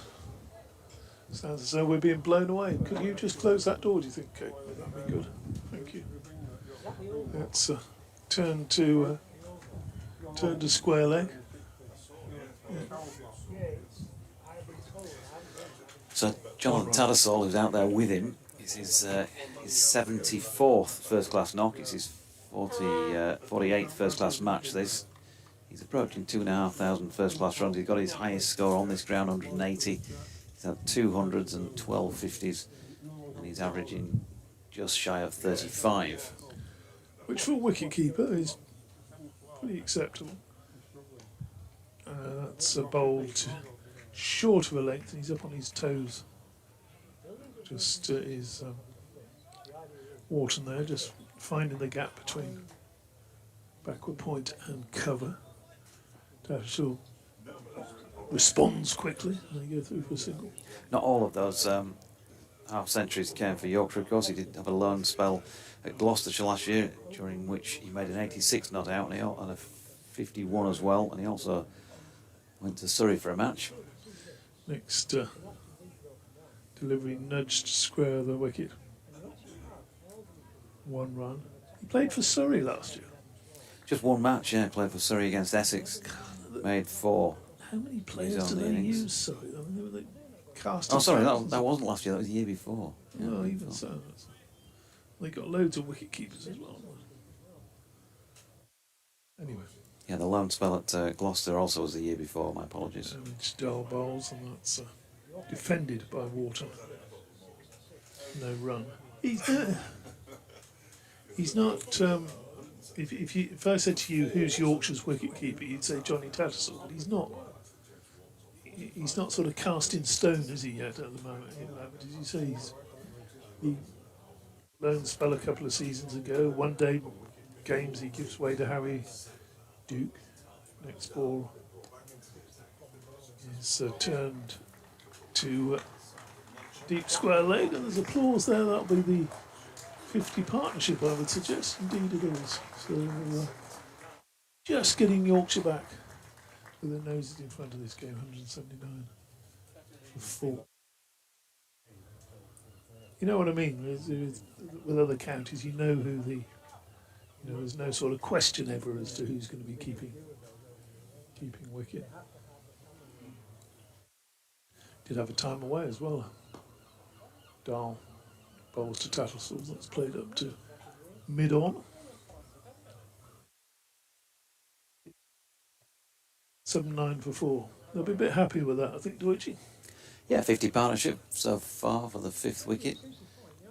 Is the second best of the match so far. 59 for the first being better. Alex Thompson's going to continue.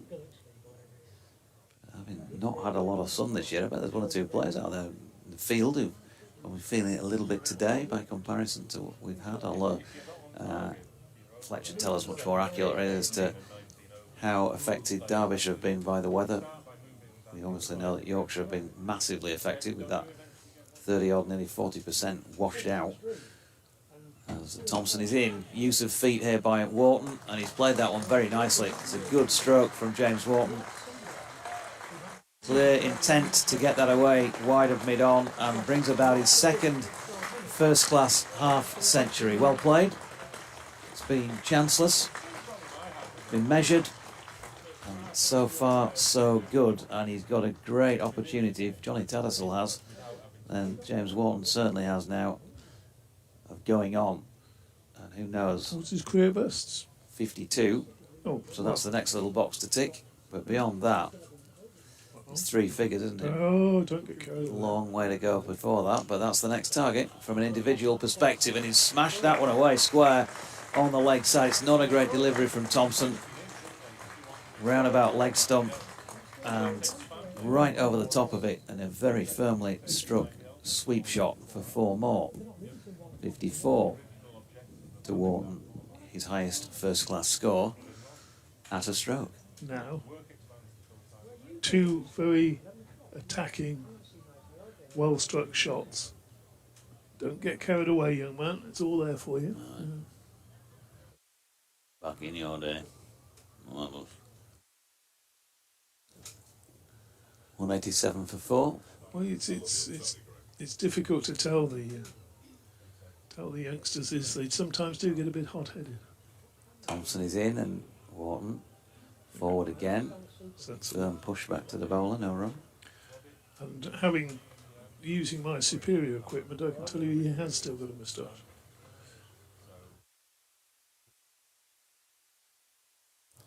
Binoculars. Few Thompson in, and Wharton pushes up the onside of straight, and his Dahl fields, and there is no run.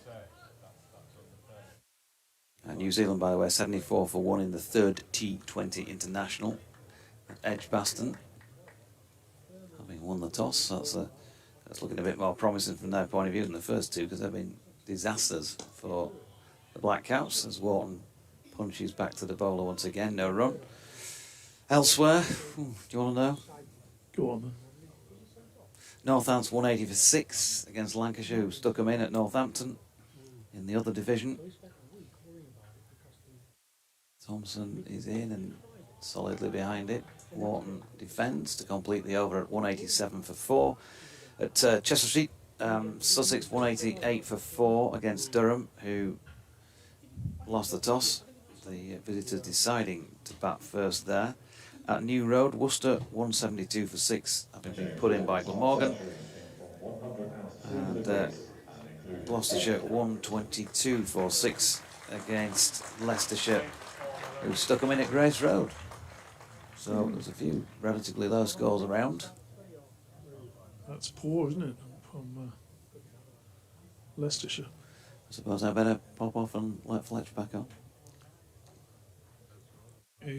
Georgie, if you put your headset back on, then we'll do a little swap over. Would make it a lot easier, wouldn't it? Do that. As that delivery from Dahl was just eased out into the offside by Tattersall, and there was no run. The return. Former CMJ Broadcaster of the Year award winner David Fletcher to the com box. I've never been away. Just on other duties.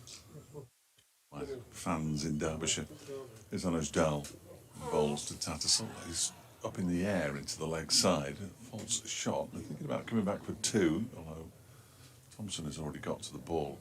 A backward square leg. They go through for a single. Tattersall moves to 31.88 for 4. Your fans, Well, that's plural. well, no, there was only. I thought initially James Watt said there was more than one, but it turns out there's just one person that sent a message in. Oh. Claiming to have an autograph of mine that I'd signed recently. I do not remember signing autographs, so it's not something that I do on a particularly regular basis, I've got to say. Seldom asked, as Dal's next delivery is left alone by Wharton outside the off stump. A couple of small kids at Leicestershire, I remember, probably last year, the year before. And they came up and said, oh, can we have your autograph? I genuinely don't want my autograph. Seriously, you do not want it. And then there's, I think it was their dad, I think, and he was killing himself laughing because he'd obviously said, he's famous, go and get his autograph. Old bowls to Walton, who pushes this into the onside, where it's fielded by Mark Watt. He's been a busy man this afternoon. He's on at the moment in place of Zach Chappell, who's currently sitting down outside the boundary, right to our left-hand side. Simon Hughes tells a great story about that. He did some successful Middlesex team in the 80s, which he was a member. And they had a number 5 for a while called Keith Tomlins, very good county batsman, didn't quite make it at Middlesex, ended up down at Gloucester. Dal's next delivery is left alone outside the off stump. And a couple of kids that came up and asked for autographs, Keith Tomlin, and Tomlin signed, and one of the kids got him to sign with a pencil. And he's looked at it, looked at Tomlin's, looked at it again, and rubbed it out.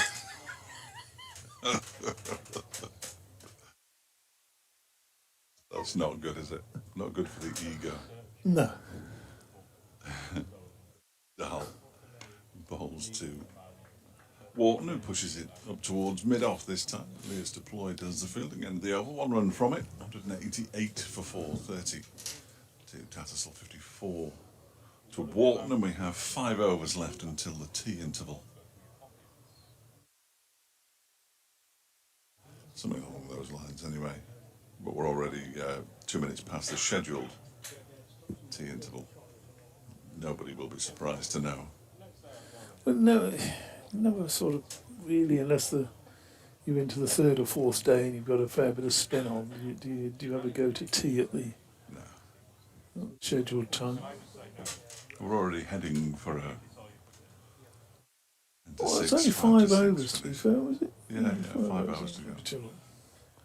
So spin will bowl, you assume 3 of those overs. That delivery from Thompson is just starving you over to Tattersall. He just quietly pushed to mid-wicket. And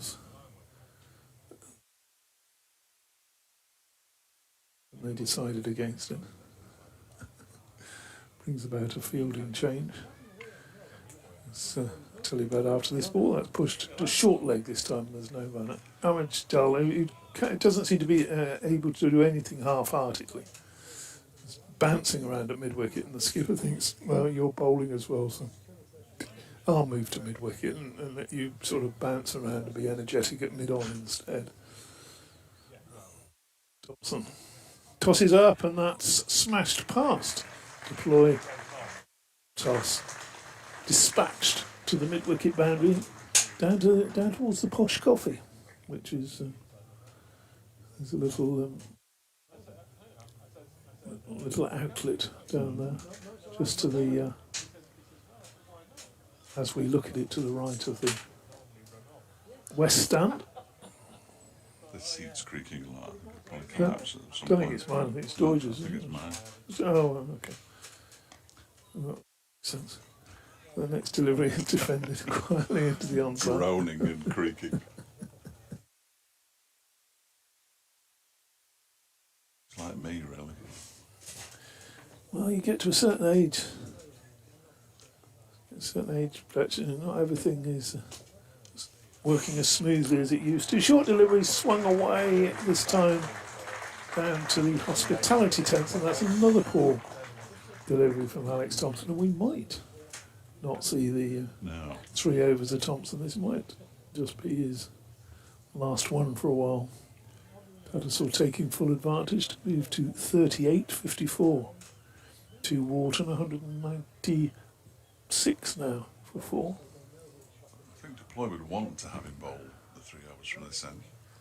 Bowls again, and that's played backward a point, no run there. Yeah, I suppose so, but it's at the same time you can't go leaking 8 and over No. for another 2 overs or whatever. Not that he necessarily will. But surprised they didn't play Mark Watt. You reckon that was done purely on a I'm purely not on a entirely sure batting? what it was done, but that's the only thing I can think of. That Thompson is a better batsman to pick spinner on whether he can bat or not. No. If one is a spinner than the other, you pick the best spinner. But there we are. They've made their choice. They've made their choice to go with a 5-man bowling attack as well. And if somebody breaks down, they're going to be in all sorts of trouble. So he's going to be careful with his bowlers, Leas Deploy. As Anuj Dal comes in and bowls to Wharton, who pushes it out into the offside. Ordinarily, a fit Matt Lamb would bowl some off spin and leg spin, very much in the Liam Livingston mould, but not quite as good. Both. So his back won't let him bowl. Not having Lewis Rees, who opens the batting and provides some very useful left arm bowling, as Dahl, his next delivery is cut away off the back foot down to 3rd man for 4. Really nice shot from Wharton. He's starting to enjoy himself enormously out there and moves on to 58. 200 is up for Yorkshire. 200 for 4 in the 61st over. Hence the additional applause, but it was a fine shot.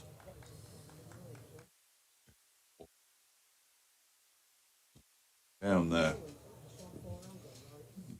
Seldom is. A lot of runs are scored in that particular area. Here comes Darlas. He's caught behind, and Wharton, who was enjoying himself, isn't enjoying himself quite as much now. He went quite hard at that one. He taps his head with his bat.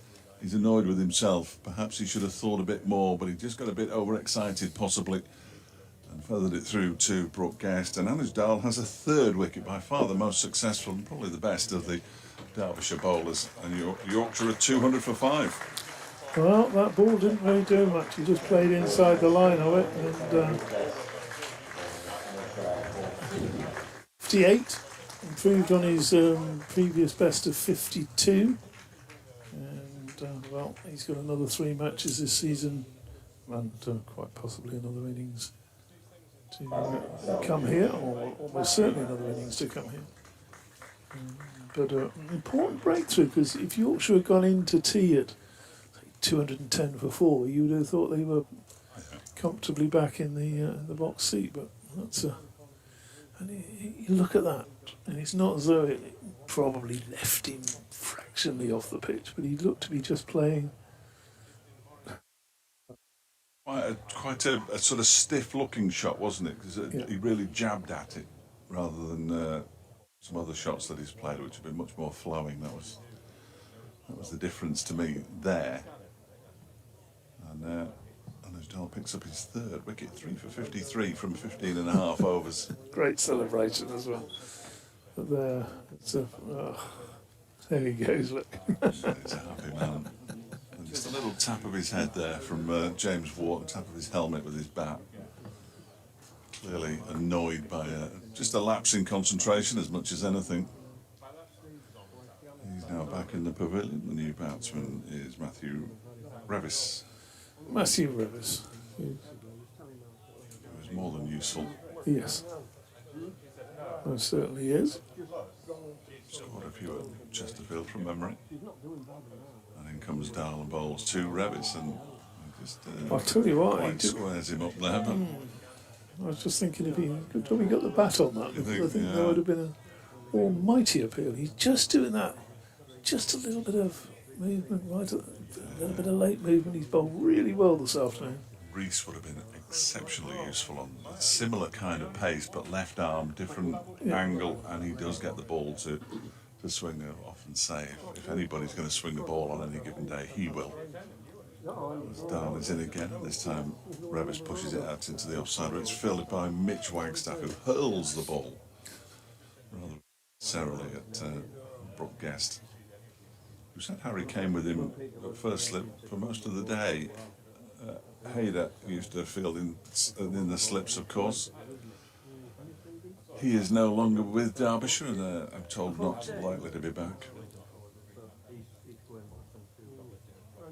As Dahl is in again, and this one is defended straight to the ground. Dahl fields in his follow through, just leaping in the air and claiming it in his right hand.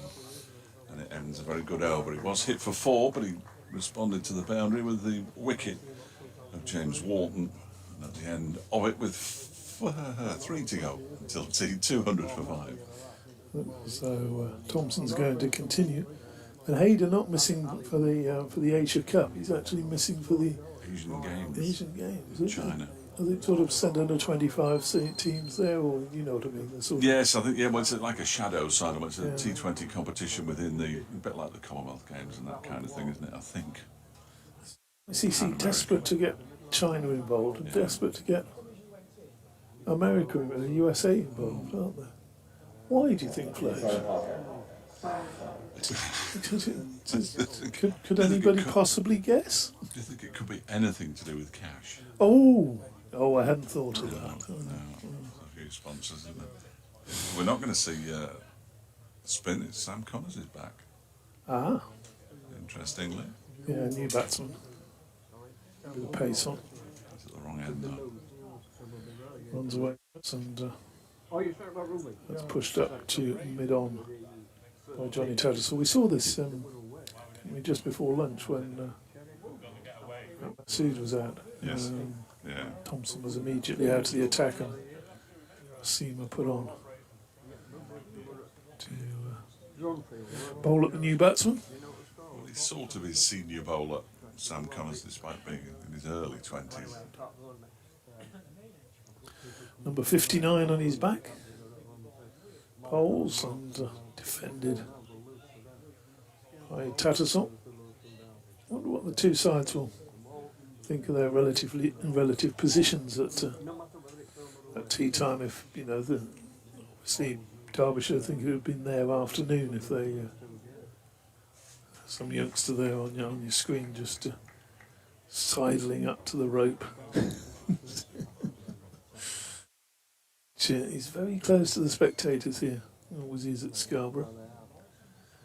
Next delivery, he's pulled away in front of square. Tattersall's going to pick up a couple of runs. Obviously, if another wicket goes down, Derbyshire, I think he's definitely there I afternoon. was just going to say, I think Derbyshire would like one more wicket. And 200 in 2 sessions. Yorkshire won't be too displeased if they're only 5 down. They'd probably like to have been 4, wouldn't they? So, 4, they would have been on top. yeah. Particularly having lost that 3rd wicket in the first over of this session, and only one further one. But especially Wharton going as well has just altered the balance of things again. And Tattersall gets a single through mid-wicket. The man comes off the deep square boundary. It's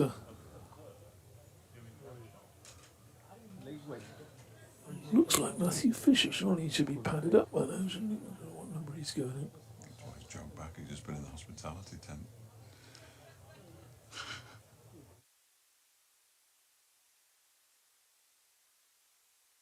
You see that in club cricket, 3 of the bowlers will go around the boundary and 2 wickets fall, and one of them immediately turns around and races back. Certainly see the black rod a lot. Connors bowls to the new batsman Matthew Roberts. He's off the mark down to long leg. Just the single. A little annoyed with himself there. Sam Connors just slapped his hands together. Wasn't the best ball. I'd like some for a cup of tea, the lad out there. He's going over there for a cup of tea, he said.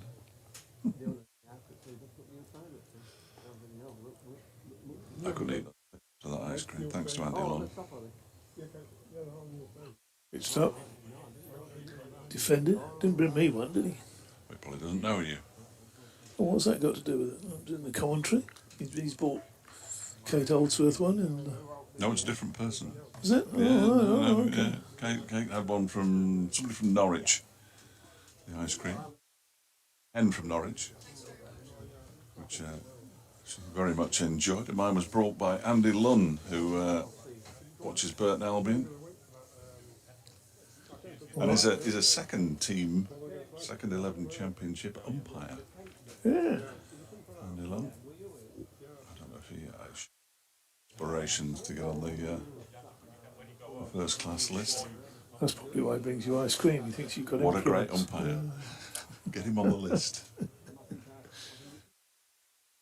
One of the new breed of umpires who didn't play or hasn't played, I don't think, first class cricket.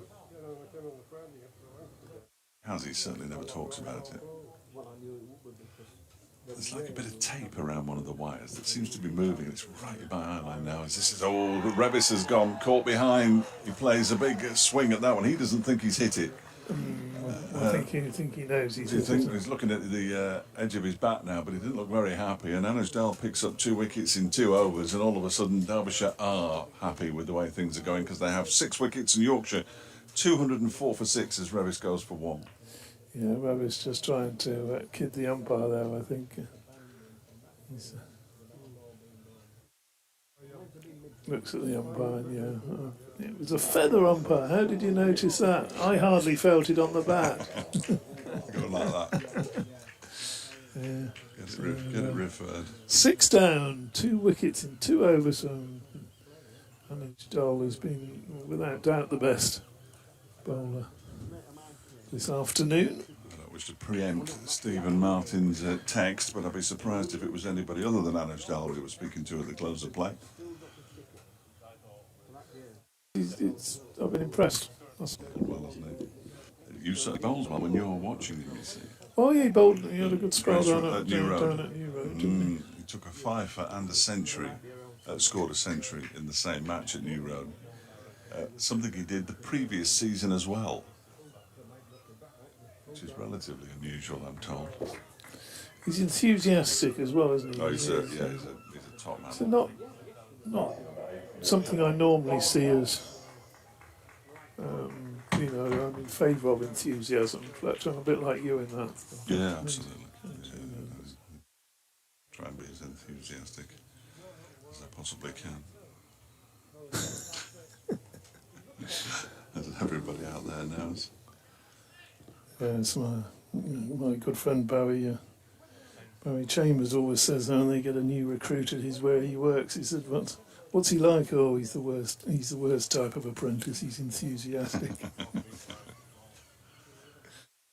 It's the first ball of a new over. I might not get to the end of this.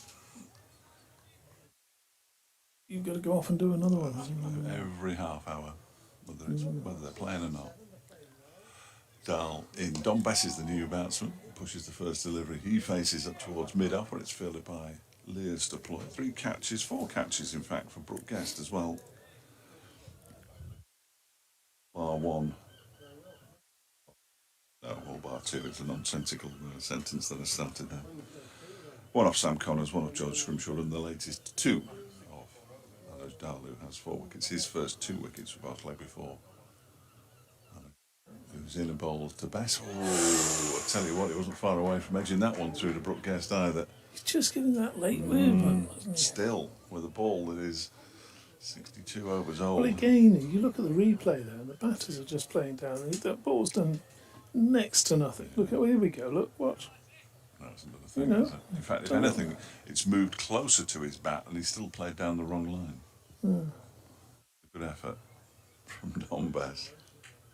I'll do this one, and then I'll have to go. That one is turned there. Don Bess's first run turns it into the leg side, fielded by Zach Chappell, and the Yorkshire move on to 205 for 6. Yeah, just wondering whether or not they have difficulty just lining up there. Kate's sort of itching to get back on, but we've only got an over to go, so we can't get back to the subcontinent and back here in just 6 deliveries. So. Anushdal bowls, and that's through outside the off stump.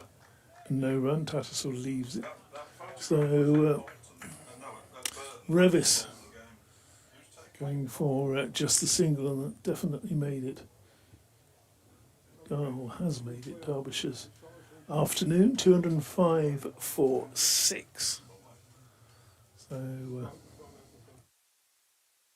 this is going to be the last ball of Dell's work this afternoon. Through outside the off stump, it is, and he gets justified applause from the Derbyshire fans who've made their way up here today for what has been a very good 2 sessions of championship cricket. Fairly even Steven. Yorkshire nudged, Derbyshire early in the afternoon, 129 for 4, just nudged in front. Good partnership between Tattersall and Wharton, and Wharton nicking off and Revis going almost identically in the following over. So Derbyshire now have you go. Oh, Kate's got a stat. Oh, go on then. Put their headset on.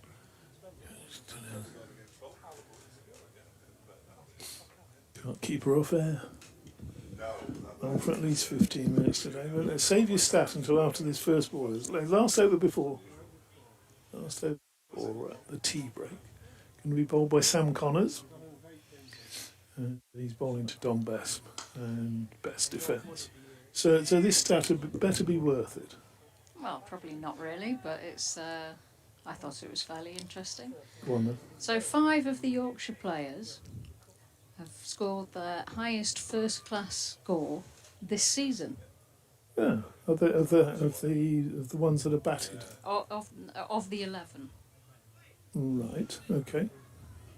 And I bet you can't tell who they are. Now, one of them won't be Shan Masood. Connors bowls, and that's a play and a flash by Bet outside the off stump. Won't be Johnny Tattersall. 5 of them in this team. Yeah, in this 11. So a matter of elimination. Not Adam Lythe. No. Not Shan Masood. Finley Bean certainly. Yes.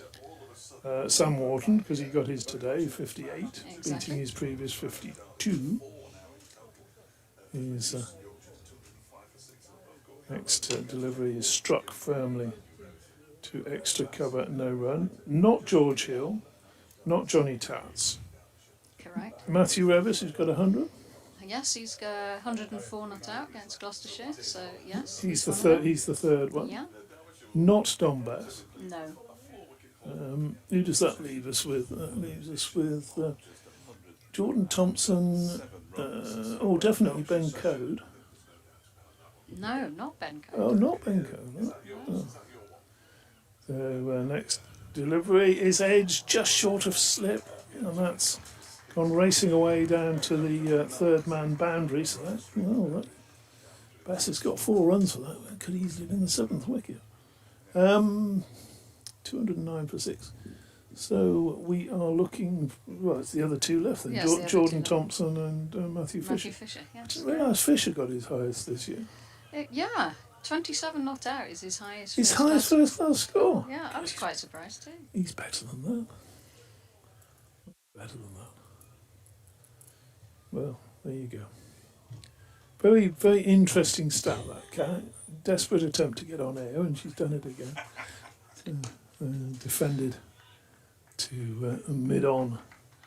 Next delivery from Bess will be happy just to stay there. You never know. The tea My interval. mum might be listening. You know, she'd be very proud. She won't be listening, and she's never proud. Does she still live in Ilkley? She does, yes. What, My mum and dad. what does she think of you sort of changing flags and becoming Dutch? Connors bowls to Bess and pushed it on. Has she been to? The Netherlands? Yeah, they've been a few times, but not anymore. They don't see what your fascination with it is, have they? They're just not well enough. Oh, okay. And that is the end of the over, and that is tea. So thanks very much to Kate Holdsworth. she can slip off and update her books or whatever she does during the tea interval. We can have a nice cup of rosy with the score 209-6 here. We'll be back with the final session. Jonathan Deutsch, Dave Fletcher, myself, David Townsend, and Yorkshire go in 209-6, 41 to Johnny Tassel, who's just 139 runs shy of his highest score on this round, and 5 not out to Tom Bess. And we'll be back with you in around 20 minutes.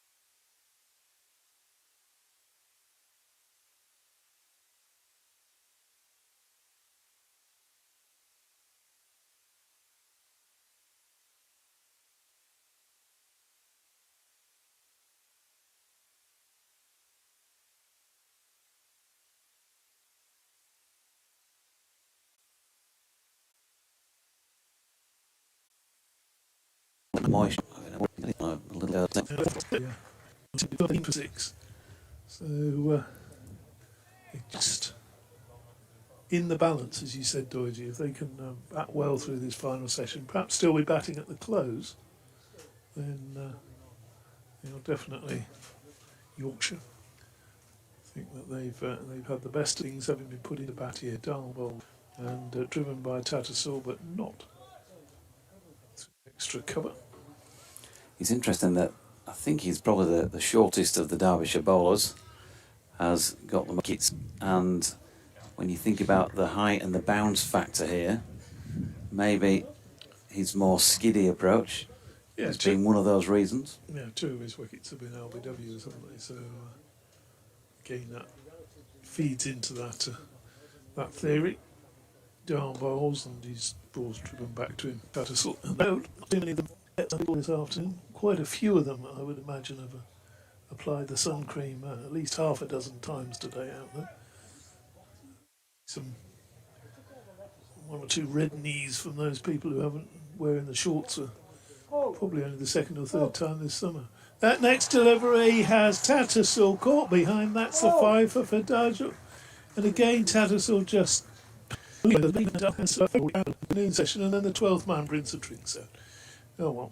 And that's again a poor shot. The ball wasn't doing very much. The pad was nowhere near. Pad was nowhere near the ball. The pad has just gone. He's just pushed down on the line, the middle stump. The pad. Well, Jordan Thompson on his way out now. The man who makes things happen, according to Doidge, he's going to have to make something happen here, because Yorkshire at the moment on 213 for 7, they do need, you would think, another, well, I reckon 325 would be something reasonable enough. Yeah, again, it's a disappointing dismissal, isn't it? Anything this low, this side of 250 is certainly not enough. Yeah, very disappointing. In context, having worked so hard before tea to flash at one there and give it away, and he'll be really disappointed. 213 for 7, Derbyshire right back in this. That 5th wicket partnership has seemed just to take the balance again towards Yorkshire. Here comes again bowls, and that's struck. Well, he was looking to strike it over mid-on somewhere. On this session, and 17 for 7. So, yeah, particular disappointment with Shan Masood and Johnny Tatt's dismissals today, I think, in terms of when they look back at them, how they might have played it, and especially Johnny there, first over back after the tea break. As I say, worked really hard, built a patient 45. It's that sort of knock. If you look back through his career, there's a proliferation of scores in the sort of 30s, 40s. These days, it'll be Matt Fisher at 10 and Ben Code disappointed to be at number 11. And he would be, really, because he's got some scores this year. So if they play all right, if the tail wags, there's still that 130 odd runs in them for the last 3 wickets, but they'll have to play well. Connor's in and high elbow there, best. Plush team who scored a career best. Very interesting little stat from Kate Holdsworth. But he isn't. God, he isn't. I thought he might have been, because he's been scoring a few runs. Connor's turns. That makes his way away from it. It's another Yorker full length delivery at least, and pushed into the offside. He's not running in. He hasn't scored his career best this year either.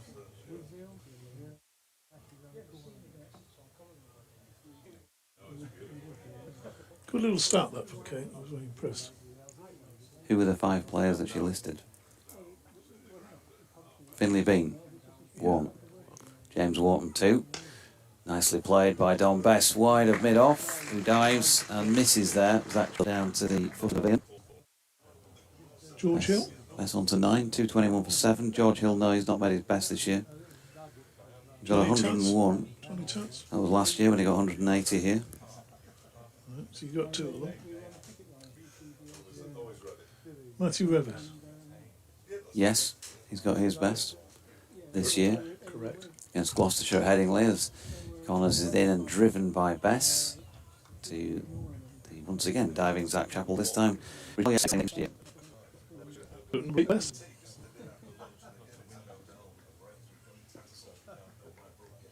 Hasn't got his highest first class score this year, no. No, so you've got two more left. That's the only two you've got left. Yeah, comes the Connors again. Ah, yes, Matthew Fisher, yeah. His career best. Could do with improving that here, that's for sure. Please tell me she's wrong. Please tell me she's wrong. Just checking it out. I'll hand you over. But it isn't. Right at this moment in time.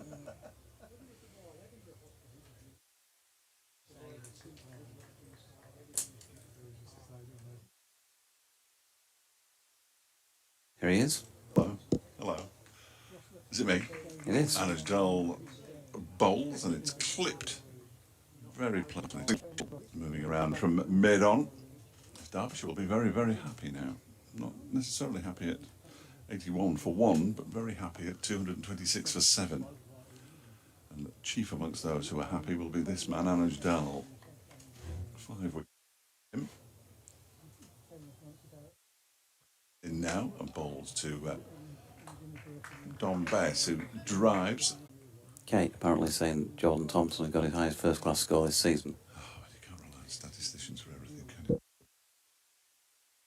All around the wicket bowling to Thompson, who plays a very bizarre looking shot that goes back to Dahl on the leg side, although where he was playing that, I have no idea. He got 98 at Trent Bridge in 2020. That's his highest first class score by some margin. No, well, that would trump his 30 odd that you were talking about, was it? 30 odd. Tell her. I'll let you tell her. He got 54 against Durham in an earlier match this season. In fact, the last match here. Just left that latest delivery from Dahl alone outside the off stump. It makes things happen, doesn't it? Yeah, it does. I like him. I do like him. As a cricketer, I don't think I've ever met him. I hope to meet him on Tuesday night, possibly. You will. Might have him on our team. To me. Yeah. Sure Harrison will be listening in, or one of the Yeah, if you want to come team. and sort your Come camera and out. salvage your camera that's just not crashed good. onto the floor. That's not good at all. That would be handy. 231 for 7. Sam Connors going to continue at the piece. Usual. If you're listening in the, if you look at it, we're still, you can see me on the camera now if you want. A bit like a roving camera, couldn't we? There's DT, there's Jonathan Deutsch at the far end, looking thoughtful. Connors. Sorry. Connors behind, the ball here to Bess, short ball, and he plays that well, and he's going to get 4 runs for it. Oh, holding the No. The problem is that the end that goes that bit and that bit are very messy, I'm afraid. I don't think it works, but no. I don't really know what to do with it now. Connors again. Take it home. To Bess, short ball, pulled this time. Wide of mid-on, 4 from the moment it left the bat. Not a good delivery, got what it deserved, and that was 4. 18 to Bess, 239 for 7. If you've ever seen one of those wildlife programmes, ladies and gents, you know, where the sort of lioness is tending to the cubs and lovingly giving them a lick and a pat. What you've just seen with David Fletcher with the camera in his hand looked nothing remotely as maternal. It's more like when they drop something into the orangutan's enclosure. Connors again, and that's pushed to mid-on this time by Bess. They pick it up, they pick it up, they look at it. And it's only pictures of us, so I don't think anybody will really miss it, apart from Yorkshire, who've spent millions of pounds on a camera. That doesn't work anymore. I would like to point out it just fell off the window. It was nothing to do with us. Not £1 million left anymore. He's here, into first run, 60 over from that. He's had 10, 15, averaging just 20, actually, well, just 23. Honours to Bess though, has played that one nicely, just wide of Zach Chappell. Had to run round from mid-on to field, and so Bess will keep the strike with that single off the final ball of the over. 19 to him, 240 for 7. So it's not a terrible score, but it just feels, when you look at the Yorkshire card so far, Adam Lyth gets a start, 32 off 59, out. Obviously Shamasu didn't. Finley Bean, 41 off 93, got a good start, out. James Wharton got to his highest first class score, 58 from 114, has nicked one. And then Johnny Tattersall the same, so nobody yet has taken that responsibility of going on. Somebody this evening. Major surprise. Some days it's difficult to work out who we're going to speak to at Derbyshire, but today, not so much. Will be Nudge. Clever man, I might try and get him in on the team, actually. He's on his way in and bowls to Bess, who once again pushes it rather than driving it up to mid-on. Again, it's fielded by George Scrimshaw. Mark Watt having a chat with Sam Connors on the boundaries edge. Mickey Arthur's here. Suitcase pushing along the lower deck of the pavilion. He was in Sri Lanka yesterday. is he going to be in the team Tuesday night? Mickey, that'd be a great show, wouldn't it? Dahl bowls, it's defended by Bess, back towards him, there's no room. He'll have been disappointed by the rain in Pallekele in the Pakistani Asia Cup. He managed to have a bat, but Pakistan didn't because of the rain. The match was declared no result. He was out there with his Pakistan side.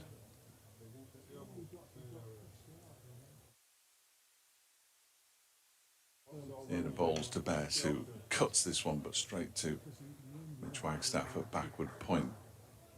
Mitch Wagstaff, which was relatively routine. Now there's another fashion, the button-up white shirt with long sleeves and shorts. It's almost like whether he was going to be smart or where. No, that is told DT. Come on, that one is defended back to Anuj Dal. People in this country don't know how to cope with dressing for hot weather, or some people do, but a lot of people don't. I have no idea what I'm doing. But I don't think a white button-up shirt with shorts is necessarily the way forward. Tie on as well with that? No. Dahl bowls and Bess. Thank you. Fashion advisor. No, I said I don't know. I'm in no way a fashion advisor. The two quality. Flight Dior, I think will come in from now on. When I sat hotel waiting for Griff this morning, Mutant. it was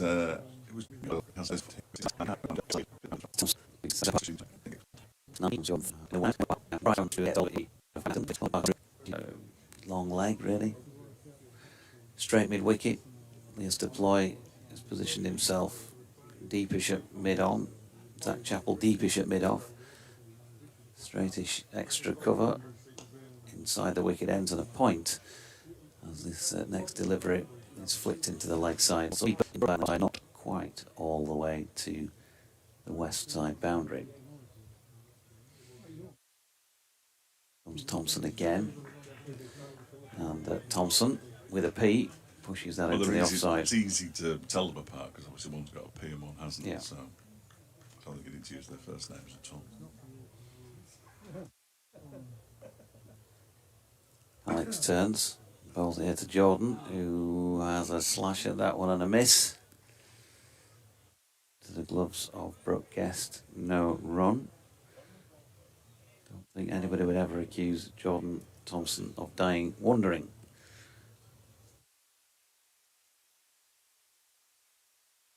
Wide open stance, the flex at the knee, typical as the bowler comes in. Then flicks this one to deploy, but takes him on for the single and gets through comfortably. Jordan on to 14, 241 for 7. You don't mind that from a number 9, though, do you? Having a go. No. He might as well. It comes off, they get up towards 300. I think we know that he can play if it's in his half. As you saw yourself in that semi-final last year at Edgbaston, it can go.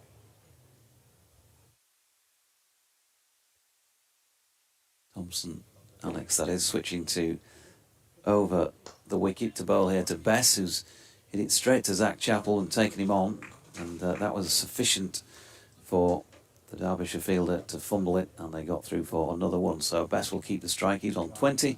Yorkshire 242 for 7. And referee says, JD, still scratching my head, wondering just what the skipper brings to the side. Please enlighten me if possible. He's not a fan, I think it's fair to say. Referee, I think I answered that question previously in another broadcast. And I think you were pretty well placed to answer that question as well, having seen a successful season from him last year. I'm sure. Ball away. It's one of those sort of worldies, really. By the looks of it, love to see it again. But he got plenty on it, did Don Bess. It's an area that he's strong in. Sometimes strength proving to be the weakness. Obviously, he's not got over the top of it, but he plucks it out of the air. That's a belting catch. Mitch Wagstaff. Big beam on his face as I think one of those where he caught it and then thought, I've got this. I've got it still. And Don Bess had a really good look. I think he's just looking over going, how on earth did he catch it? He's gone really, remarkable catch by the young man. And he may well have had the surprised look on his face, and forgive me for mentioning it, but he's had an interesting time in the field, in either as a 12th man or when he played his previous first class, in that he hasn't looked massively confident catching the ball. He's dropped a couple of dollies. Well, just as, and it's sort of happened throughout the innings as well. You talk about batsmen getting starts and getting up to into the 20s, the 40s, the 50s, even the 30s in Adam Lyth's case, and they've had these partnerships which have threatened just to take the game away. 8. Dave Townsend still he's like somebody going through the bins. When I was walking back to the hotel last night, I'm walking along the road down the hill, not far from the world's largest miniature railway. As this next one swings an absolute mile down the leg side after it goes past the bat. Didn't go near the bat really in the first instance. And there was a fox about 20 yards in front of me, going about his business, and he raced across the road. I don't like an urban fox.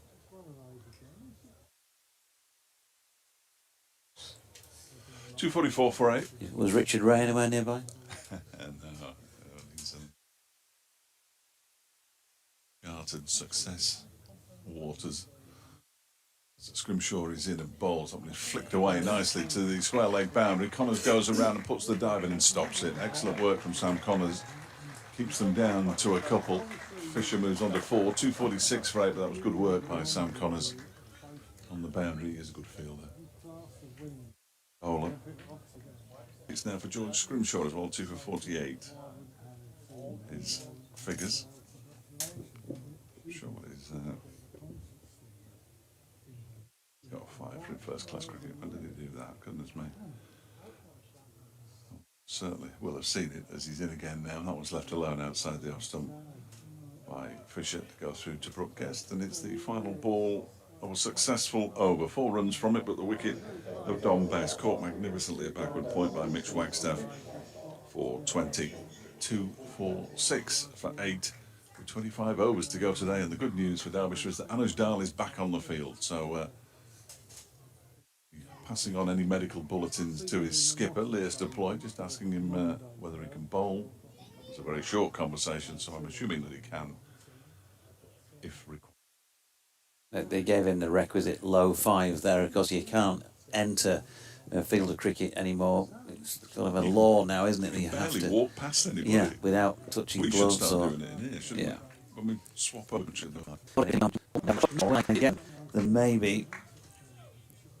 Yeah, it's gone that way, but I think it's probably partly because the ball took an age to get to him, and he probably wanted to hit it somewhere down towards the pavilion. But either way, he's picked up 4. He's on to 18, 250 up for Yorkshire, which means I think these days that that's a batting bonus point. Yeah. So the first point of the game for Yorkshire. Derbyshire, of course, have already got a couple of those. Thompson's latest shot banged out into the offside there, but fielded. So getting himself in here, Jordan. Will we see him have one of those flurries where he goes berserk for a while? He's trying to do so off this delivery, and there you go. 6 runs for the first time in this match come from the bat of Jordan Thompson on to the... Very nicely. Yeah, decent hit. Decent hit. Lewis Deploy was interested for a very brief moment. He would have been fairly tall. He's now put himself back almost on the rope in front of the pavilion. Wayne Madsen has just had a chat with Alex Thompson. And he's making his way back down to slip. So 3 men out in the onside, just the 1 man in. Sam Connors on the 1. As Thompson sensibly just drops that into the offside. And there is no run. Shaw's profile there on Crick Info. A very nice handlebar moustache. It's magnificent, isn't it? Yeah. Matthew Revis, by the sound of what the lads have been saying to me earlier, he's attempting to grow one of his own now. As Thompson flicks one off his legs to deep backward square and will jog through for another one, taking his score to 25. And the 2 feet. Next up there, I may have misled people before and I said they only had 5 bowlers. They do only have 5 bowlers, really, Derbyshire, but Lewis Deploy does turn his arm over, a bit of left arm, something, no idea what it is. I don't know which way it turned one. I'm going to go now. It's Thompson comes in here to bowl to the right-handed Fisher, but drags one down the leg side to complete that over at 257 for 8. They'll feel a little bit better. They've got over 250, but I still think overall today, and you can say what you like about it playing a bit on the slow side, there's nothing wrong with this deck.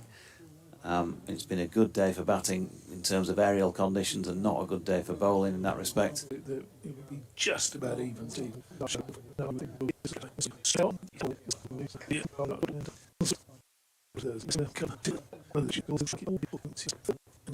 Off. I think that's the offside field. Then we've got 5 on the leg side. 2 men out at deep backward square, fine leg, a short leg, mid wicket and mid on. So expecting a predominantly leg side attack from around the wicket from Scrimshaw. He's the quickest of the Derbyshire bowlers. Bowls to Thompson, and it is the short ball attempted to in the ribs, and he's just plays that down. And this will be uncomfortable for Jordan because in the moments of discomfort, he's got a short leg in place. And if George Scrimshaw gets it right, it'll be a real challenge for JT.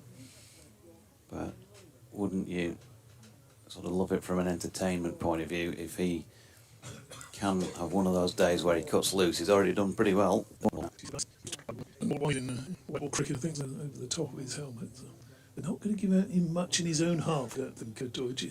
I don't think so, not with the trap set, with a deep backward square. They're just bringing man up from in front of square on side. In fact, are they? Yeah, he's coming up into slip. Oh. On the short leg being taken out. So now going to a more orthodox field where you think, well, Jordan's in, he'll struggle more when the ball gets at him. And if you give him referee's arms, you'll go. And so to take away the short leg and that threat and bring another slip in on a pitch that, you know, traditionally bounces, you've got a tall, quick bowler, it does feel a little bit at odds with what you might want to do, really. And that release of pressure would have helped Jordan. No run there. Maybe it just didn't come out as well as the other deliveries from short. 258 for 8. Always an entertaining batsman to watch, Jordan Thompson. He needs. I think he might not have been keen to have a single. Was it the last ball of the over? DT and his theories. I've not really sort of said that the man that makes things happen as often this season. I haven't needed to, because most people go, the man that Doidge says is the man that makes things happen, so I don't need to say it anymore. Well, everyone needs a few little, little catchphrases. That's one of yours, isn't it? Yeah, New Zealand, by the way, made 200 they set back. You know, the real sensible call, unless it's bang there to whack out of the park, is to just flick it away and there's an easy one every time. In Yorkshire, well, they've got 4 days here. Hopefully not going to bat for all 4. An interesting game, but you know what I'm saying. Plenty of time. A slip and 7 men saving the one. Just there's really only the deep backward square out, and now it's changing again. Short leg coming in. Yeah. Bit of passing goal traffic, but no, that watched it out. Very good.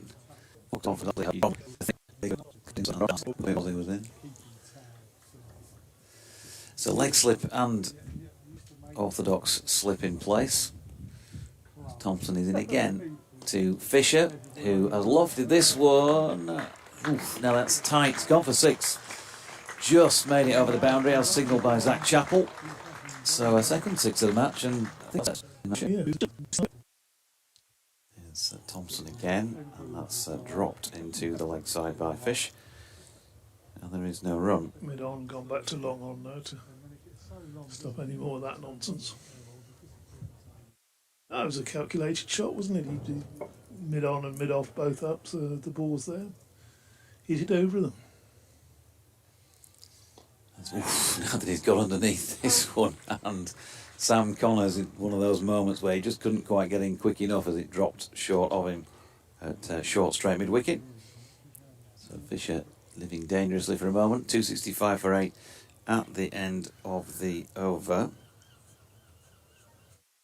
I'm going to check back on Matthew Fisher's first-class career in terms of 6s hit, because I'm trying to think of one ever. Well, there he goes again. It's a replay of it on the stream. So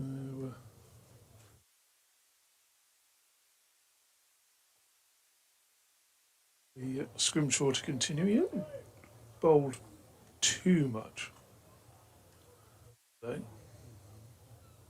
George Scrimshaw, the guy who's really put a shift in, of course, is Anij Dull. Got the 5 wickets to show for it. So 28, 266 for 8.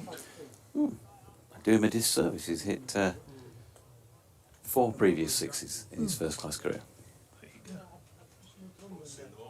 go. Probably, but as I can't remember my name these days, remembering actually seeing one is a different matter. Punch through mid-on team for him. Well, Derbyshire in Matthew Fisher's first-class career, 54 I should say, before this innings, and in this innings he has now hit 1. He's at a 6 and he's Yeah. on single, so could only have hit the 1. So 200, so 55 in total. Scrimshaw bowls again to Fisher, and well, let's add that number 56, because he's flat batted that one, baseball style really, back past to long on the tea room side of the ground, for those that you know North Marine Road. 32 now, this 9th wicket partnership is worth.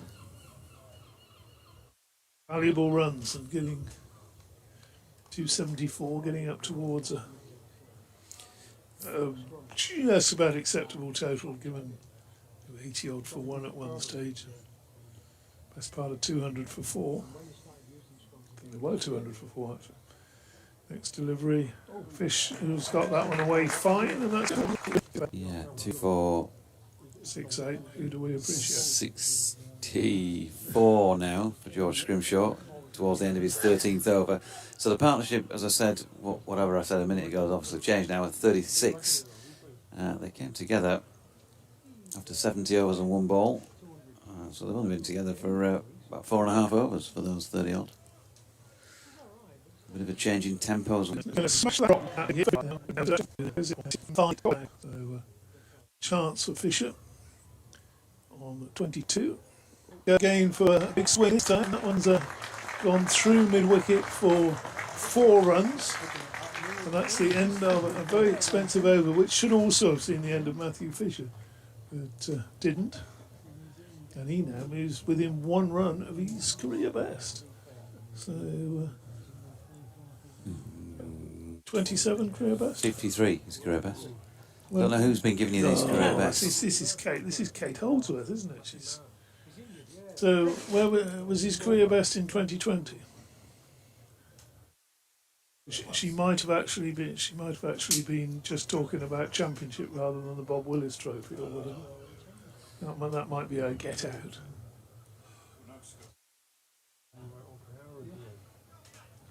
Let's have a look. So that stat she came on with before tea, so she could get back on air, could have just made it all up.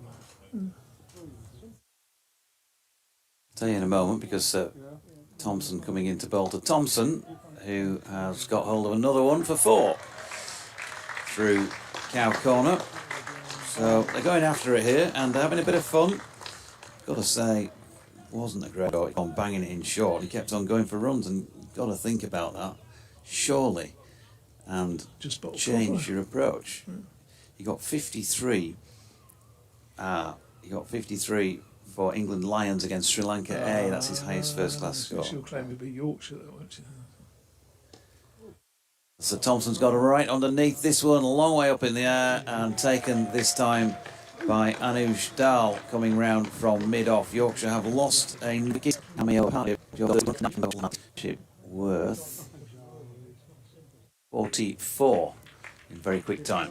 Yeah, that partnership really has, well, it's entertained the crowd, as they're giving Jordan Thompson a great reception, as you can hear as he walks off there.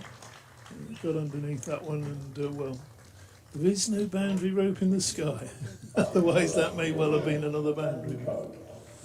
When it came down, Anuj Dal, who's had a cracking day, 5 wickets, and now a regulation catch, really, I suppose, but they've all got to be taken, and that had gone a long way in there.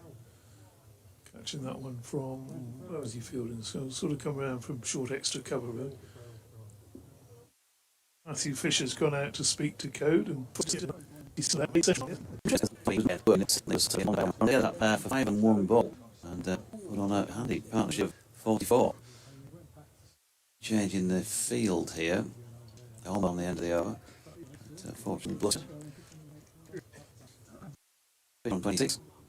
Jordan Thompson, by the way, finished with 30.5, 5 4s and a 6. He was out the second ball of this is the 76th over. So, second new ball will be available soon if they need to get that far and decide they want to take it, I suppose. Code flicking this line.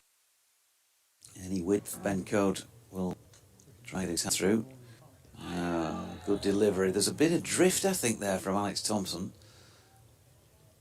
Just away from the right-hander, cleaned up nicely by Brooke Guest. Ben Code having a little push at that and missing. But the game moves on, 9 wickets already. A third bowling point, of course, for Derbyshire there.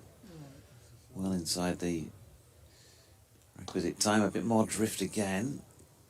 Just now I really noticed it, those last couple of deliveries. That flick to leg. And again, no run. End of the over. 286 for 9.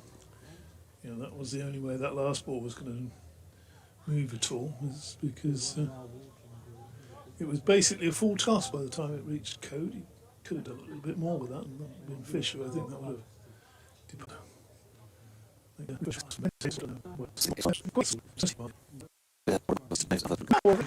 With three men out on the leg side, and well, that's just gone. Thank you very much.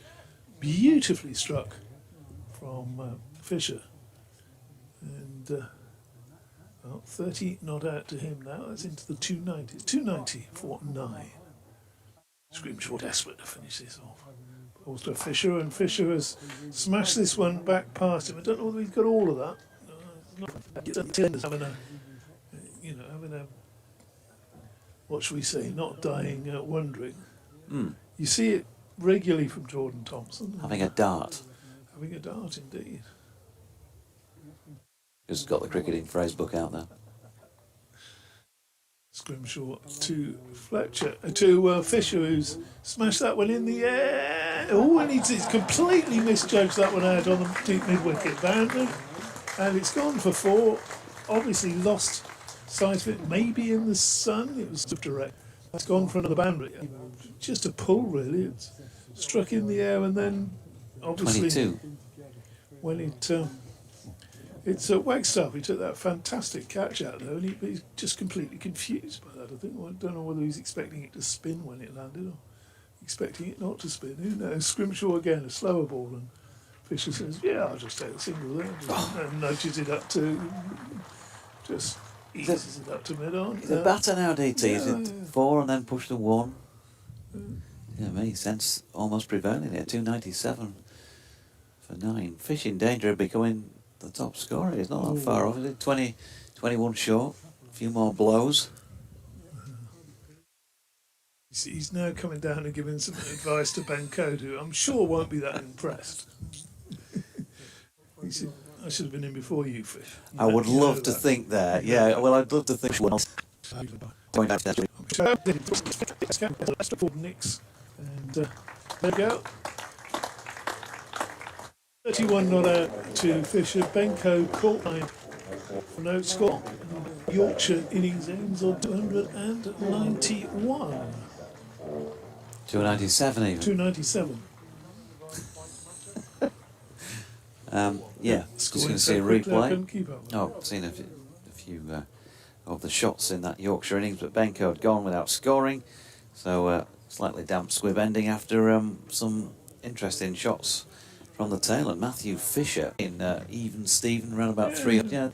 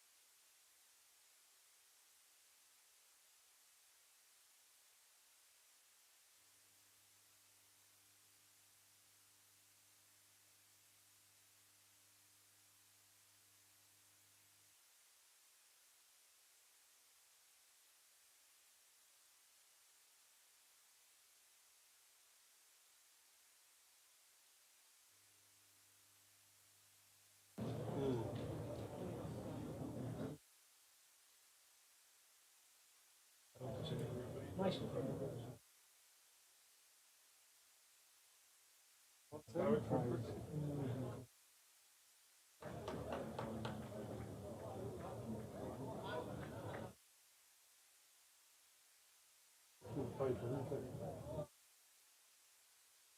all out, 297.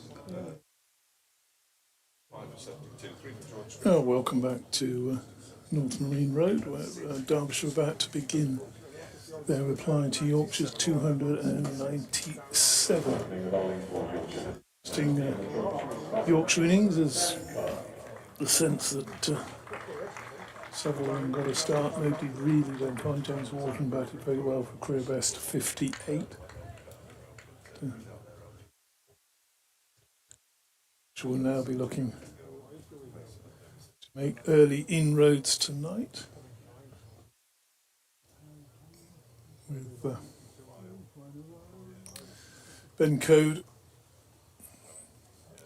opening the bowling. Comes in, bowls to Harry Kane. There's a big shout for LBW. First ball and well. So it didn't look unadjacent, and Code is just signalling maybe it was going down the leg side to the umpire. Couldn't see whether the umpire had nodded or not. But, oh my word, that was adjacent. If that had been given, just looked at it on the replay, that could quite easily have been an early breakthrough, and that delivery's cut back in from Code, the next delivery, and just gone over the junction of post and crossbar. Good start on that. Good start for Yorkshire. Kane's been in decent form this season. Mitch Wagstaff is playing his first class match of the campaign. Here's Code again, running in from the Trafalgar Square end, slightly downhill, bowls, and bat on that one this time from Harry Kane. That'll make him feel better. Which is nonsense, of course, because he has played. This is his second. What am I talking about? Nobody knows. Least of all me. First class debut against Gloucestershire back in May. That was his only previous match. Code bowls and defended into the offside solidly this time by Kane. So after those first two little sighters, if you like, one of them which looked a decent enough shout for LBW, and the second, which was a good leave because it didn't clatter the stumps, but relatively adjacent to them. I'm going to be picking up stats now because Griff's in the same room. Can make him up when he's not here. Code bowls and defended back to him by Kane. No. He is Mr. Derbyshire Stats, isn't he? Oh, Griff? unquestionably. Always give him credit. What was he saying? That's the 12th time that. 12th time a wicketkeeper's taken 6 or more. Bob Taylor and Harvey Hussain, well, taking 7 catches in the innings. Here's Code to complete the first over. Bowls to Kane, who drives nicely but straight to mid-off. So a maiden to start with from Code, which isn't too surprising because he's a very economical bowler. He's looking for some stat there or something. No, I'm just looking at Mitch Wagstaff. He's had this is his 3rd innings in first-class cricket, and his previous 2 obviously didn't open. He's got 1 not out. He's scored 26 runs, so a couple of boundaries, and that's it. So very inexperienced at this level, Mitch Wagstaff, but does score and has recently scored big runs in league cricket, which is a completely different kettle of fish, I know. Will bowl the first over from the Peaceown Park end of the ground, and he'll be bowling to the left-handed Wagstaff. Wagstaff waits 3 slips and a gully. It's a terrific leave. It's a terrific leave because it goes through to Johnny Tattersall and directly through to Johnny Tattersall rather than clipping the stumps on the way through. Johnny Tattersall even moving to his leg side, wasn't he? Yeah, that was a really good leave. And well done, Mitch. But don't do it again. Left-handed opener in for the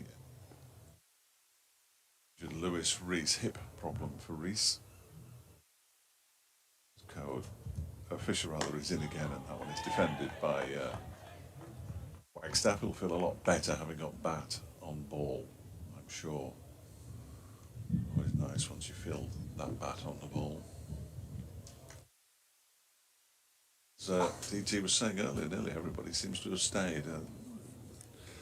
Coming up towards the time when the boarding houses serve dinner. Do they still evening do meal. that? I don't know. Callie always used to. Yeah, they always used to leave about 5:30, didn't they? Yes. Takes deliveries wide of the off stump and holds its line on its way through to Johnny Tattersall. Yeah, if you want use of the salt and pepper, you're going to pay extra. Red sauce. Is that? What do you think this is? Are those apocryphal tales? I think they probably are, but the old side boarding houses. They're good tales, nonetheless, aren't they? Of the old doors will be locked at 11 o'clock. You won't be allowed in. Balls, and that's off an edge down into the ground. Nice stop. Slip by Finley Bean. Griff's got a story. Keep it clean. Oh, excellent. Yeah.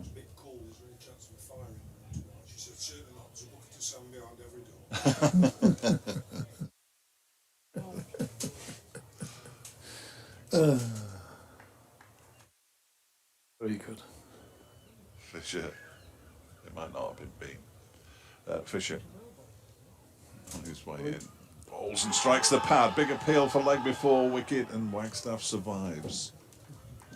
Did it pitch outside leg? Was it going over the top? DT will tell us. From the screen, well, you can see the screen probably now. Yeah, well, sort of, but I'm not very good at these kind of things, DT. Might have been a bit higher. I think the batsman just sort of indicated there that.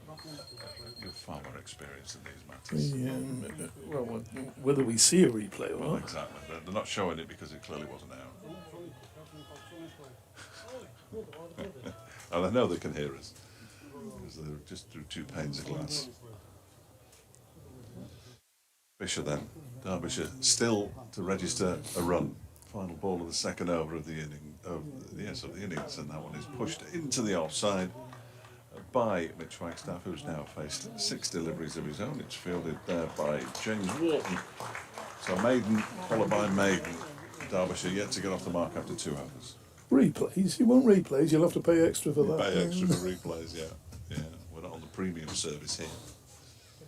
Oh, look, there's Since we destroyed the camera.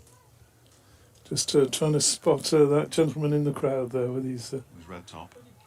We'll do that. That is. Rotherham United, I'm going. Yeah. Could well be, couldn't it? Yeah, Rotherham United.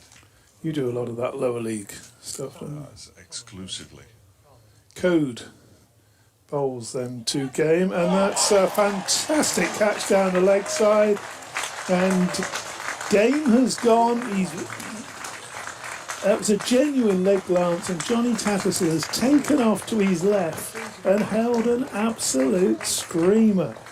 I mean, he took that. Let's watch that on the replay there. Look at that. He's taken that where leg slip should have been. That is, well, no need for the umpire to put the finger up there because Kane was walking, and it's a horrible way to go in away. That was a genuine leg glance, but you glance it in the air and you've got to keep with spring in his heels, and well, that's a superb take by Tattersall. Coda's struck, no runs on the board for Derbyshire, and that's the end of Harry Kane. Caught Tattersall, bowled Code for no score.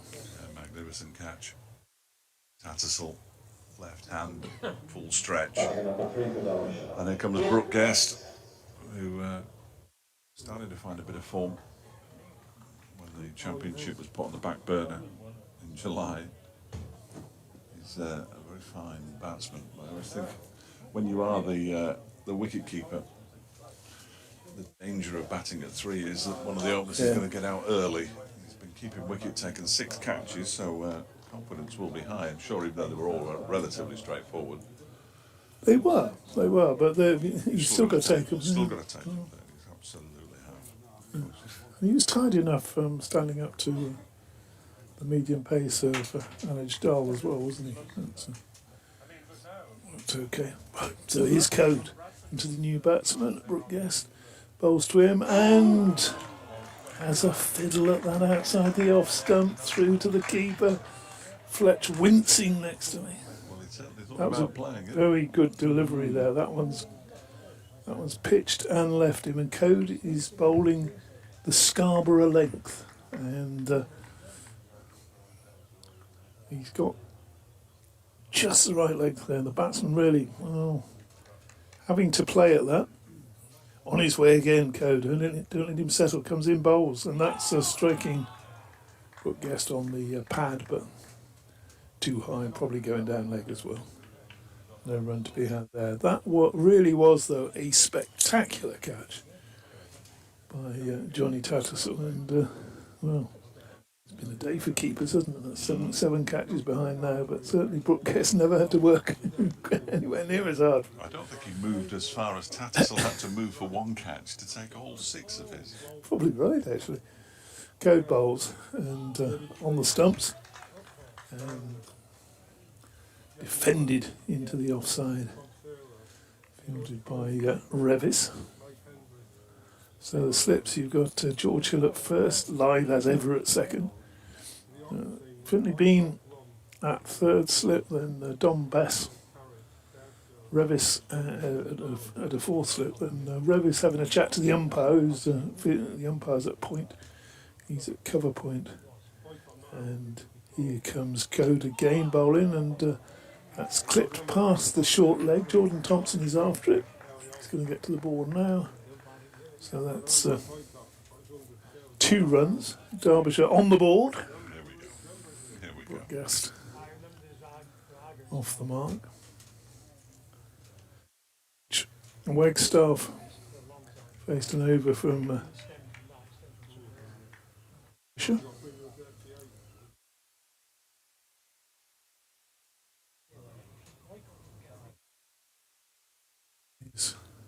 Code again bowling, and again a sort of just a threatening length, but a good lead by Brooke Guest through to the keeper. So applause, the end of an over in which the first wicket has fallen. 2 for 1 after 3 overs. Not the start Derbyshire were looking for, clearly, or indeed hoping for. But it was a great catch to get rid of Harry Kane, who's among the for Derbyshire this season since he came into the side. Fisher comes into bowl to Wagstaff, who tries to flick this down the leg side, but comes off a leading edge, drops into the ground, and there's no run. Harry Kane still averaging 41 after his dismissal over the course of the campaign, just shy of 500 runs for the season. Been one of the success stories this campaign, no question about it. Not his day today, though. Wagstaff waits. Fisher bowls, typically turns that into the leg side. No run is the cry. Fisher, no, Don Bass. It'll be fielded by Fisher when he's just bowled the ball. Well, certainly. And it's Matthew Revis anyway. But apart from that, there's a fine piece of commentary. I'll get that right for the next delivery, potentially.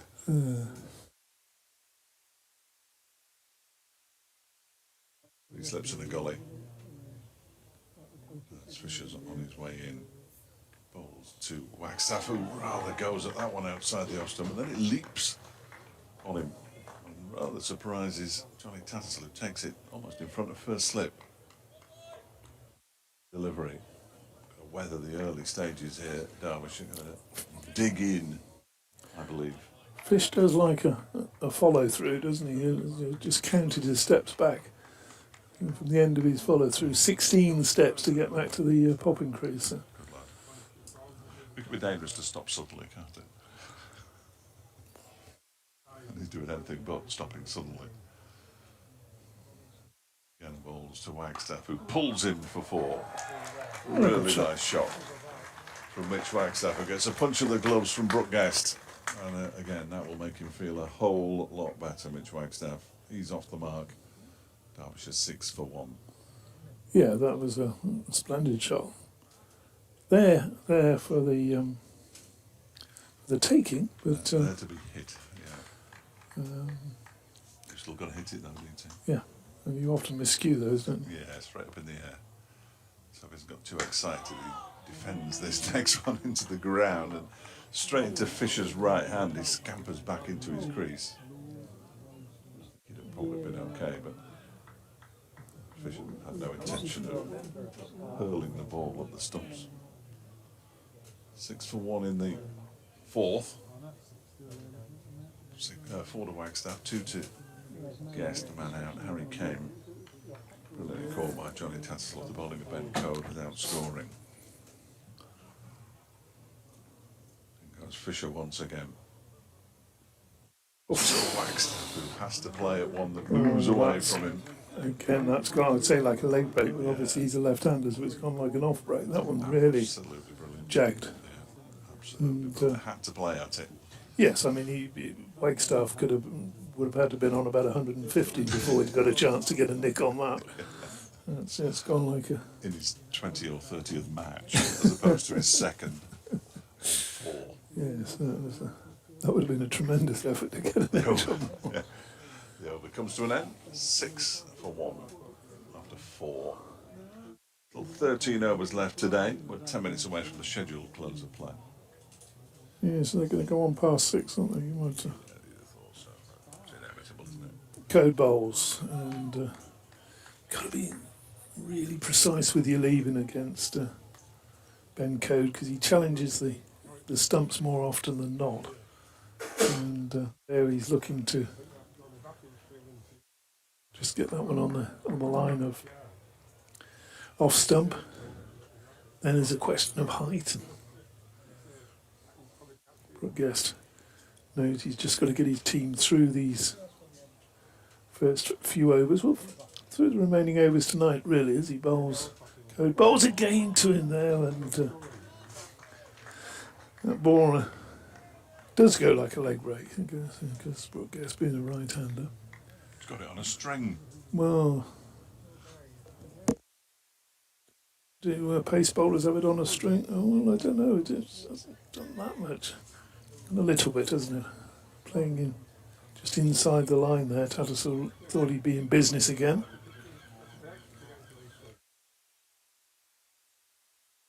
The Code turns at the end of his run. Trafalgar Square end bowls, and that's clipped past.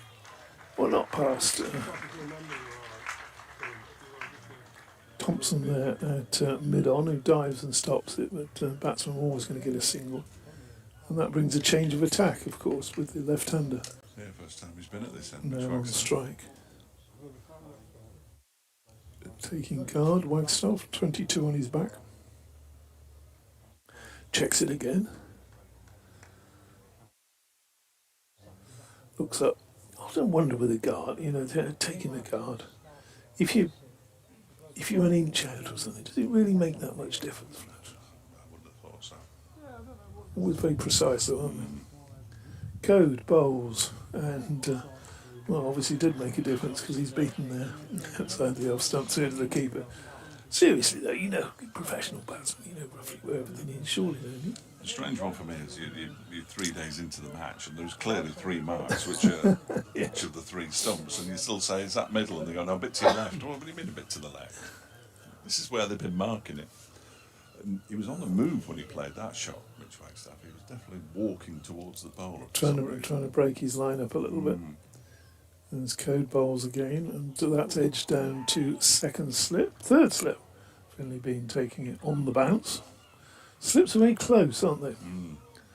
Which indicates that Ben Code isn't the quickest of opening bowlers, but he's certainly one of the most accurate. Always threatening the stumps, always more often than not making the batsman play or making him think he's got to play. Bowls again and defensively Wagstaff into the offside, so just the one run from that over. Yeah, the scoreboard ticks over. I thought it ticks over now to 7 for 1. It's had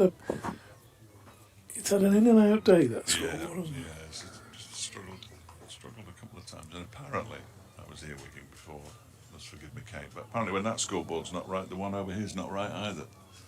The one that we can't see, which is away to our right, which is the sort of main scoreboard, if you like, I think. The scoreboard on the far end of the ground near the tea room is about the same kind of scoreboard we have in the North West Cricket League as the scoreboard, certainly at Blackrod. Here's Matthew Fisher, his third over in a bowls to Brooke Guest, who goes back and pushes it up to Shan Masood. I think it's the first time Masood has been asked to field the ball. Not many seem to have been played in front of the wickets. Gulls started to circle. They can sense that people will be leaving, and when they leave, the chips that they've left will be consumed. Just stand there, son. You don't move. Goodness sake. Here is Fisher behind the side screen. In bowls. Oh, not sure what kind of shot that was from Brooke Guest. I think he pulled out of it in the end, but it didn't look good. Went through to... Oh, he's letting them through, look. Showing a bit of... Yeah, but he's making them go under the rope as a punishment rather than tethering the rope. So, swings and roundabouts for the lads who've just left. Did they change him at lunchtime for the earlier one who hadn't got a clue? This is the one who hasn't got a clue back. Oh, right, yeah, okay. no, there was a woman in between, and she was all right. Yeah. But the bloke, dreadful.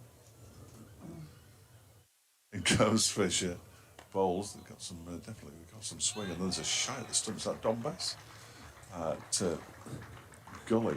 Always doing something, Tom. Yeah, through Always the ball doing at the something. stumps. He got back into his crease at Brooke Guest, but excellent piece of work from Bass at Gully. Those stumps are in pretty solid because he's hurled that at the stump and the stump's barely moved. I was just glad I got Don Bass right. The umpires, square leg umpires, come in to set the stumps back. You don't see that very often these days, do you? They don't bother. Why they get paid so much.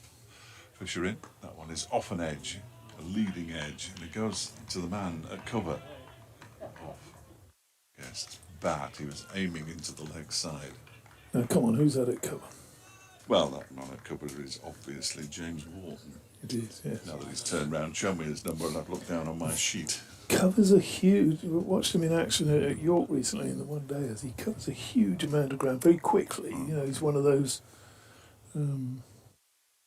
gazelles over the ground. Is that? But they're quite quick. Oh, there's gazelle, reasonably quick, but doesn't appear to be, if you know what I mean. Fisher bowls, he's going to have to be really quick to catch that. He's not going to get anywhere near it. It's played off the back foot, backward of square by Brooke Guest on the offside for 4 runs. Nice shot. The fact that he gets a bit of help, the ball is returned by a member of the crowd. Guest is on to 7. I'm trying to work out why he was number 4, but presumably he's number 4 on the scorecard. Brooke Guest, the official match day scorecard. He's number 4 on the scoreboard. And that's guided through the Gully region by Guest for 2 more. He moves on to 9. What's Bass doing now? Don Bass is dying. Oh, I think he got a hand to that. Oh, no. Oh. Dear. Anyway. Teammates are just checking his pulse. He's up and he's It's up. all He's right. okay. Yeah, Jordan Thompson's given him a slap on the back. 11 for 1 at the end, no, 13 for 1 at the end of the over, and the gentleman wearing the ridiculous cycling top is leaving. Yeah. With all Is that a cycling I top? believe so. They're all ridiculous cycling tops. They shouldn't be worn by members of the public, in all honesty, because some of us are not the shape. Some of us might be, but some of us in the commentary box certainly are the shape to wear cycling tops. Code starts a new over, bowls, and reaching for that one, Wagstaff hits it, mistimes it, cloths it into the offside. No run. Known as mammals. Were you aware of this? Who is? Blokes who, it's middle-aged men in lycra. Oh, okay. Mammal. Yes, I'm happy with that. Middle-aged man Yeah. in Shouldn't. lycra. I wore lycra to go around the velodrome at Derby a couple of years ago. It was horrific. Oh, I'm sure it was. People would have paid to watch that. Well, you can watch it on Facebook still. That's played by Wagstaff up to mid-on, fielded by Sean Masood. It's a bit niche. I'll give you that. Yeah, It's a I bit can niche. imagine. Imagine it'd been a bit sweaty by the time he finished as well. But Well, I went. Obviously, you know what a velodrome looks like, but there's a blue line halfway up, and that was my target to go. And I tell you what, that is terrifying. yeah, Absolutely terrifying, because you've got fixed wheel, no brakes. I mean, what's that all about? that seems. I might as well have chucked myself out of a building. Next delivery from Code outside the off stump through to the keeper. And there is a no run. So Dave has to go off now and do his update for Radio Derby. Tell the good folk that the team have lost an early wicket. Just looked a little bit easier this last 2 overs. Those Code bowls and that strikes Wagstaff high on the thigh pad as he pushes forward. A little bit of bounce there for Code. Just starting to settle a bit despite this attacking field from Yorkshire with 4 slips and a short leg. So the only fielders out is a point, wideish mid-off, mid-on, and of course fine leg as Code bowls, and that's smashed through the offside. Just stood up and asked to be hit outside off stump, cracked away down to the backward point boundary, in front of the bleachers there.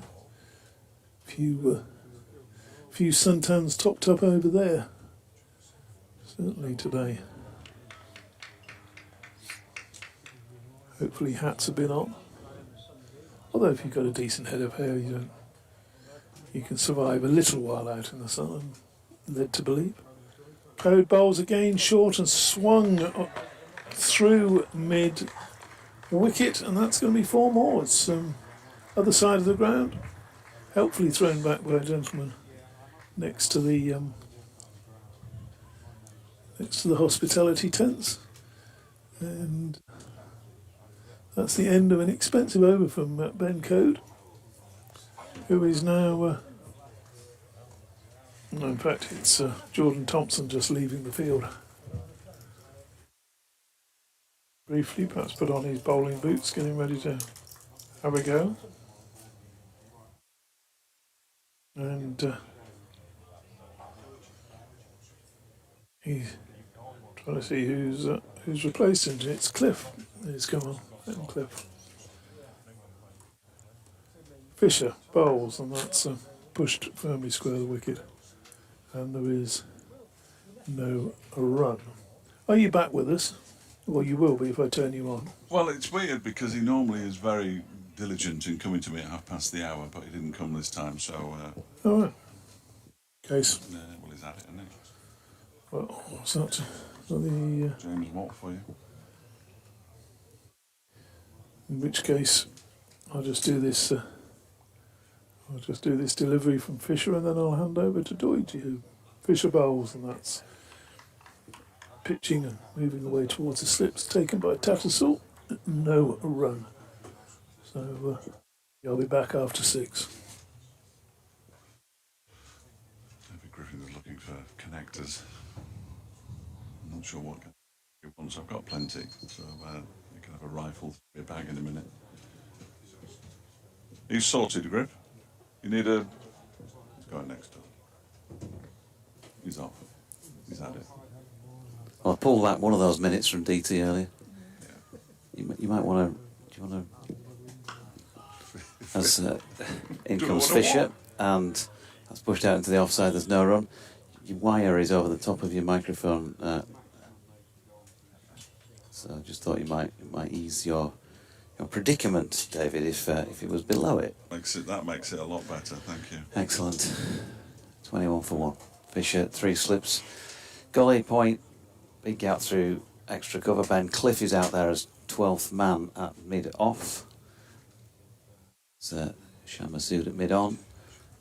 Squarish mid wicket and a long leg. Fisher in. There's a bit of swing.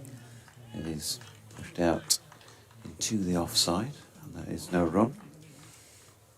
It's been a pleasure outside in the sunshine for the last however long that was. Didn't feel like it was that long, but away the hours pitch side. I'll tell you what it was though, it was an absolutely brilliant catch by Jonathan Tattersall, diving away to his left with his back to us at this end as Fisher comes in again, and that is turned into the leg side by Brooke Guest, and there is no run. Not entirely sure what's going on here. Is Fletch with us? Is DT with us? Those cans have been passed back and forth more times than the Jamaican relay team with the baton. And DT looks like he's returning for his 18th spell from the P-Zone Park end as Fisher turns with lots of white markings on the pitch beneath his feet and comes in past some of those and the umpire, and that's flicked full length delivery on leg stump back with a square leg by Brooke Guest for a single. Guest on to 10, and his partner out there Mitch Wagstaff on 12. 22 for 1 Derbyshire. After those first couple of overs, it just sort of quietened down a little bit, hasn't it? Not quite as threatening. Ben Code looks as though he's going to take a wicket every ball he bowled for his first 2.5 overs. He did take the 1 wicket that fell, but that really was, you'd almost say that it was almost a strangle, wasn't it? It was a genuine leg glance, but an unbelievable catch. And now we're seeing the spectators starting to leave. Yeah, I was at the end of the clubhouse sitting outside, and when I came around the back there was a weight of people passing the other way, one or two having a chat with me. Thoughts on the day and all of that. Code bowls outside the off stump through the keeper. So well, my thoughts are that you're leaving before the end of the day's play. You're not getting your money's worth as Yorkshire folk. Well, I'm going to watch, I think one or two of them said they were up in the hotel up here and they're going to watch the rest of the day's play from the balcony before they ready for dinner. You know what dinner will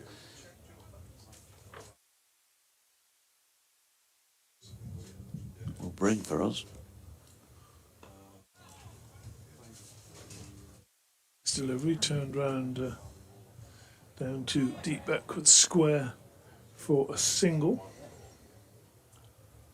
Lovely sunny evening. Why would you want to leave a cricket game? Still, what, 10 overs left to be bowled? How many have we got to bowl tonight, Doidgy, in total? 17. So 9 including this one then.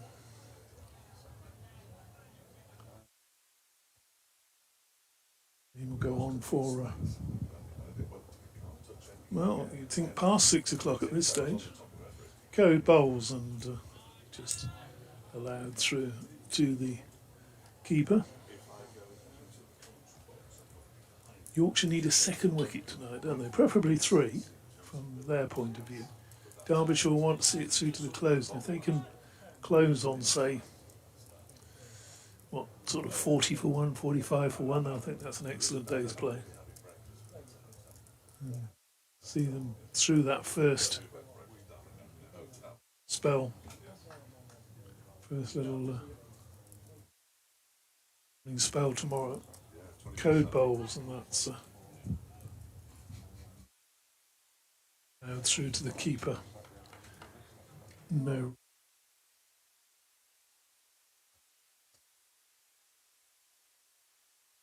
See this over out if you like.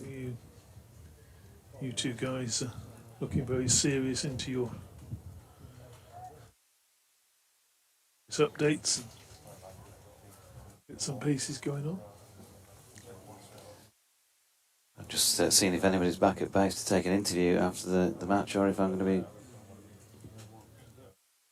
talking to no one. Talking to yourself, George. Yeah.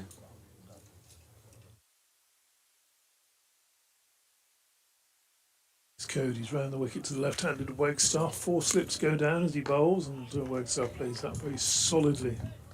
Up to mid-on already. You think Yorkshire are going to have to work hard for these remaining 9 Derbyshire wickets.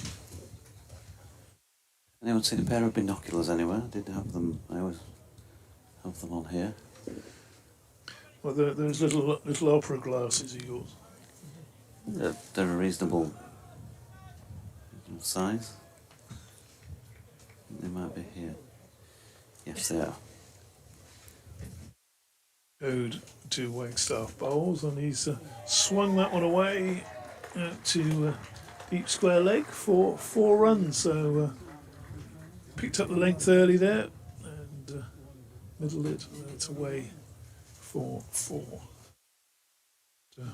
With that, I'll hand you over to David Fletcher.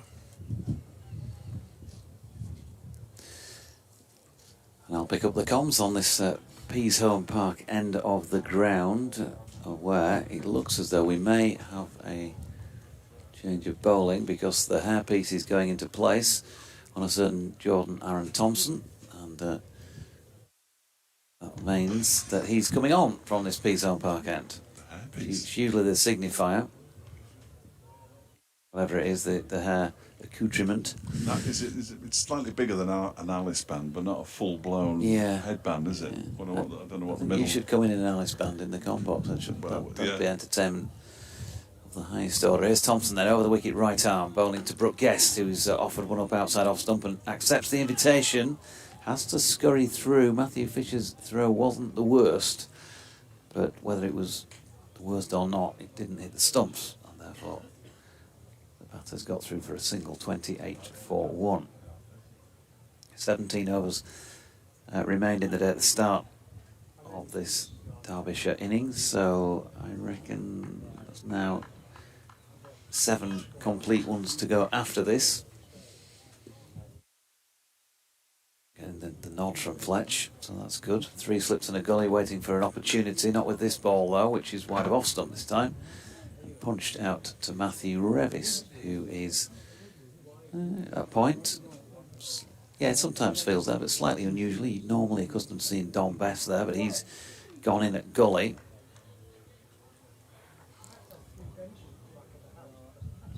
So first slip George Hill, second slip Adam Lyth. Finley Bean, razor sharp as he is at third slip. Thompson in, and that's full. And he's got the radar right with that. Punched back to him down the pitch, and no run. The family stand, as it's called, where we're sitting, now almost entirely in shade, but there's still plenty of sunshine to enjoy in most other parts of the ground.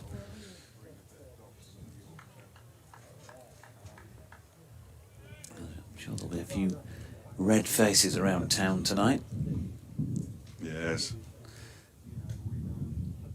Thompson in, that's flicked off the legs by Wagstaff, and he's going to pick up 4 through fine leg, just a little bit too straight this time by Jordan. Trying to settle into a rhythm and a line and length. So the right hand, left hand combi. The left hand combi. No, right. The right hand, left hand combi. No, you were right. Yeah, you were right. It's just the way he looked at me then. I'm thinking, no, like, I was just going to say, Mitch Wagstaff's highest score in first class cricket. This. See, it's only his second match. The open stance, not dissimilar actually to Jordan Thompson's himself, who bowls that delivery. And it's pushed into the offside by Wagstaff to Revis. No run. Rope Man's having a real good time here. Two people have walked through, and he's just told them that there's a sign there. You don't read the sign, son. Go back. The gentleman in the incredible shirt is very red, isn't he? He is, isn't he? Oof. He's just apologised, and It looks like a match. Thompson in. Wide off stump there to drive, and it's driven square, backward of square, really on the offside. 4 more to Wagstaff. Double teapot from Jordan Thompson, but not many other people to blame but himself for that. I don't think he strayed leg side and got picked off for 4. He strayed offside and got picked off for 4. 8 from 9 from the over. 36 for 1 at the end of 10. Yeah, he did look rather bright, didn't he? Yes, it looked painful. You were talking about red faces in town later on. If you see a gentleman who looks like a match, very sort of a ridiculous shirt, in all honesty, and a very bright red face and head. He's been at the cricket today. We spoke earlier about Johnny Tatzel. I think he got to 12, if not 16, with boundaries. 12, wasn't it? He got 3 boundaries. Well, all 24 of Mitch Wagstaff's runs so far have come by way of boundaries, which I think is a fascinating insight. It almost makes me want to be a scorer. I was getting thumbs up from Kate at the far end. I thought you were going to say it almost makes you want to be a commentator. New over from Ben Code is turned around the corner by Brooke Guest. A nice little piece of fielding there by Revis as well. He knew he was going to just step over the rope, so he pushed the ball back, picked it up again and kept them down to a couple. Yeah. Okay. Guest moves to 14. I don't think public humiliation is the way forward for the BBC. But it's fun though, isn't it? Well, it is, but I'm not sure we're allowed to do it anymore. I'm sure the charter's got something in it. Here comes Code, bowls to Guest, who turns this one into the leg side, and they pick up a single. I think it will be just one. It will be just one. Thompson with the fielding, running back from mid-wicket. For getting it all wrong. Yeah. Apparently 5 players for Yorkshire have made their highest score in first class cricket this season. All 22 players on view in this match have made their high scores this season, apparently. Oh, Playfair, don't talk. Oh, he's blaming somebody. Oh, I'll tell you what. A Playfair is one of the tools of the trade for a scorer, isn't it? So you're blaming your tools, essentially. Yeah, poor work person blames their tools. Very poor. Code is in balls to Wagstaff, who plays at that when it leaves him. So he played a long way away from it, but he was playing sort of at the ball. Especially with the multi-million-pound deal that these scorers are on for the BBC in county cricket these days. Bordering on embarrassing. There we are. Be better tomorrow. That's all we're asking. But You're Frank Spencer, can't you? You know, looking in the mirror and saying, every day in every way, I'm getting better and better. Oh, brilliant. First reference to some mothers do have them of the day, which is always welcome. It's quite late, at 5:45. In comes Code and bowls to Wagstaff, who just pushes it out into the offside. They go through for a run. Applause. Some decent applause as well. I know that the Derbyshire batsmen who are coming in next will be delighted to see Wagstaff and Guest carry on out there. Deploy and Madsen, the last thing they want really is to come out and face 6 overs tonight. I think that was the first comedy series I ever recall. Yeah? Really? Some others do. Really? The episode where he's hanging off the edge of the cliff in the On the bus? car, wasn't it? Was it a car? Yeah. By his, Like a he Volkswagen. did all his own stunts, of course, famously. Apparently. This next one's left alone by Brooke Guest to go through to Tattersall, because he did the one on the roller skates where he went underneath the articulated lorry. Remarkable. Then there was the one in the, what was the silent movie Artist, when the building collapses and he's standing where the Buster Keaton, he did a similar thing to that as well, with some stage. It was a terrific series. And then, of course, he became a phantom. Spoiled everything. Good old Michael Crawford. Code. On his final ball of the over. Defended by Brooke Guest. Back towards. Where's Matthew Fisher? Matthew Fisher. When did that change? I think you were into episode 3 of series 2 of. Well, he's done an entire over there, Matthew Fisher. I had no idea he'd swapped ends. My apologies for that. He has swapped ends. He just bowled another over. It was just that over. It's conceded 2 runs off it. And Derbyshire, as a result, with Wagstaff on 25 and Guest on 13, have moved on to 40 for 1. And we have 6 overs left in the day's play. Michelle de Treese, Indeed. married to, I don't, she may still be Edward married. Woodward. Edward Woodward. I did once meet, actually. Edward Woodward. Yeah. Yeah. Opposite Lords at the Westmoreland, the old Westmoreland Hotel. You Jordan Thompson. serving drinks, right? John Thompson round the wicket here, bowling to the left-handed Mitch Wagstaff, who drops that into the pitch behind him to third slip, no run. No, I was actually at the Royal. I was staying there before attending the royal premiere of Champions, the movie about Bob Champion, and he was in it playing. Is there an S on the end of that? Champions? Is Yeah. it? I didn't know that. Is Thompson round the wicket, and that's nicely angled away, wide of slip by Wagstaff. Not quite going to have the legs to make it all the way to the boundary, and they're going to have to settle for 2 in the end because it's a fairly sprightly chase. James Wharton, I think, was the man who turned and threw a flat one. John Hurt. John Hurt played Bob Champion. Jan Francis played Jo, his wife. Alison Just good friends, Steadman. of course. Just good friends. Alison Steadman met her. She was lovely. She played. Abigail's party. Yes. Her Gary and big Stacey break. and all of that, yeah. That's pushed into the offside this time, wide of off stump. And there is no run. Edward Woodward played Josh Gifford, the trainer of Alden Eaton, winner of the Grand National. And the equaliser. And Alison Steadman played his wife. I think I'm right in saying. So we can talk all day about cricket, and Martin's been in touch about some mothers do have them. No. So here is Thompson in again, and Wagstaff drops it out into the offside, and there is again no run. It's basically a reference to seagulls and whoopsies, so we'll leave it at that. But thank you, Martin. You're absolutely right.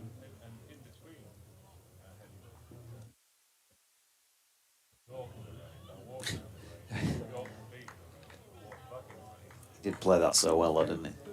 He played that hapless character Oh, brilliant. Brilliant. magnificently. Jordan Thompson in again, wide on the crease, nicely pushed by Wagstaff, wide of Shan Masood, which leads to a single for Tander. 28 to him, he said, with a degree of lack of confidence, but I'm getting the nod from DBK next to me. I think I'd want more 43 for 1. than just that, though, given what's happened today. I need a written assurance that I that think is so. the correct score. I don't know if you can trust it or not.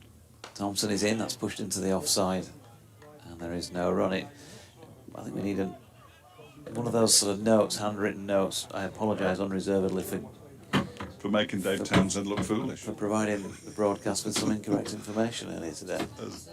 As he said with such assuredness, oh, this is his high score. Might cost us several beers later on, I think. Well. Reputation in tatters. We've patched it up for her, obviously. Yeah, we'll do our best. We've basically not mentioned it, have we? For some reason, the stream is showing people streaming out of the ground. So perhaps 5:45 is the time when, or 6 o'clock is tea time in the boarding houses of Scarborough. Here is Matthew Fisher, bowling from the Trafalgar Square end to Wagstaff, whose name went completely out of my mind. He pushes it out to the offside. There's no run.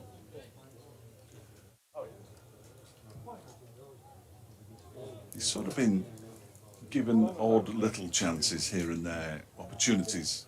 Mitch Wagstaff in the 50-over competition last season, he was given an opportunity. So he played against Gloucestershire earlier this season, didn't open the batting. This is a huge opportunity for him, and at 28, not out.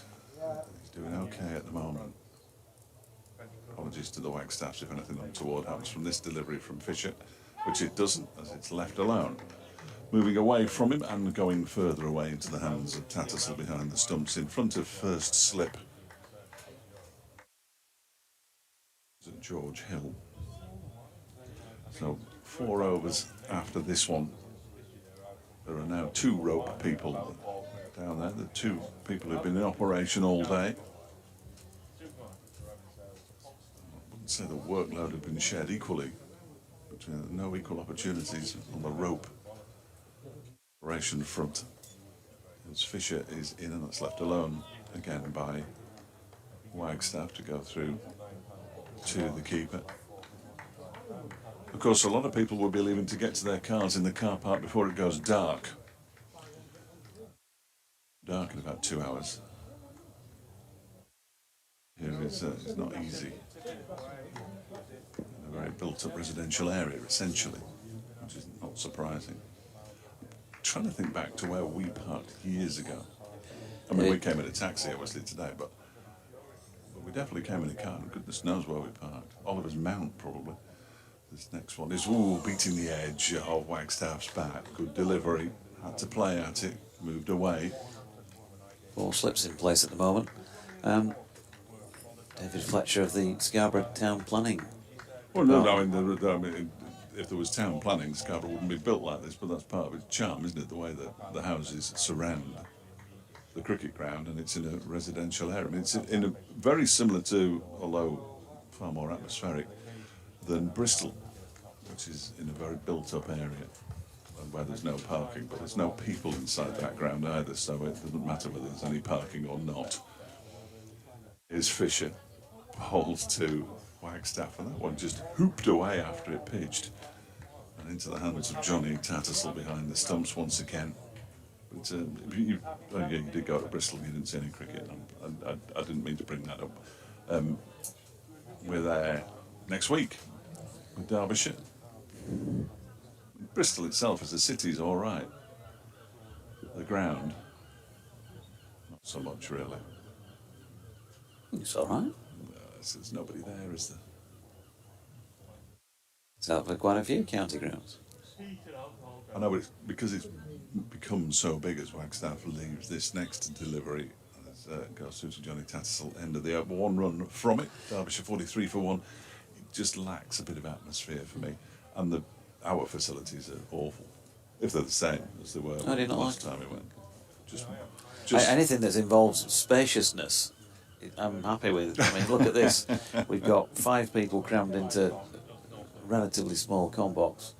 There's not a lot of depth to it. At least you can set your stuff out on a desk at the back there if you want to do that. Yeah, I suppose. So no, I quite like Bristol really. The only gripe I've got with Bristol is that those old houses in the streets nearby, people double parking. If you happen to be waiting at the end for one car, and then you can't you? Because there are literally hundreds of yards worth of double parked cars, and if one comes through from the other end, then a second, then a third.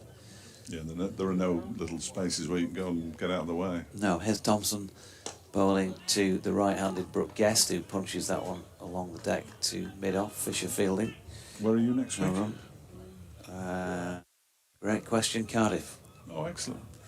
Cardiff next week, Leicester the week after, Headingley to complete the season with a bang.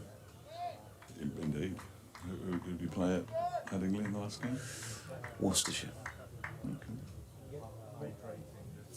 Jordan Thompson over the wicket. A little bit of offering of swing away from the right-hander who was up to the task, and then Tomo, who I dare say his footballing skills are probably pretty good, made a bit of a Horlicks of his attempt at flicking the ball up and a bit of keepy-uppy into his hand.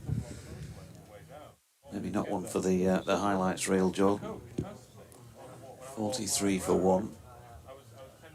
I don't think I'm going to need to be speaking to anybody after this day's play because nobody seems to be at home. Back at Radio East as Thompson's in, and that's full. Pushed it to Masood at mid-on. There is no run. The gulls are beginning to circle. Aren't they? I got it wrong, by the way, as well. I put a hold my hand up because we were talking about the crowd safety officer down there, his white flat cap on. He's been bedecked in dark for most of the day and must be pretty hot. Then we had the lady who came and took over from him for a while, and from this angle I said she looks significantly younger than him, and maybe she's not had an international appearance as he's had 125 on the rope. Thompson's in again. It leaves Guest, but it's an easy leave for him as well because it was wide of off stump. Just be careful now, Jonathan. And he came back round a little while ago, and I may have misjudged her age by about, I'd say, a comfortable 3 decades. It just shows how looks can be deceptive, because when you stand at the bottom and look up towards the com box, Here we go. Here we go. You ready, DT? DT might look dashing, and then you walk into the com box and realise that those are those rose-tinted spectacles through which he's looking. As Thompson is in, it's full and pushed back to the bowler, and there is no run. There's a winging of arms from George Hill at first slip, as if he might have got the nod to bowl a couple before the end of this day, or he may be trying to get himself on for a couple before the end of the day.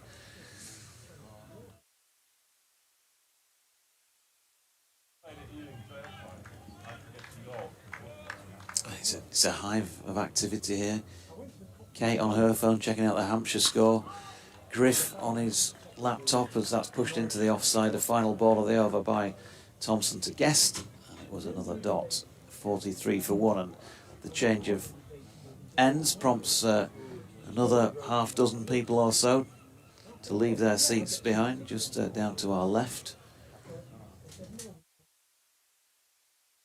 Probably a few hundred still in the ground, but a lot of now left as we close in on the end of day 1.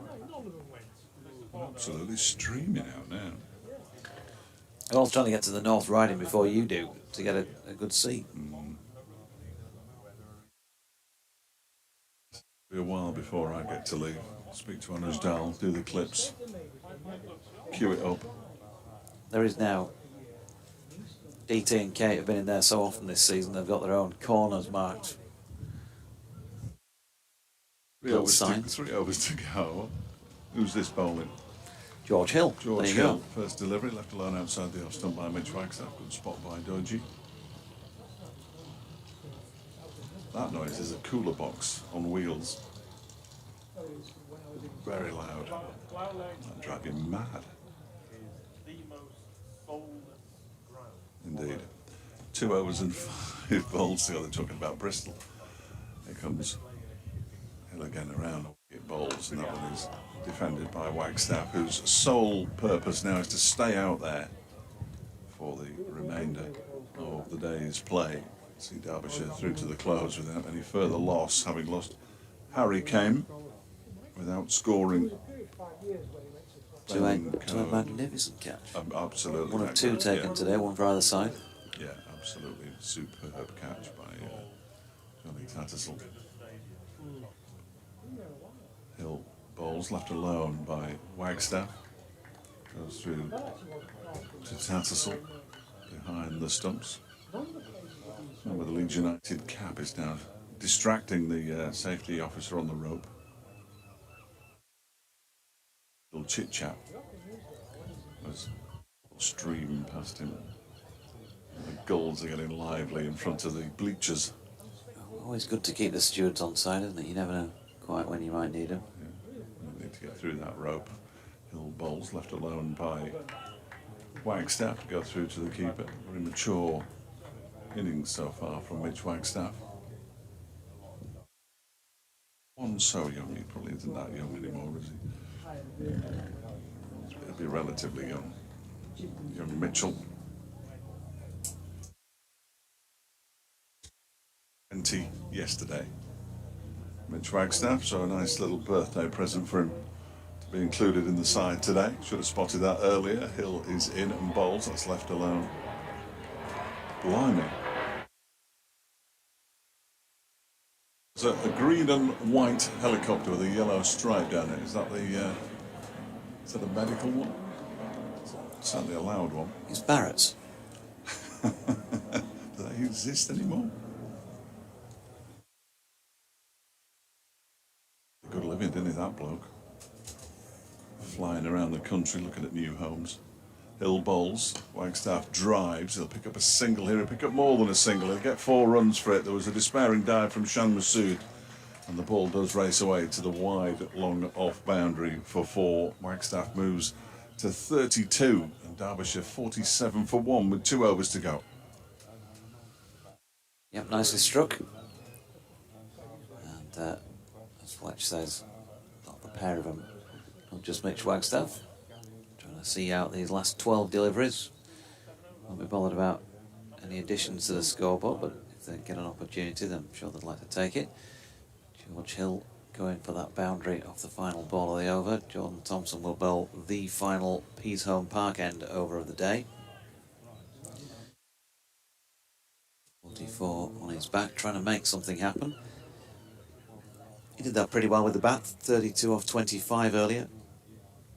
A 6 and 5 4, a typical Tomo knock. Here he is. Ball short of length, turned into the leg side by Don Bess.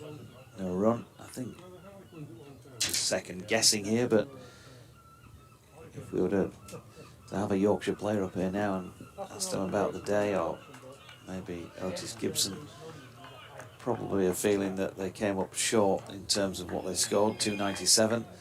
And I think one of the disappointments of it would be that nobody who got a start went on to make a big score. 58 as your highest score on a pitch that is not a bad one is not as good as you'd like, is it? As Thompson's laid his full-length delivery, has turned into the onside to Shan Masood. I guess would be one of those cases in point. Certainly not entirely down to him. Players get low scores in games, that's cricket. Peter Keithley says, what do you call a man with a piece of wood on his head? Headwood. Very good. What do you call a man with 3 pieces. pieces of wood on his head? Jordan Thompson is in, that's pushed into the offside by Brooke Guest, there's no run. So that's the best communication of the day, thank you.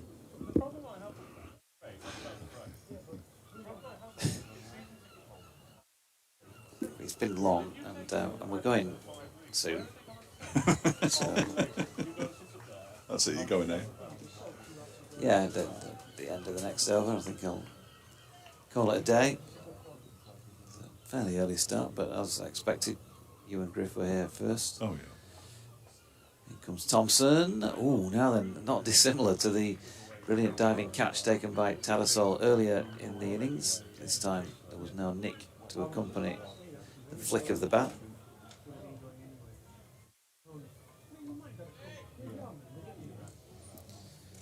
Interesting day's play awaits tomorrow, I guess. Thoroughly enjoyable day's play, says Andy Walker. Finally balanced stumps. Finally balanced stumps, maybe. Really enjoyed listening to the top team, he says. What was you been listening to? DT and Kate when they were on. Kate giving that information out as she was, as that's turned to leg by Guest. And there is no run.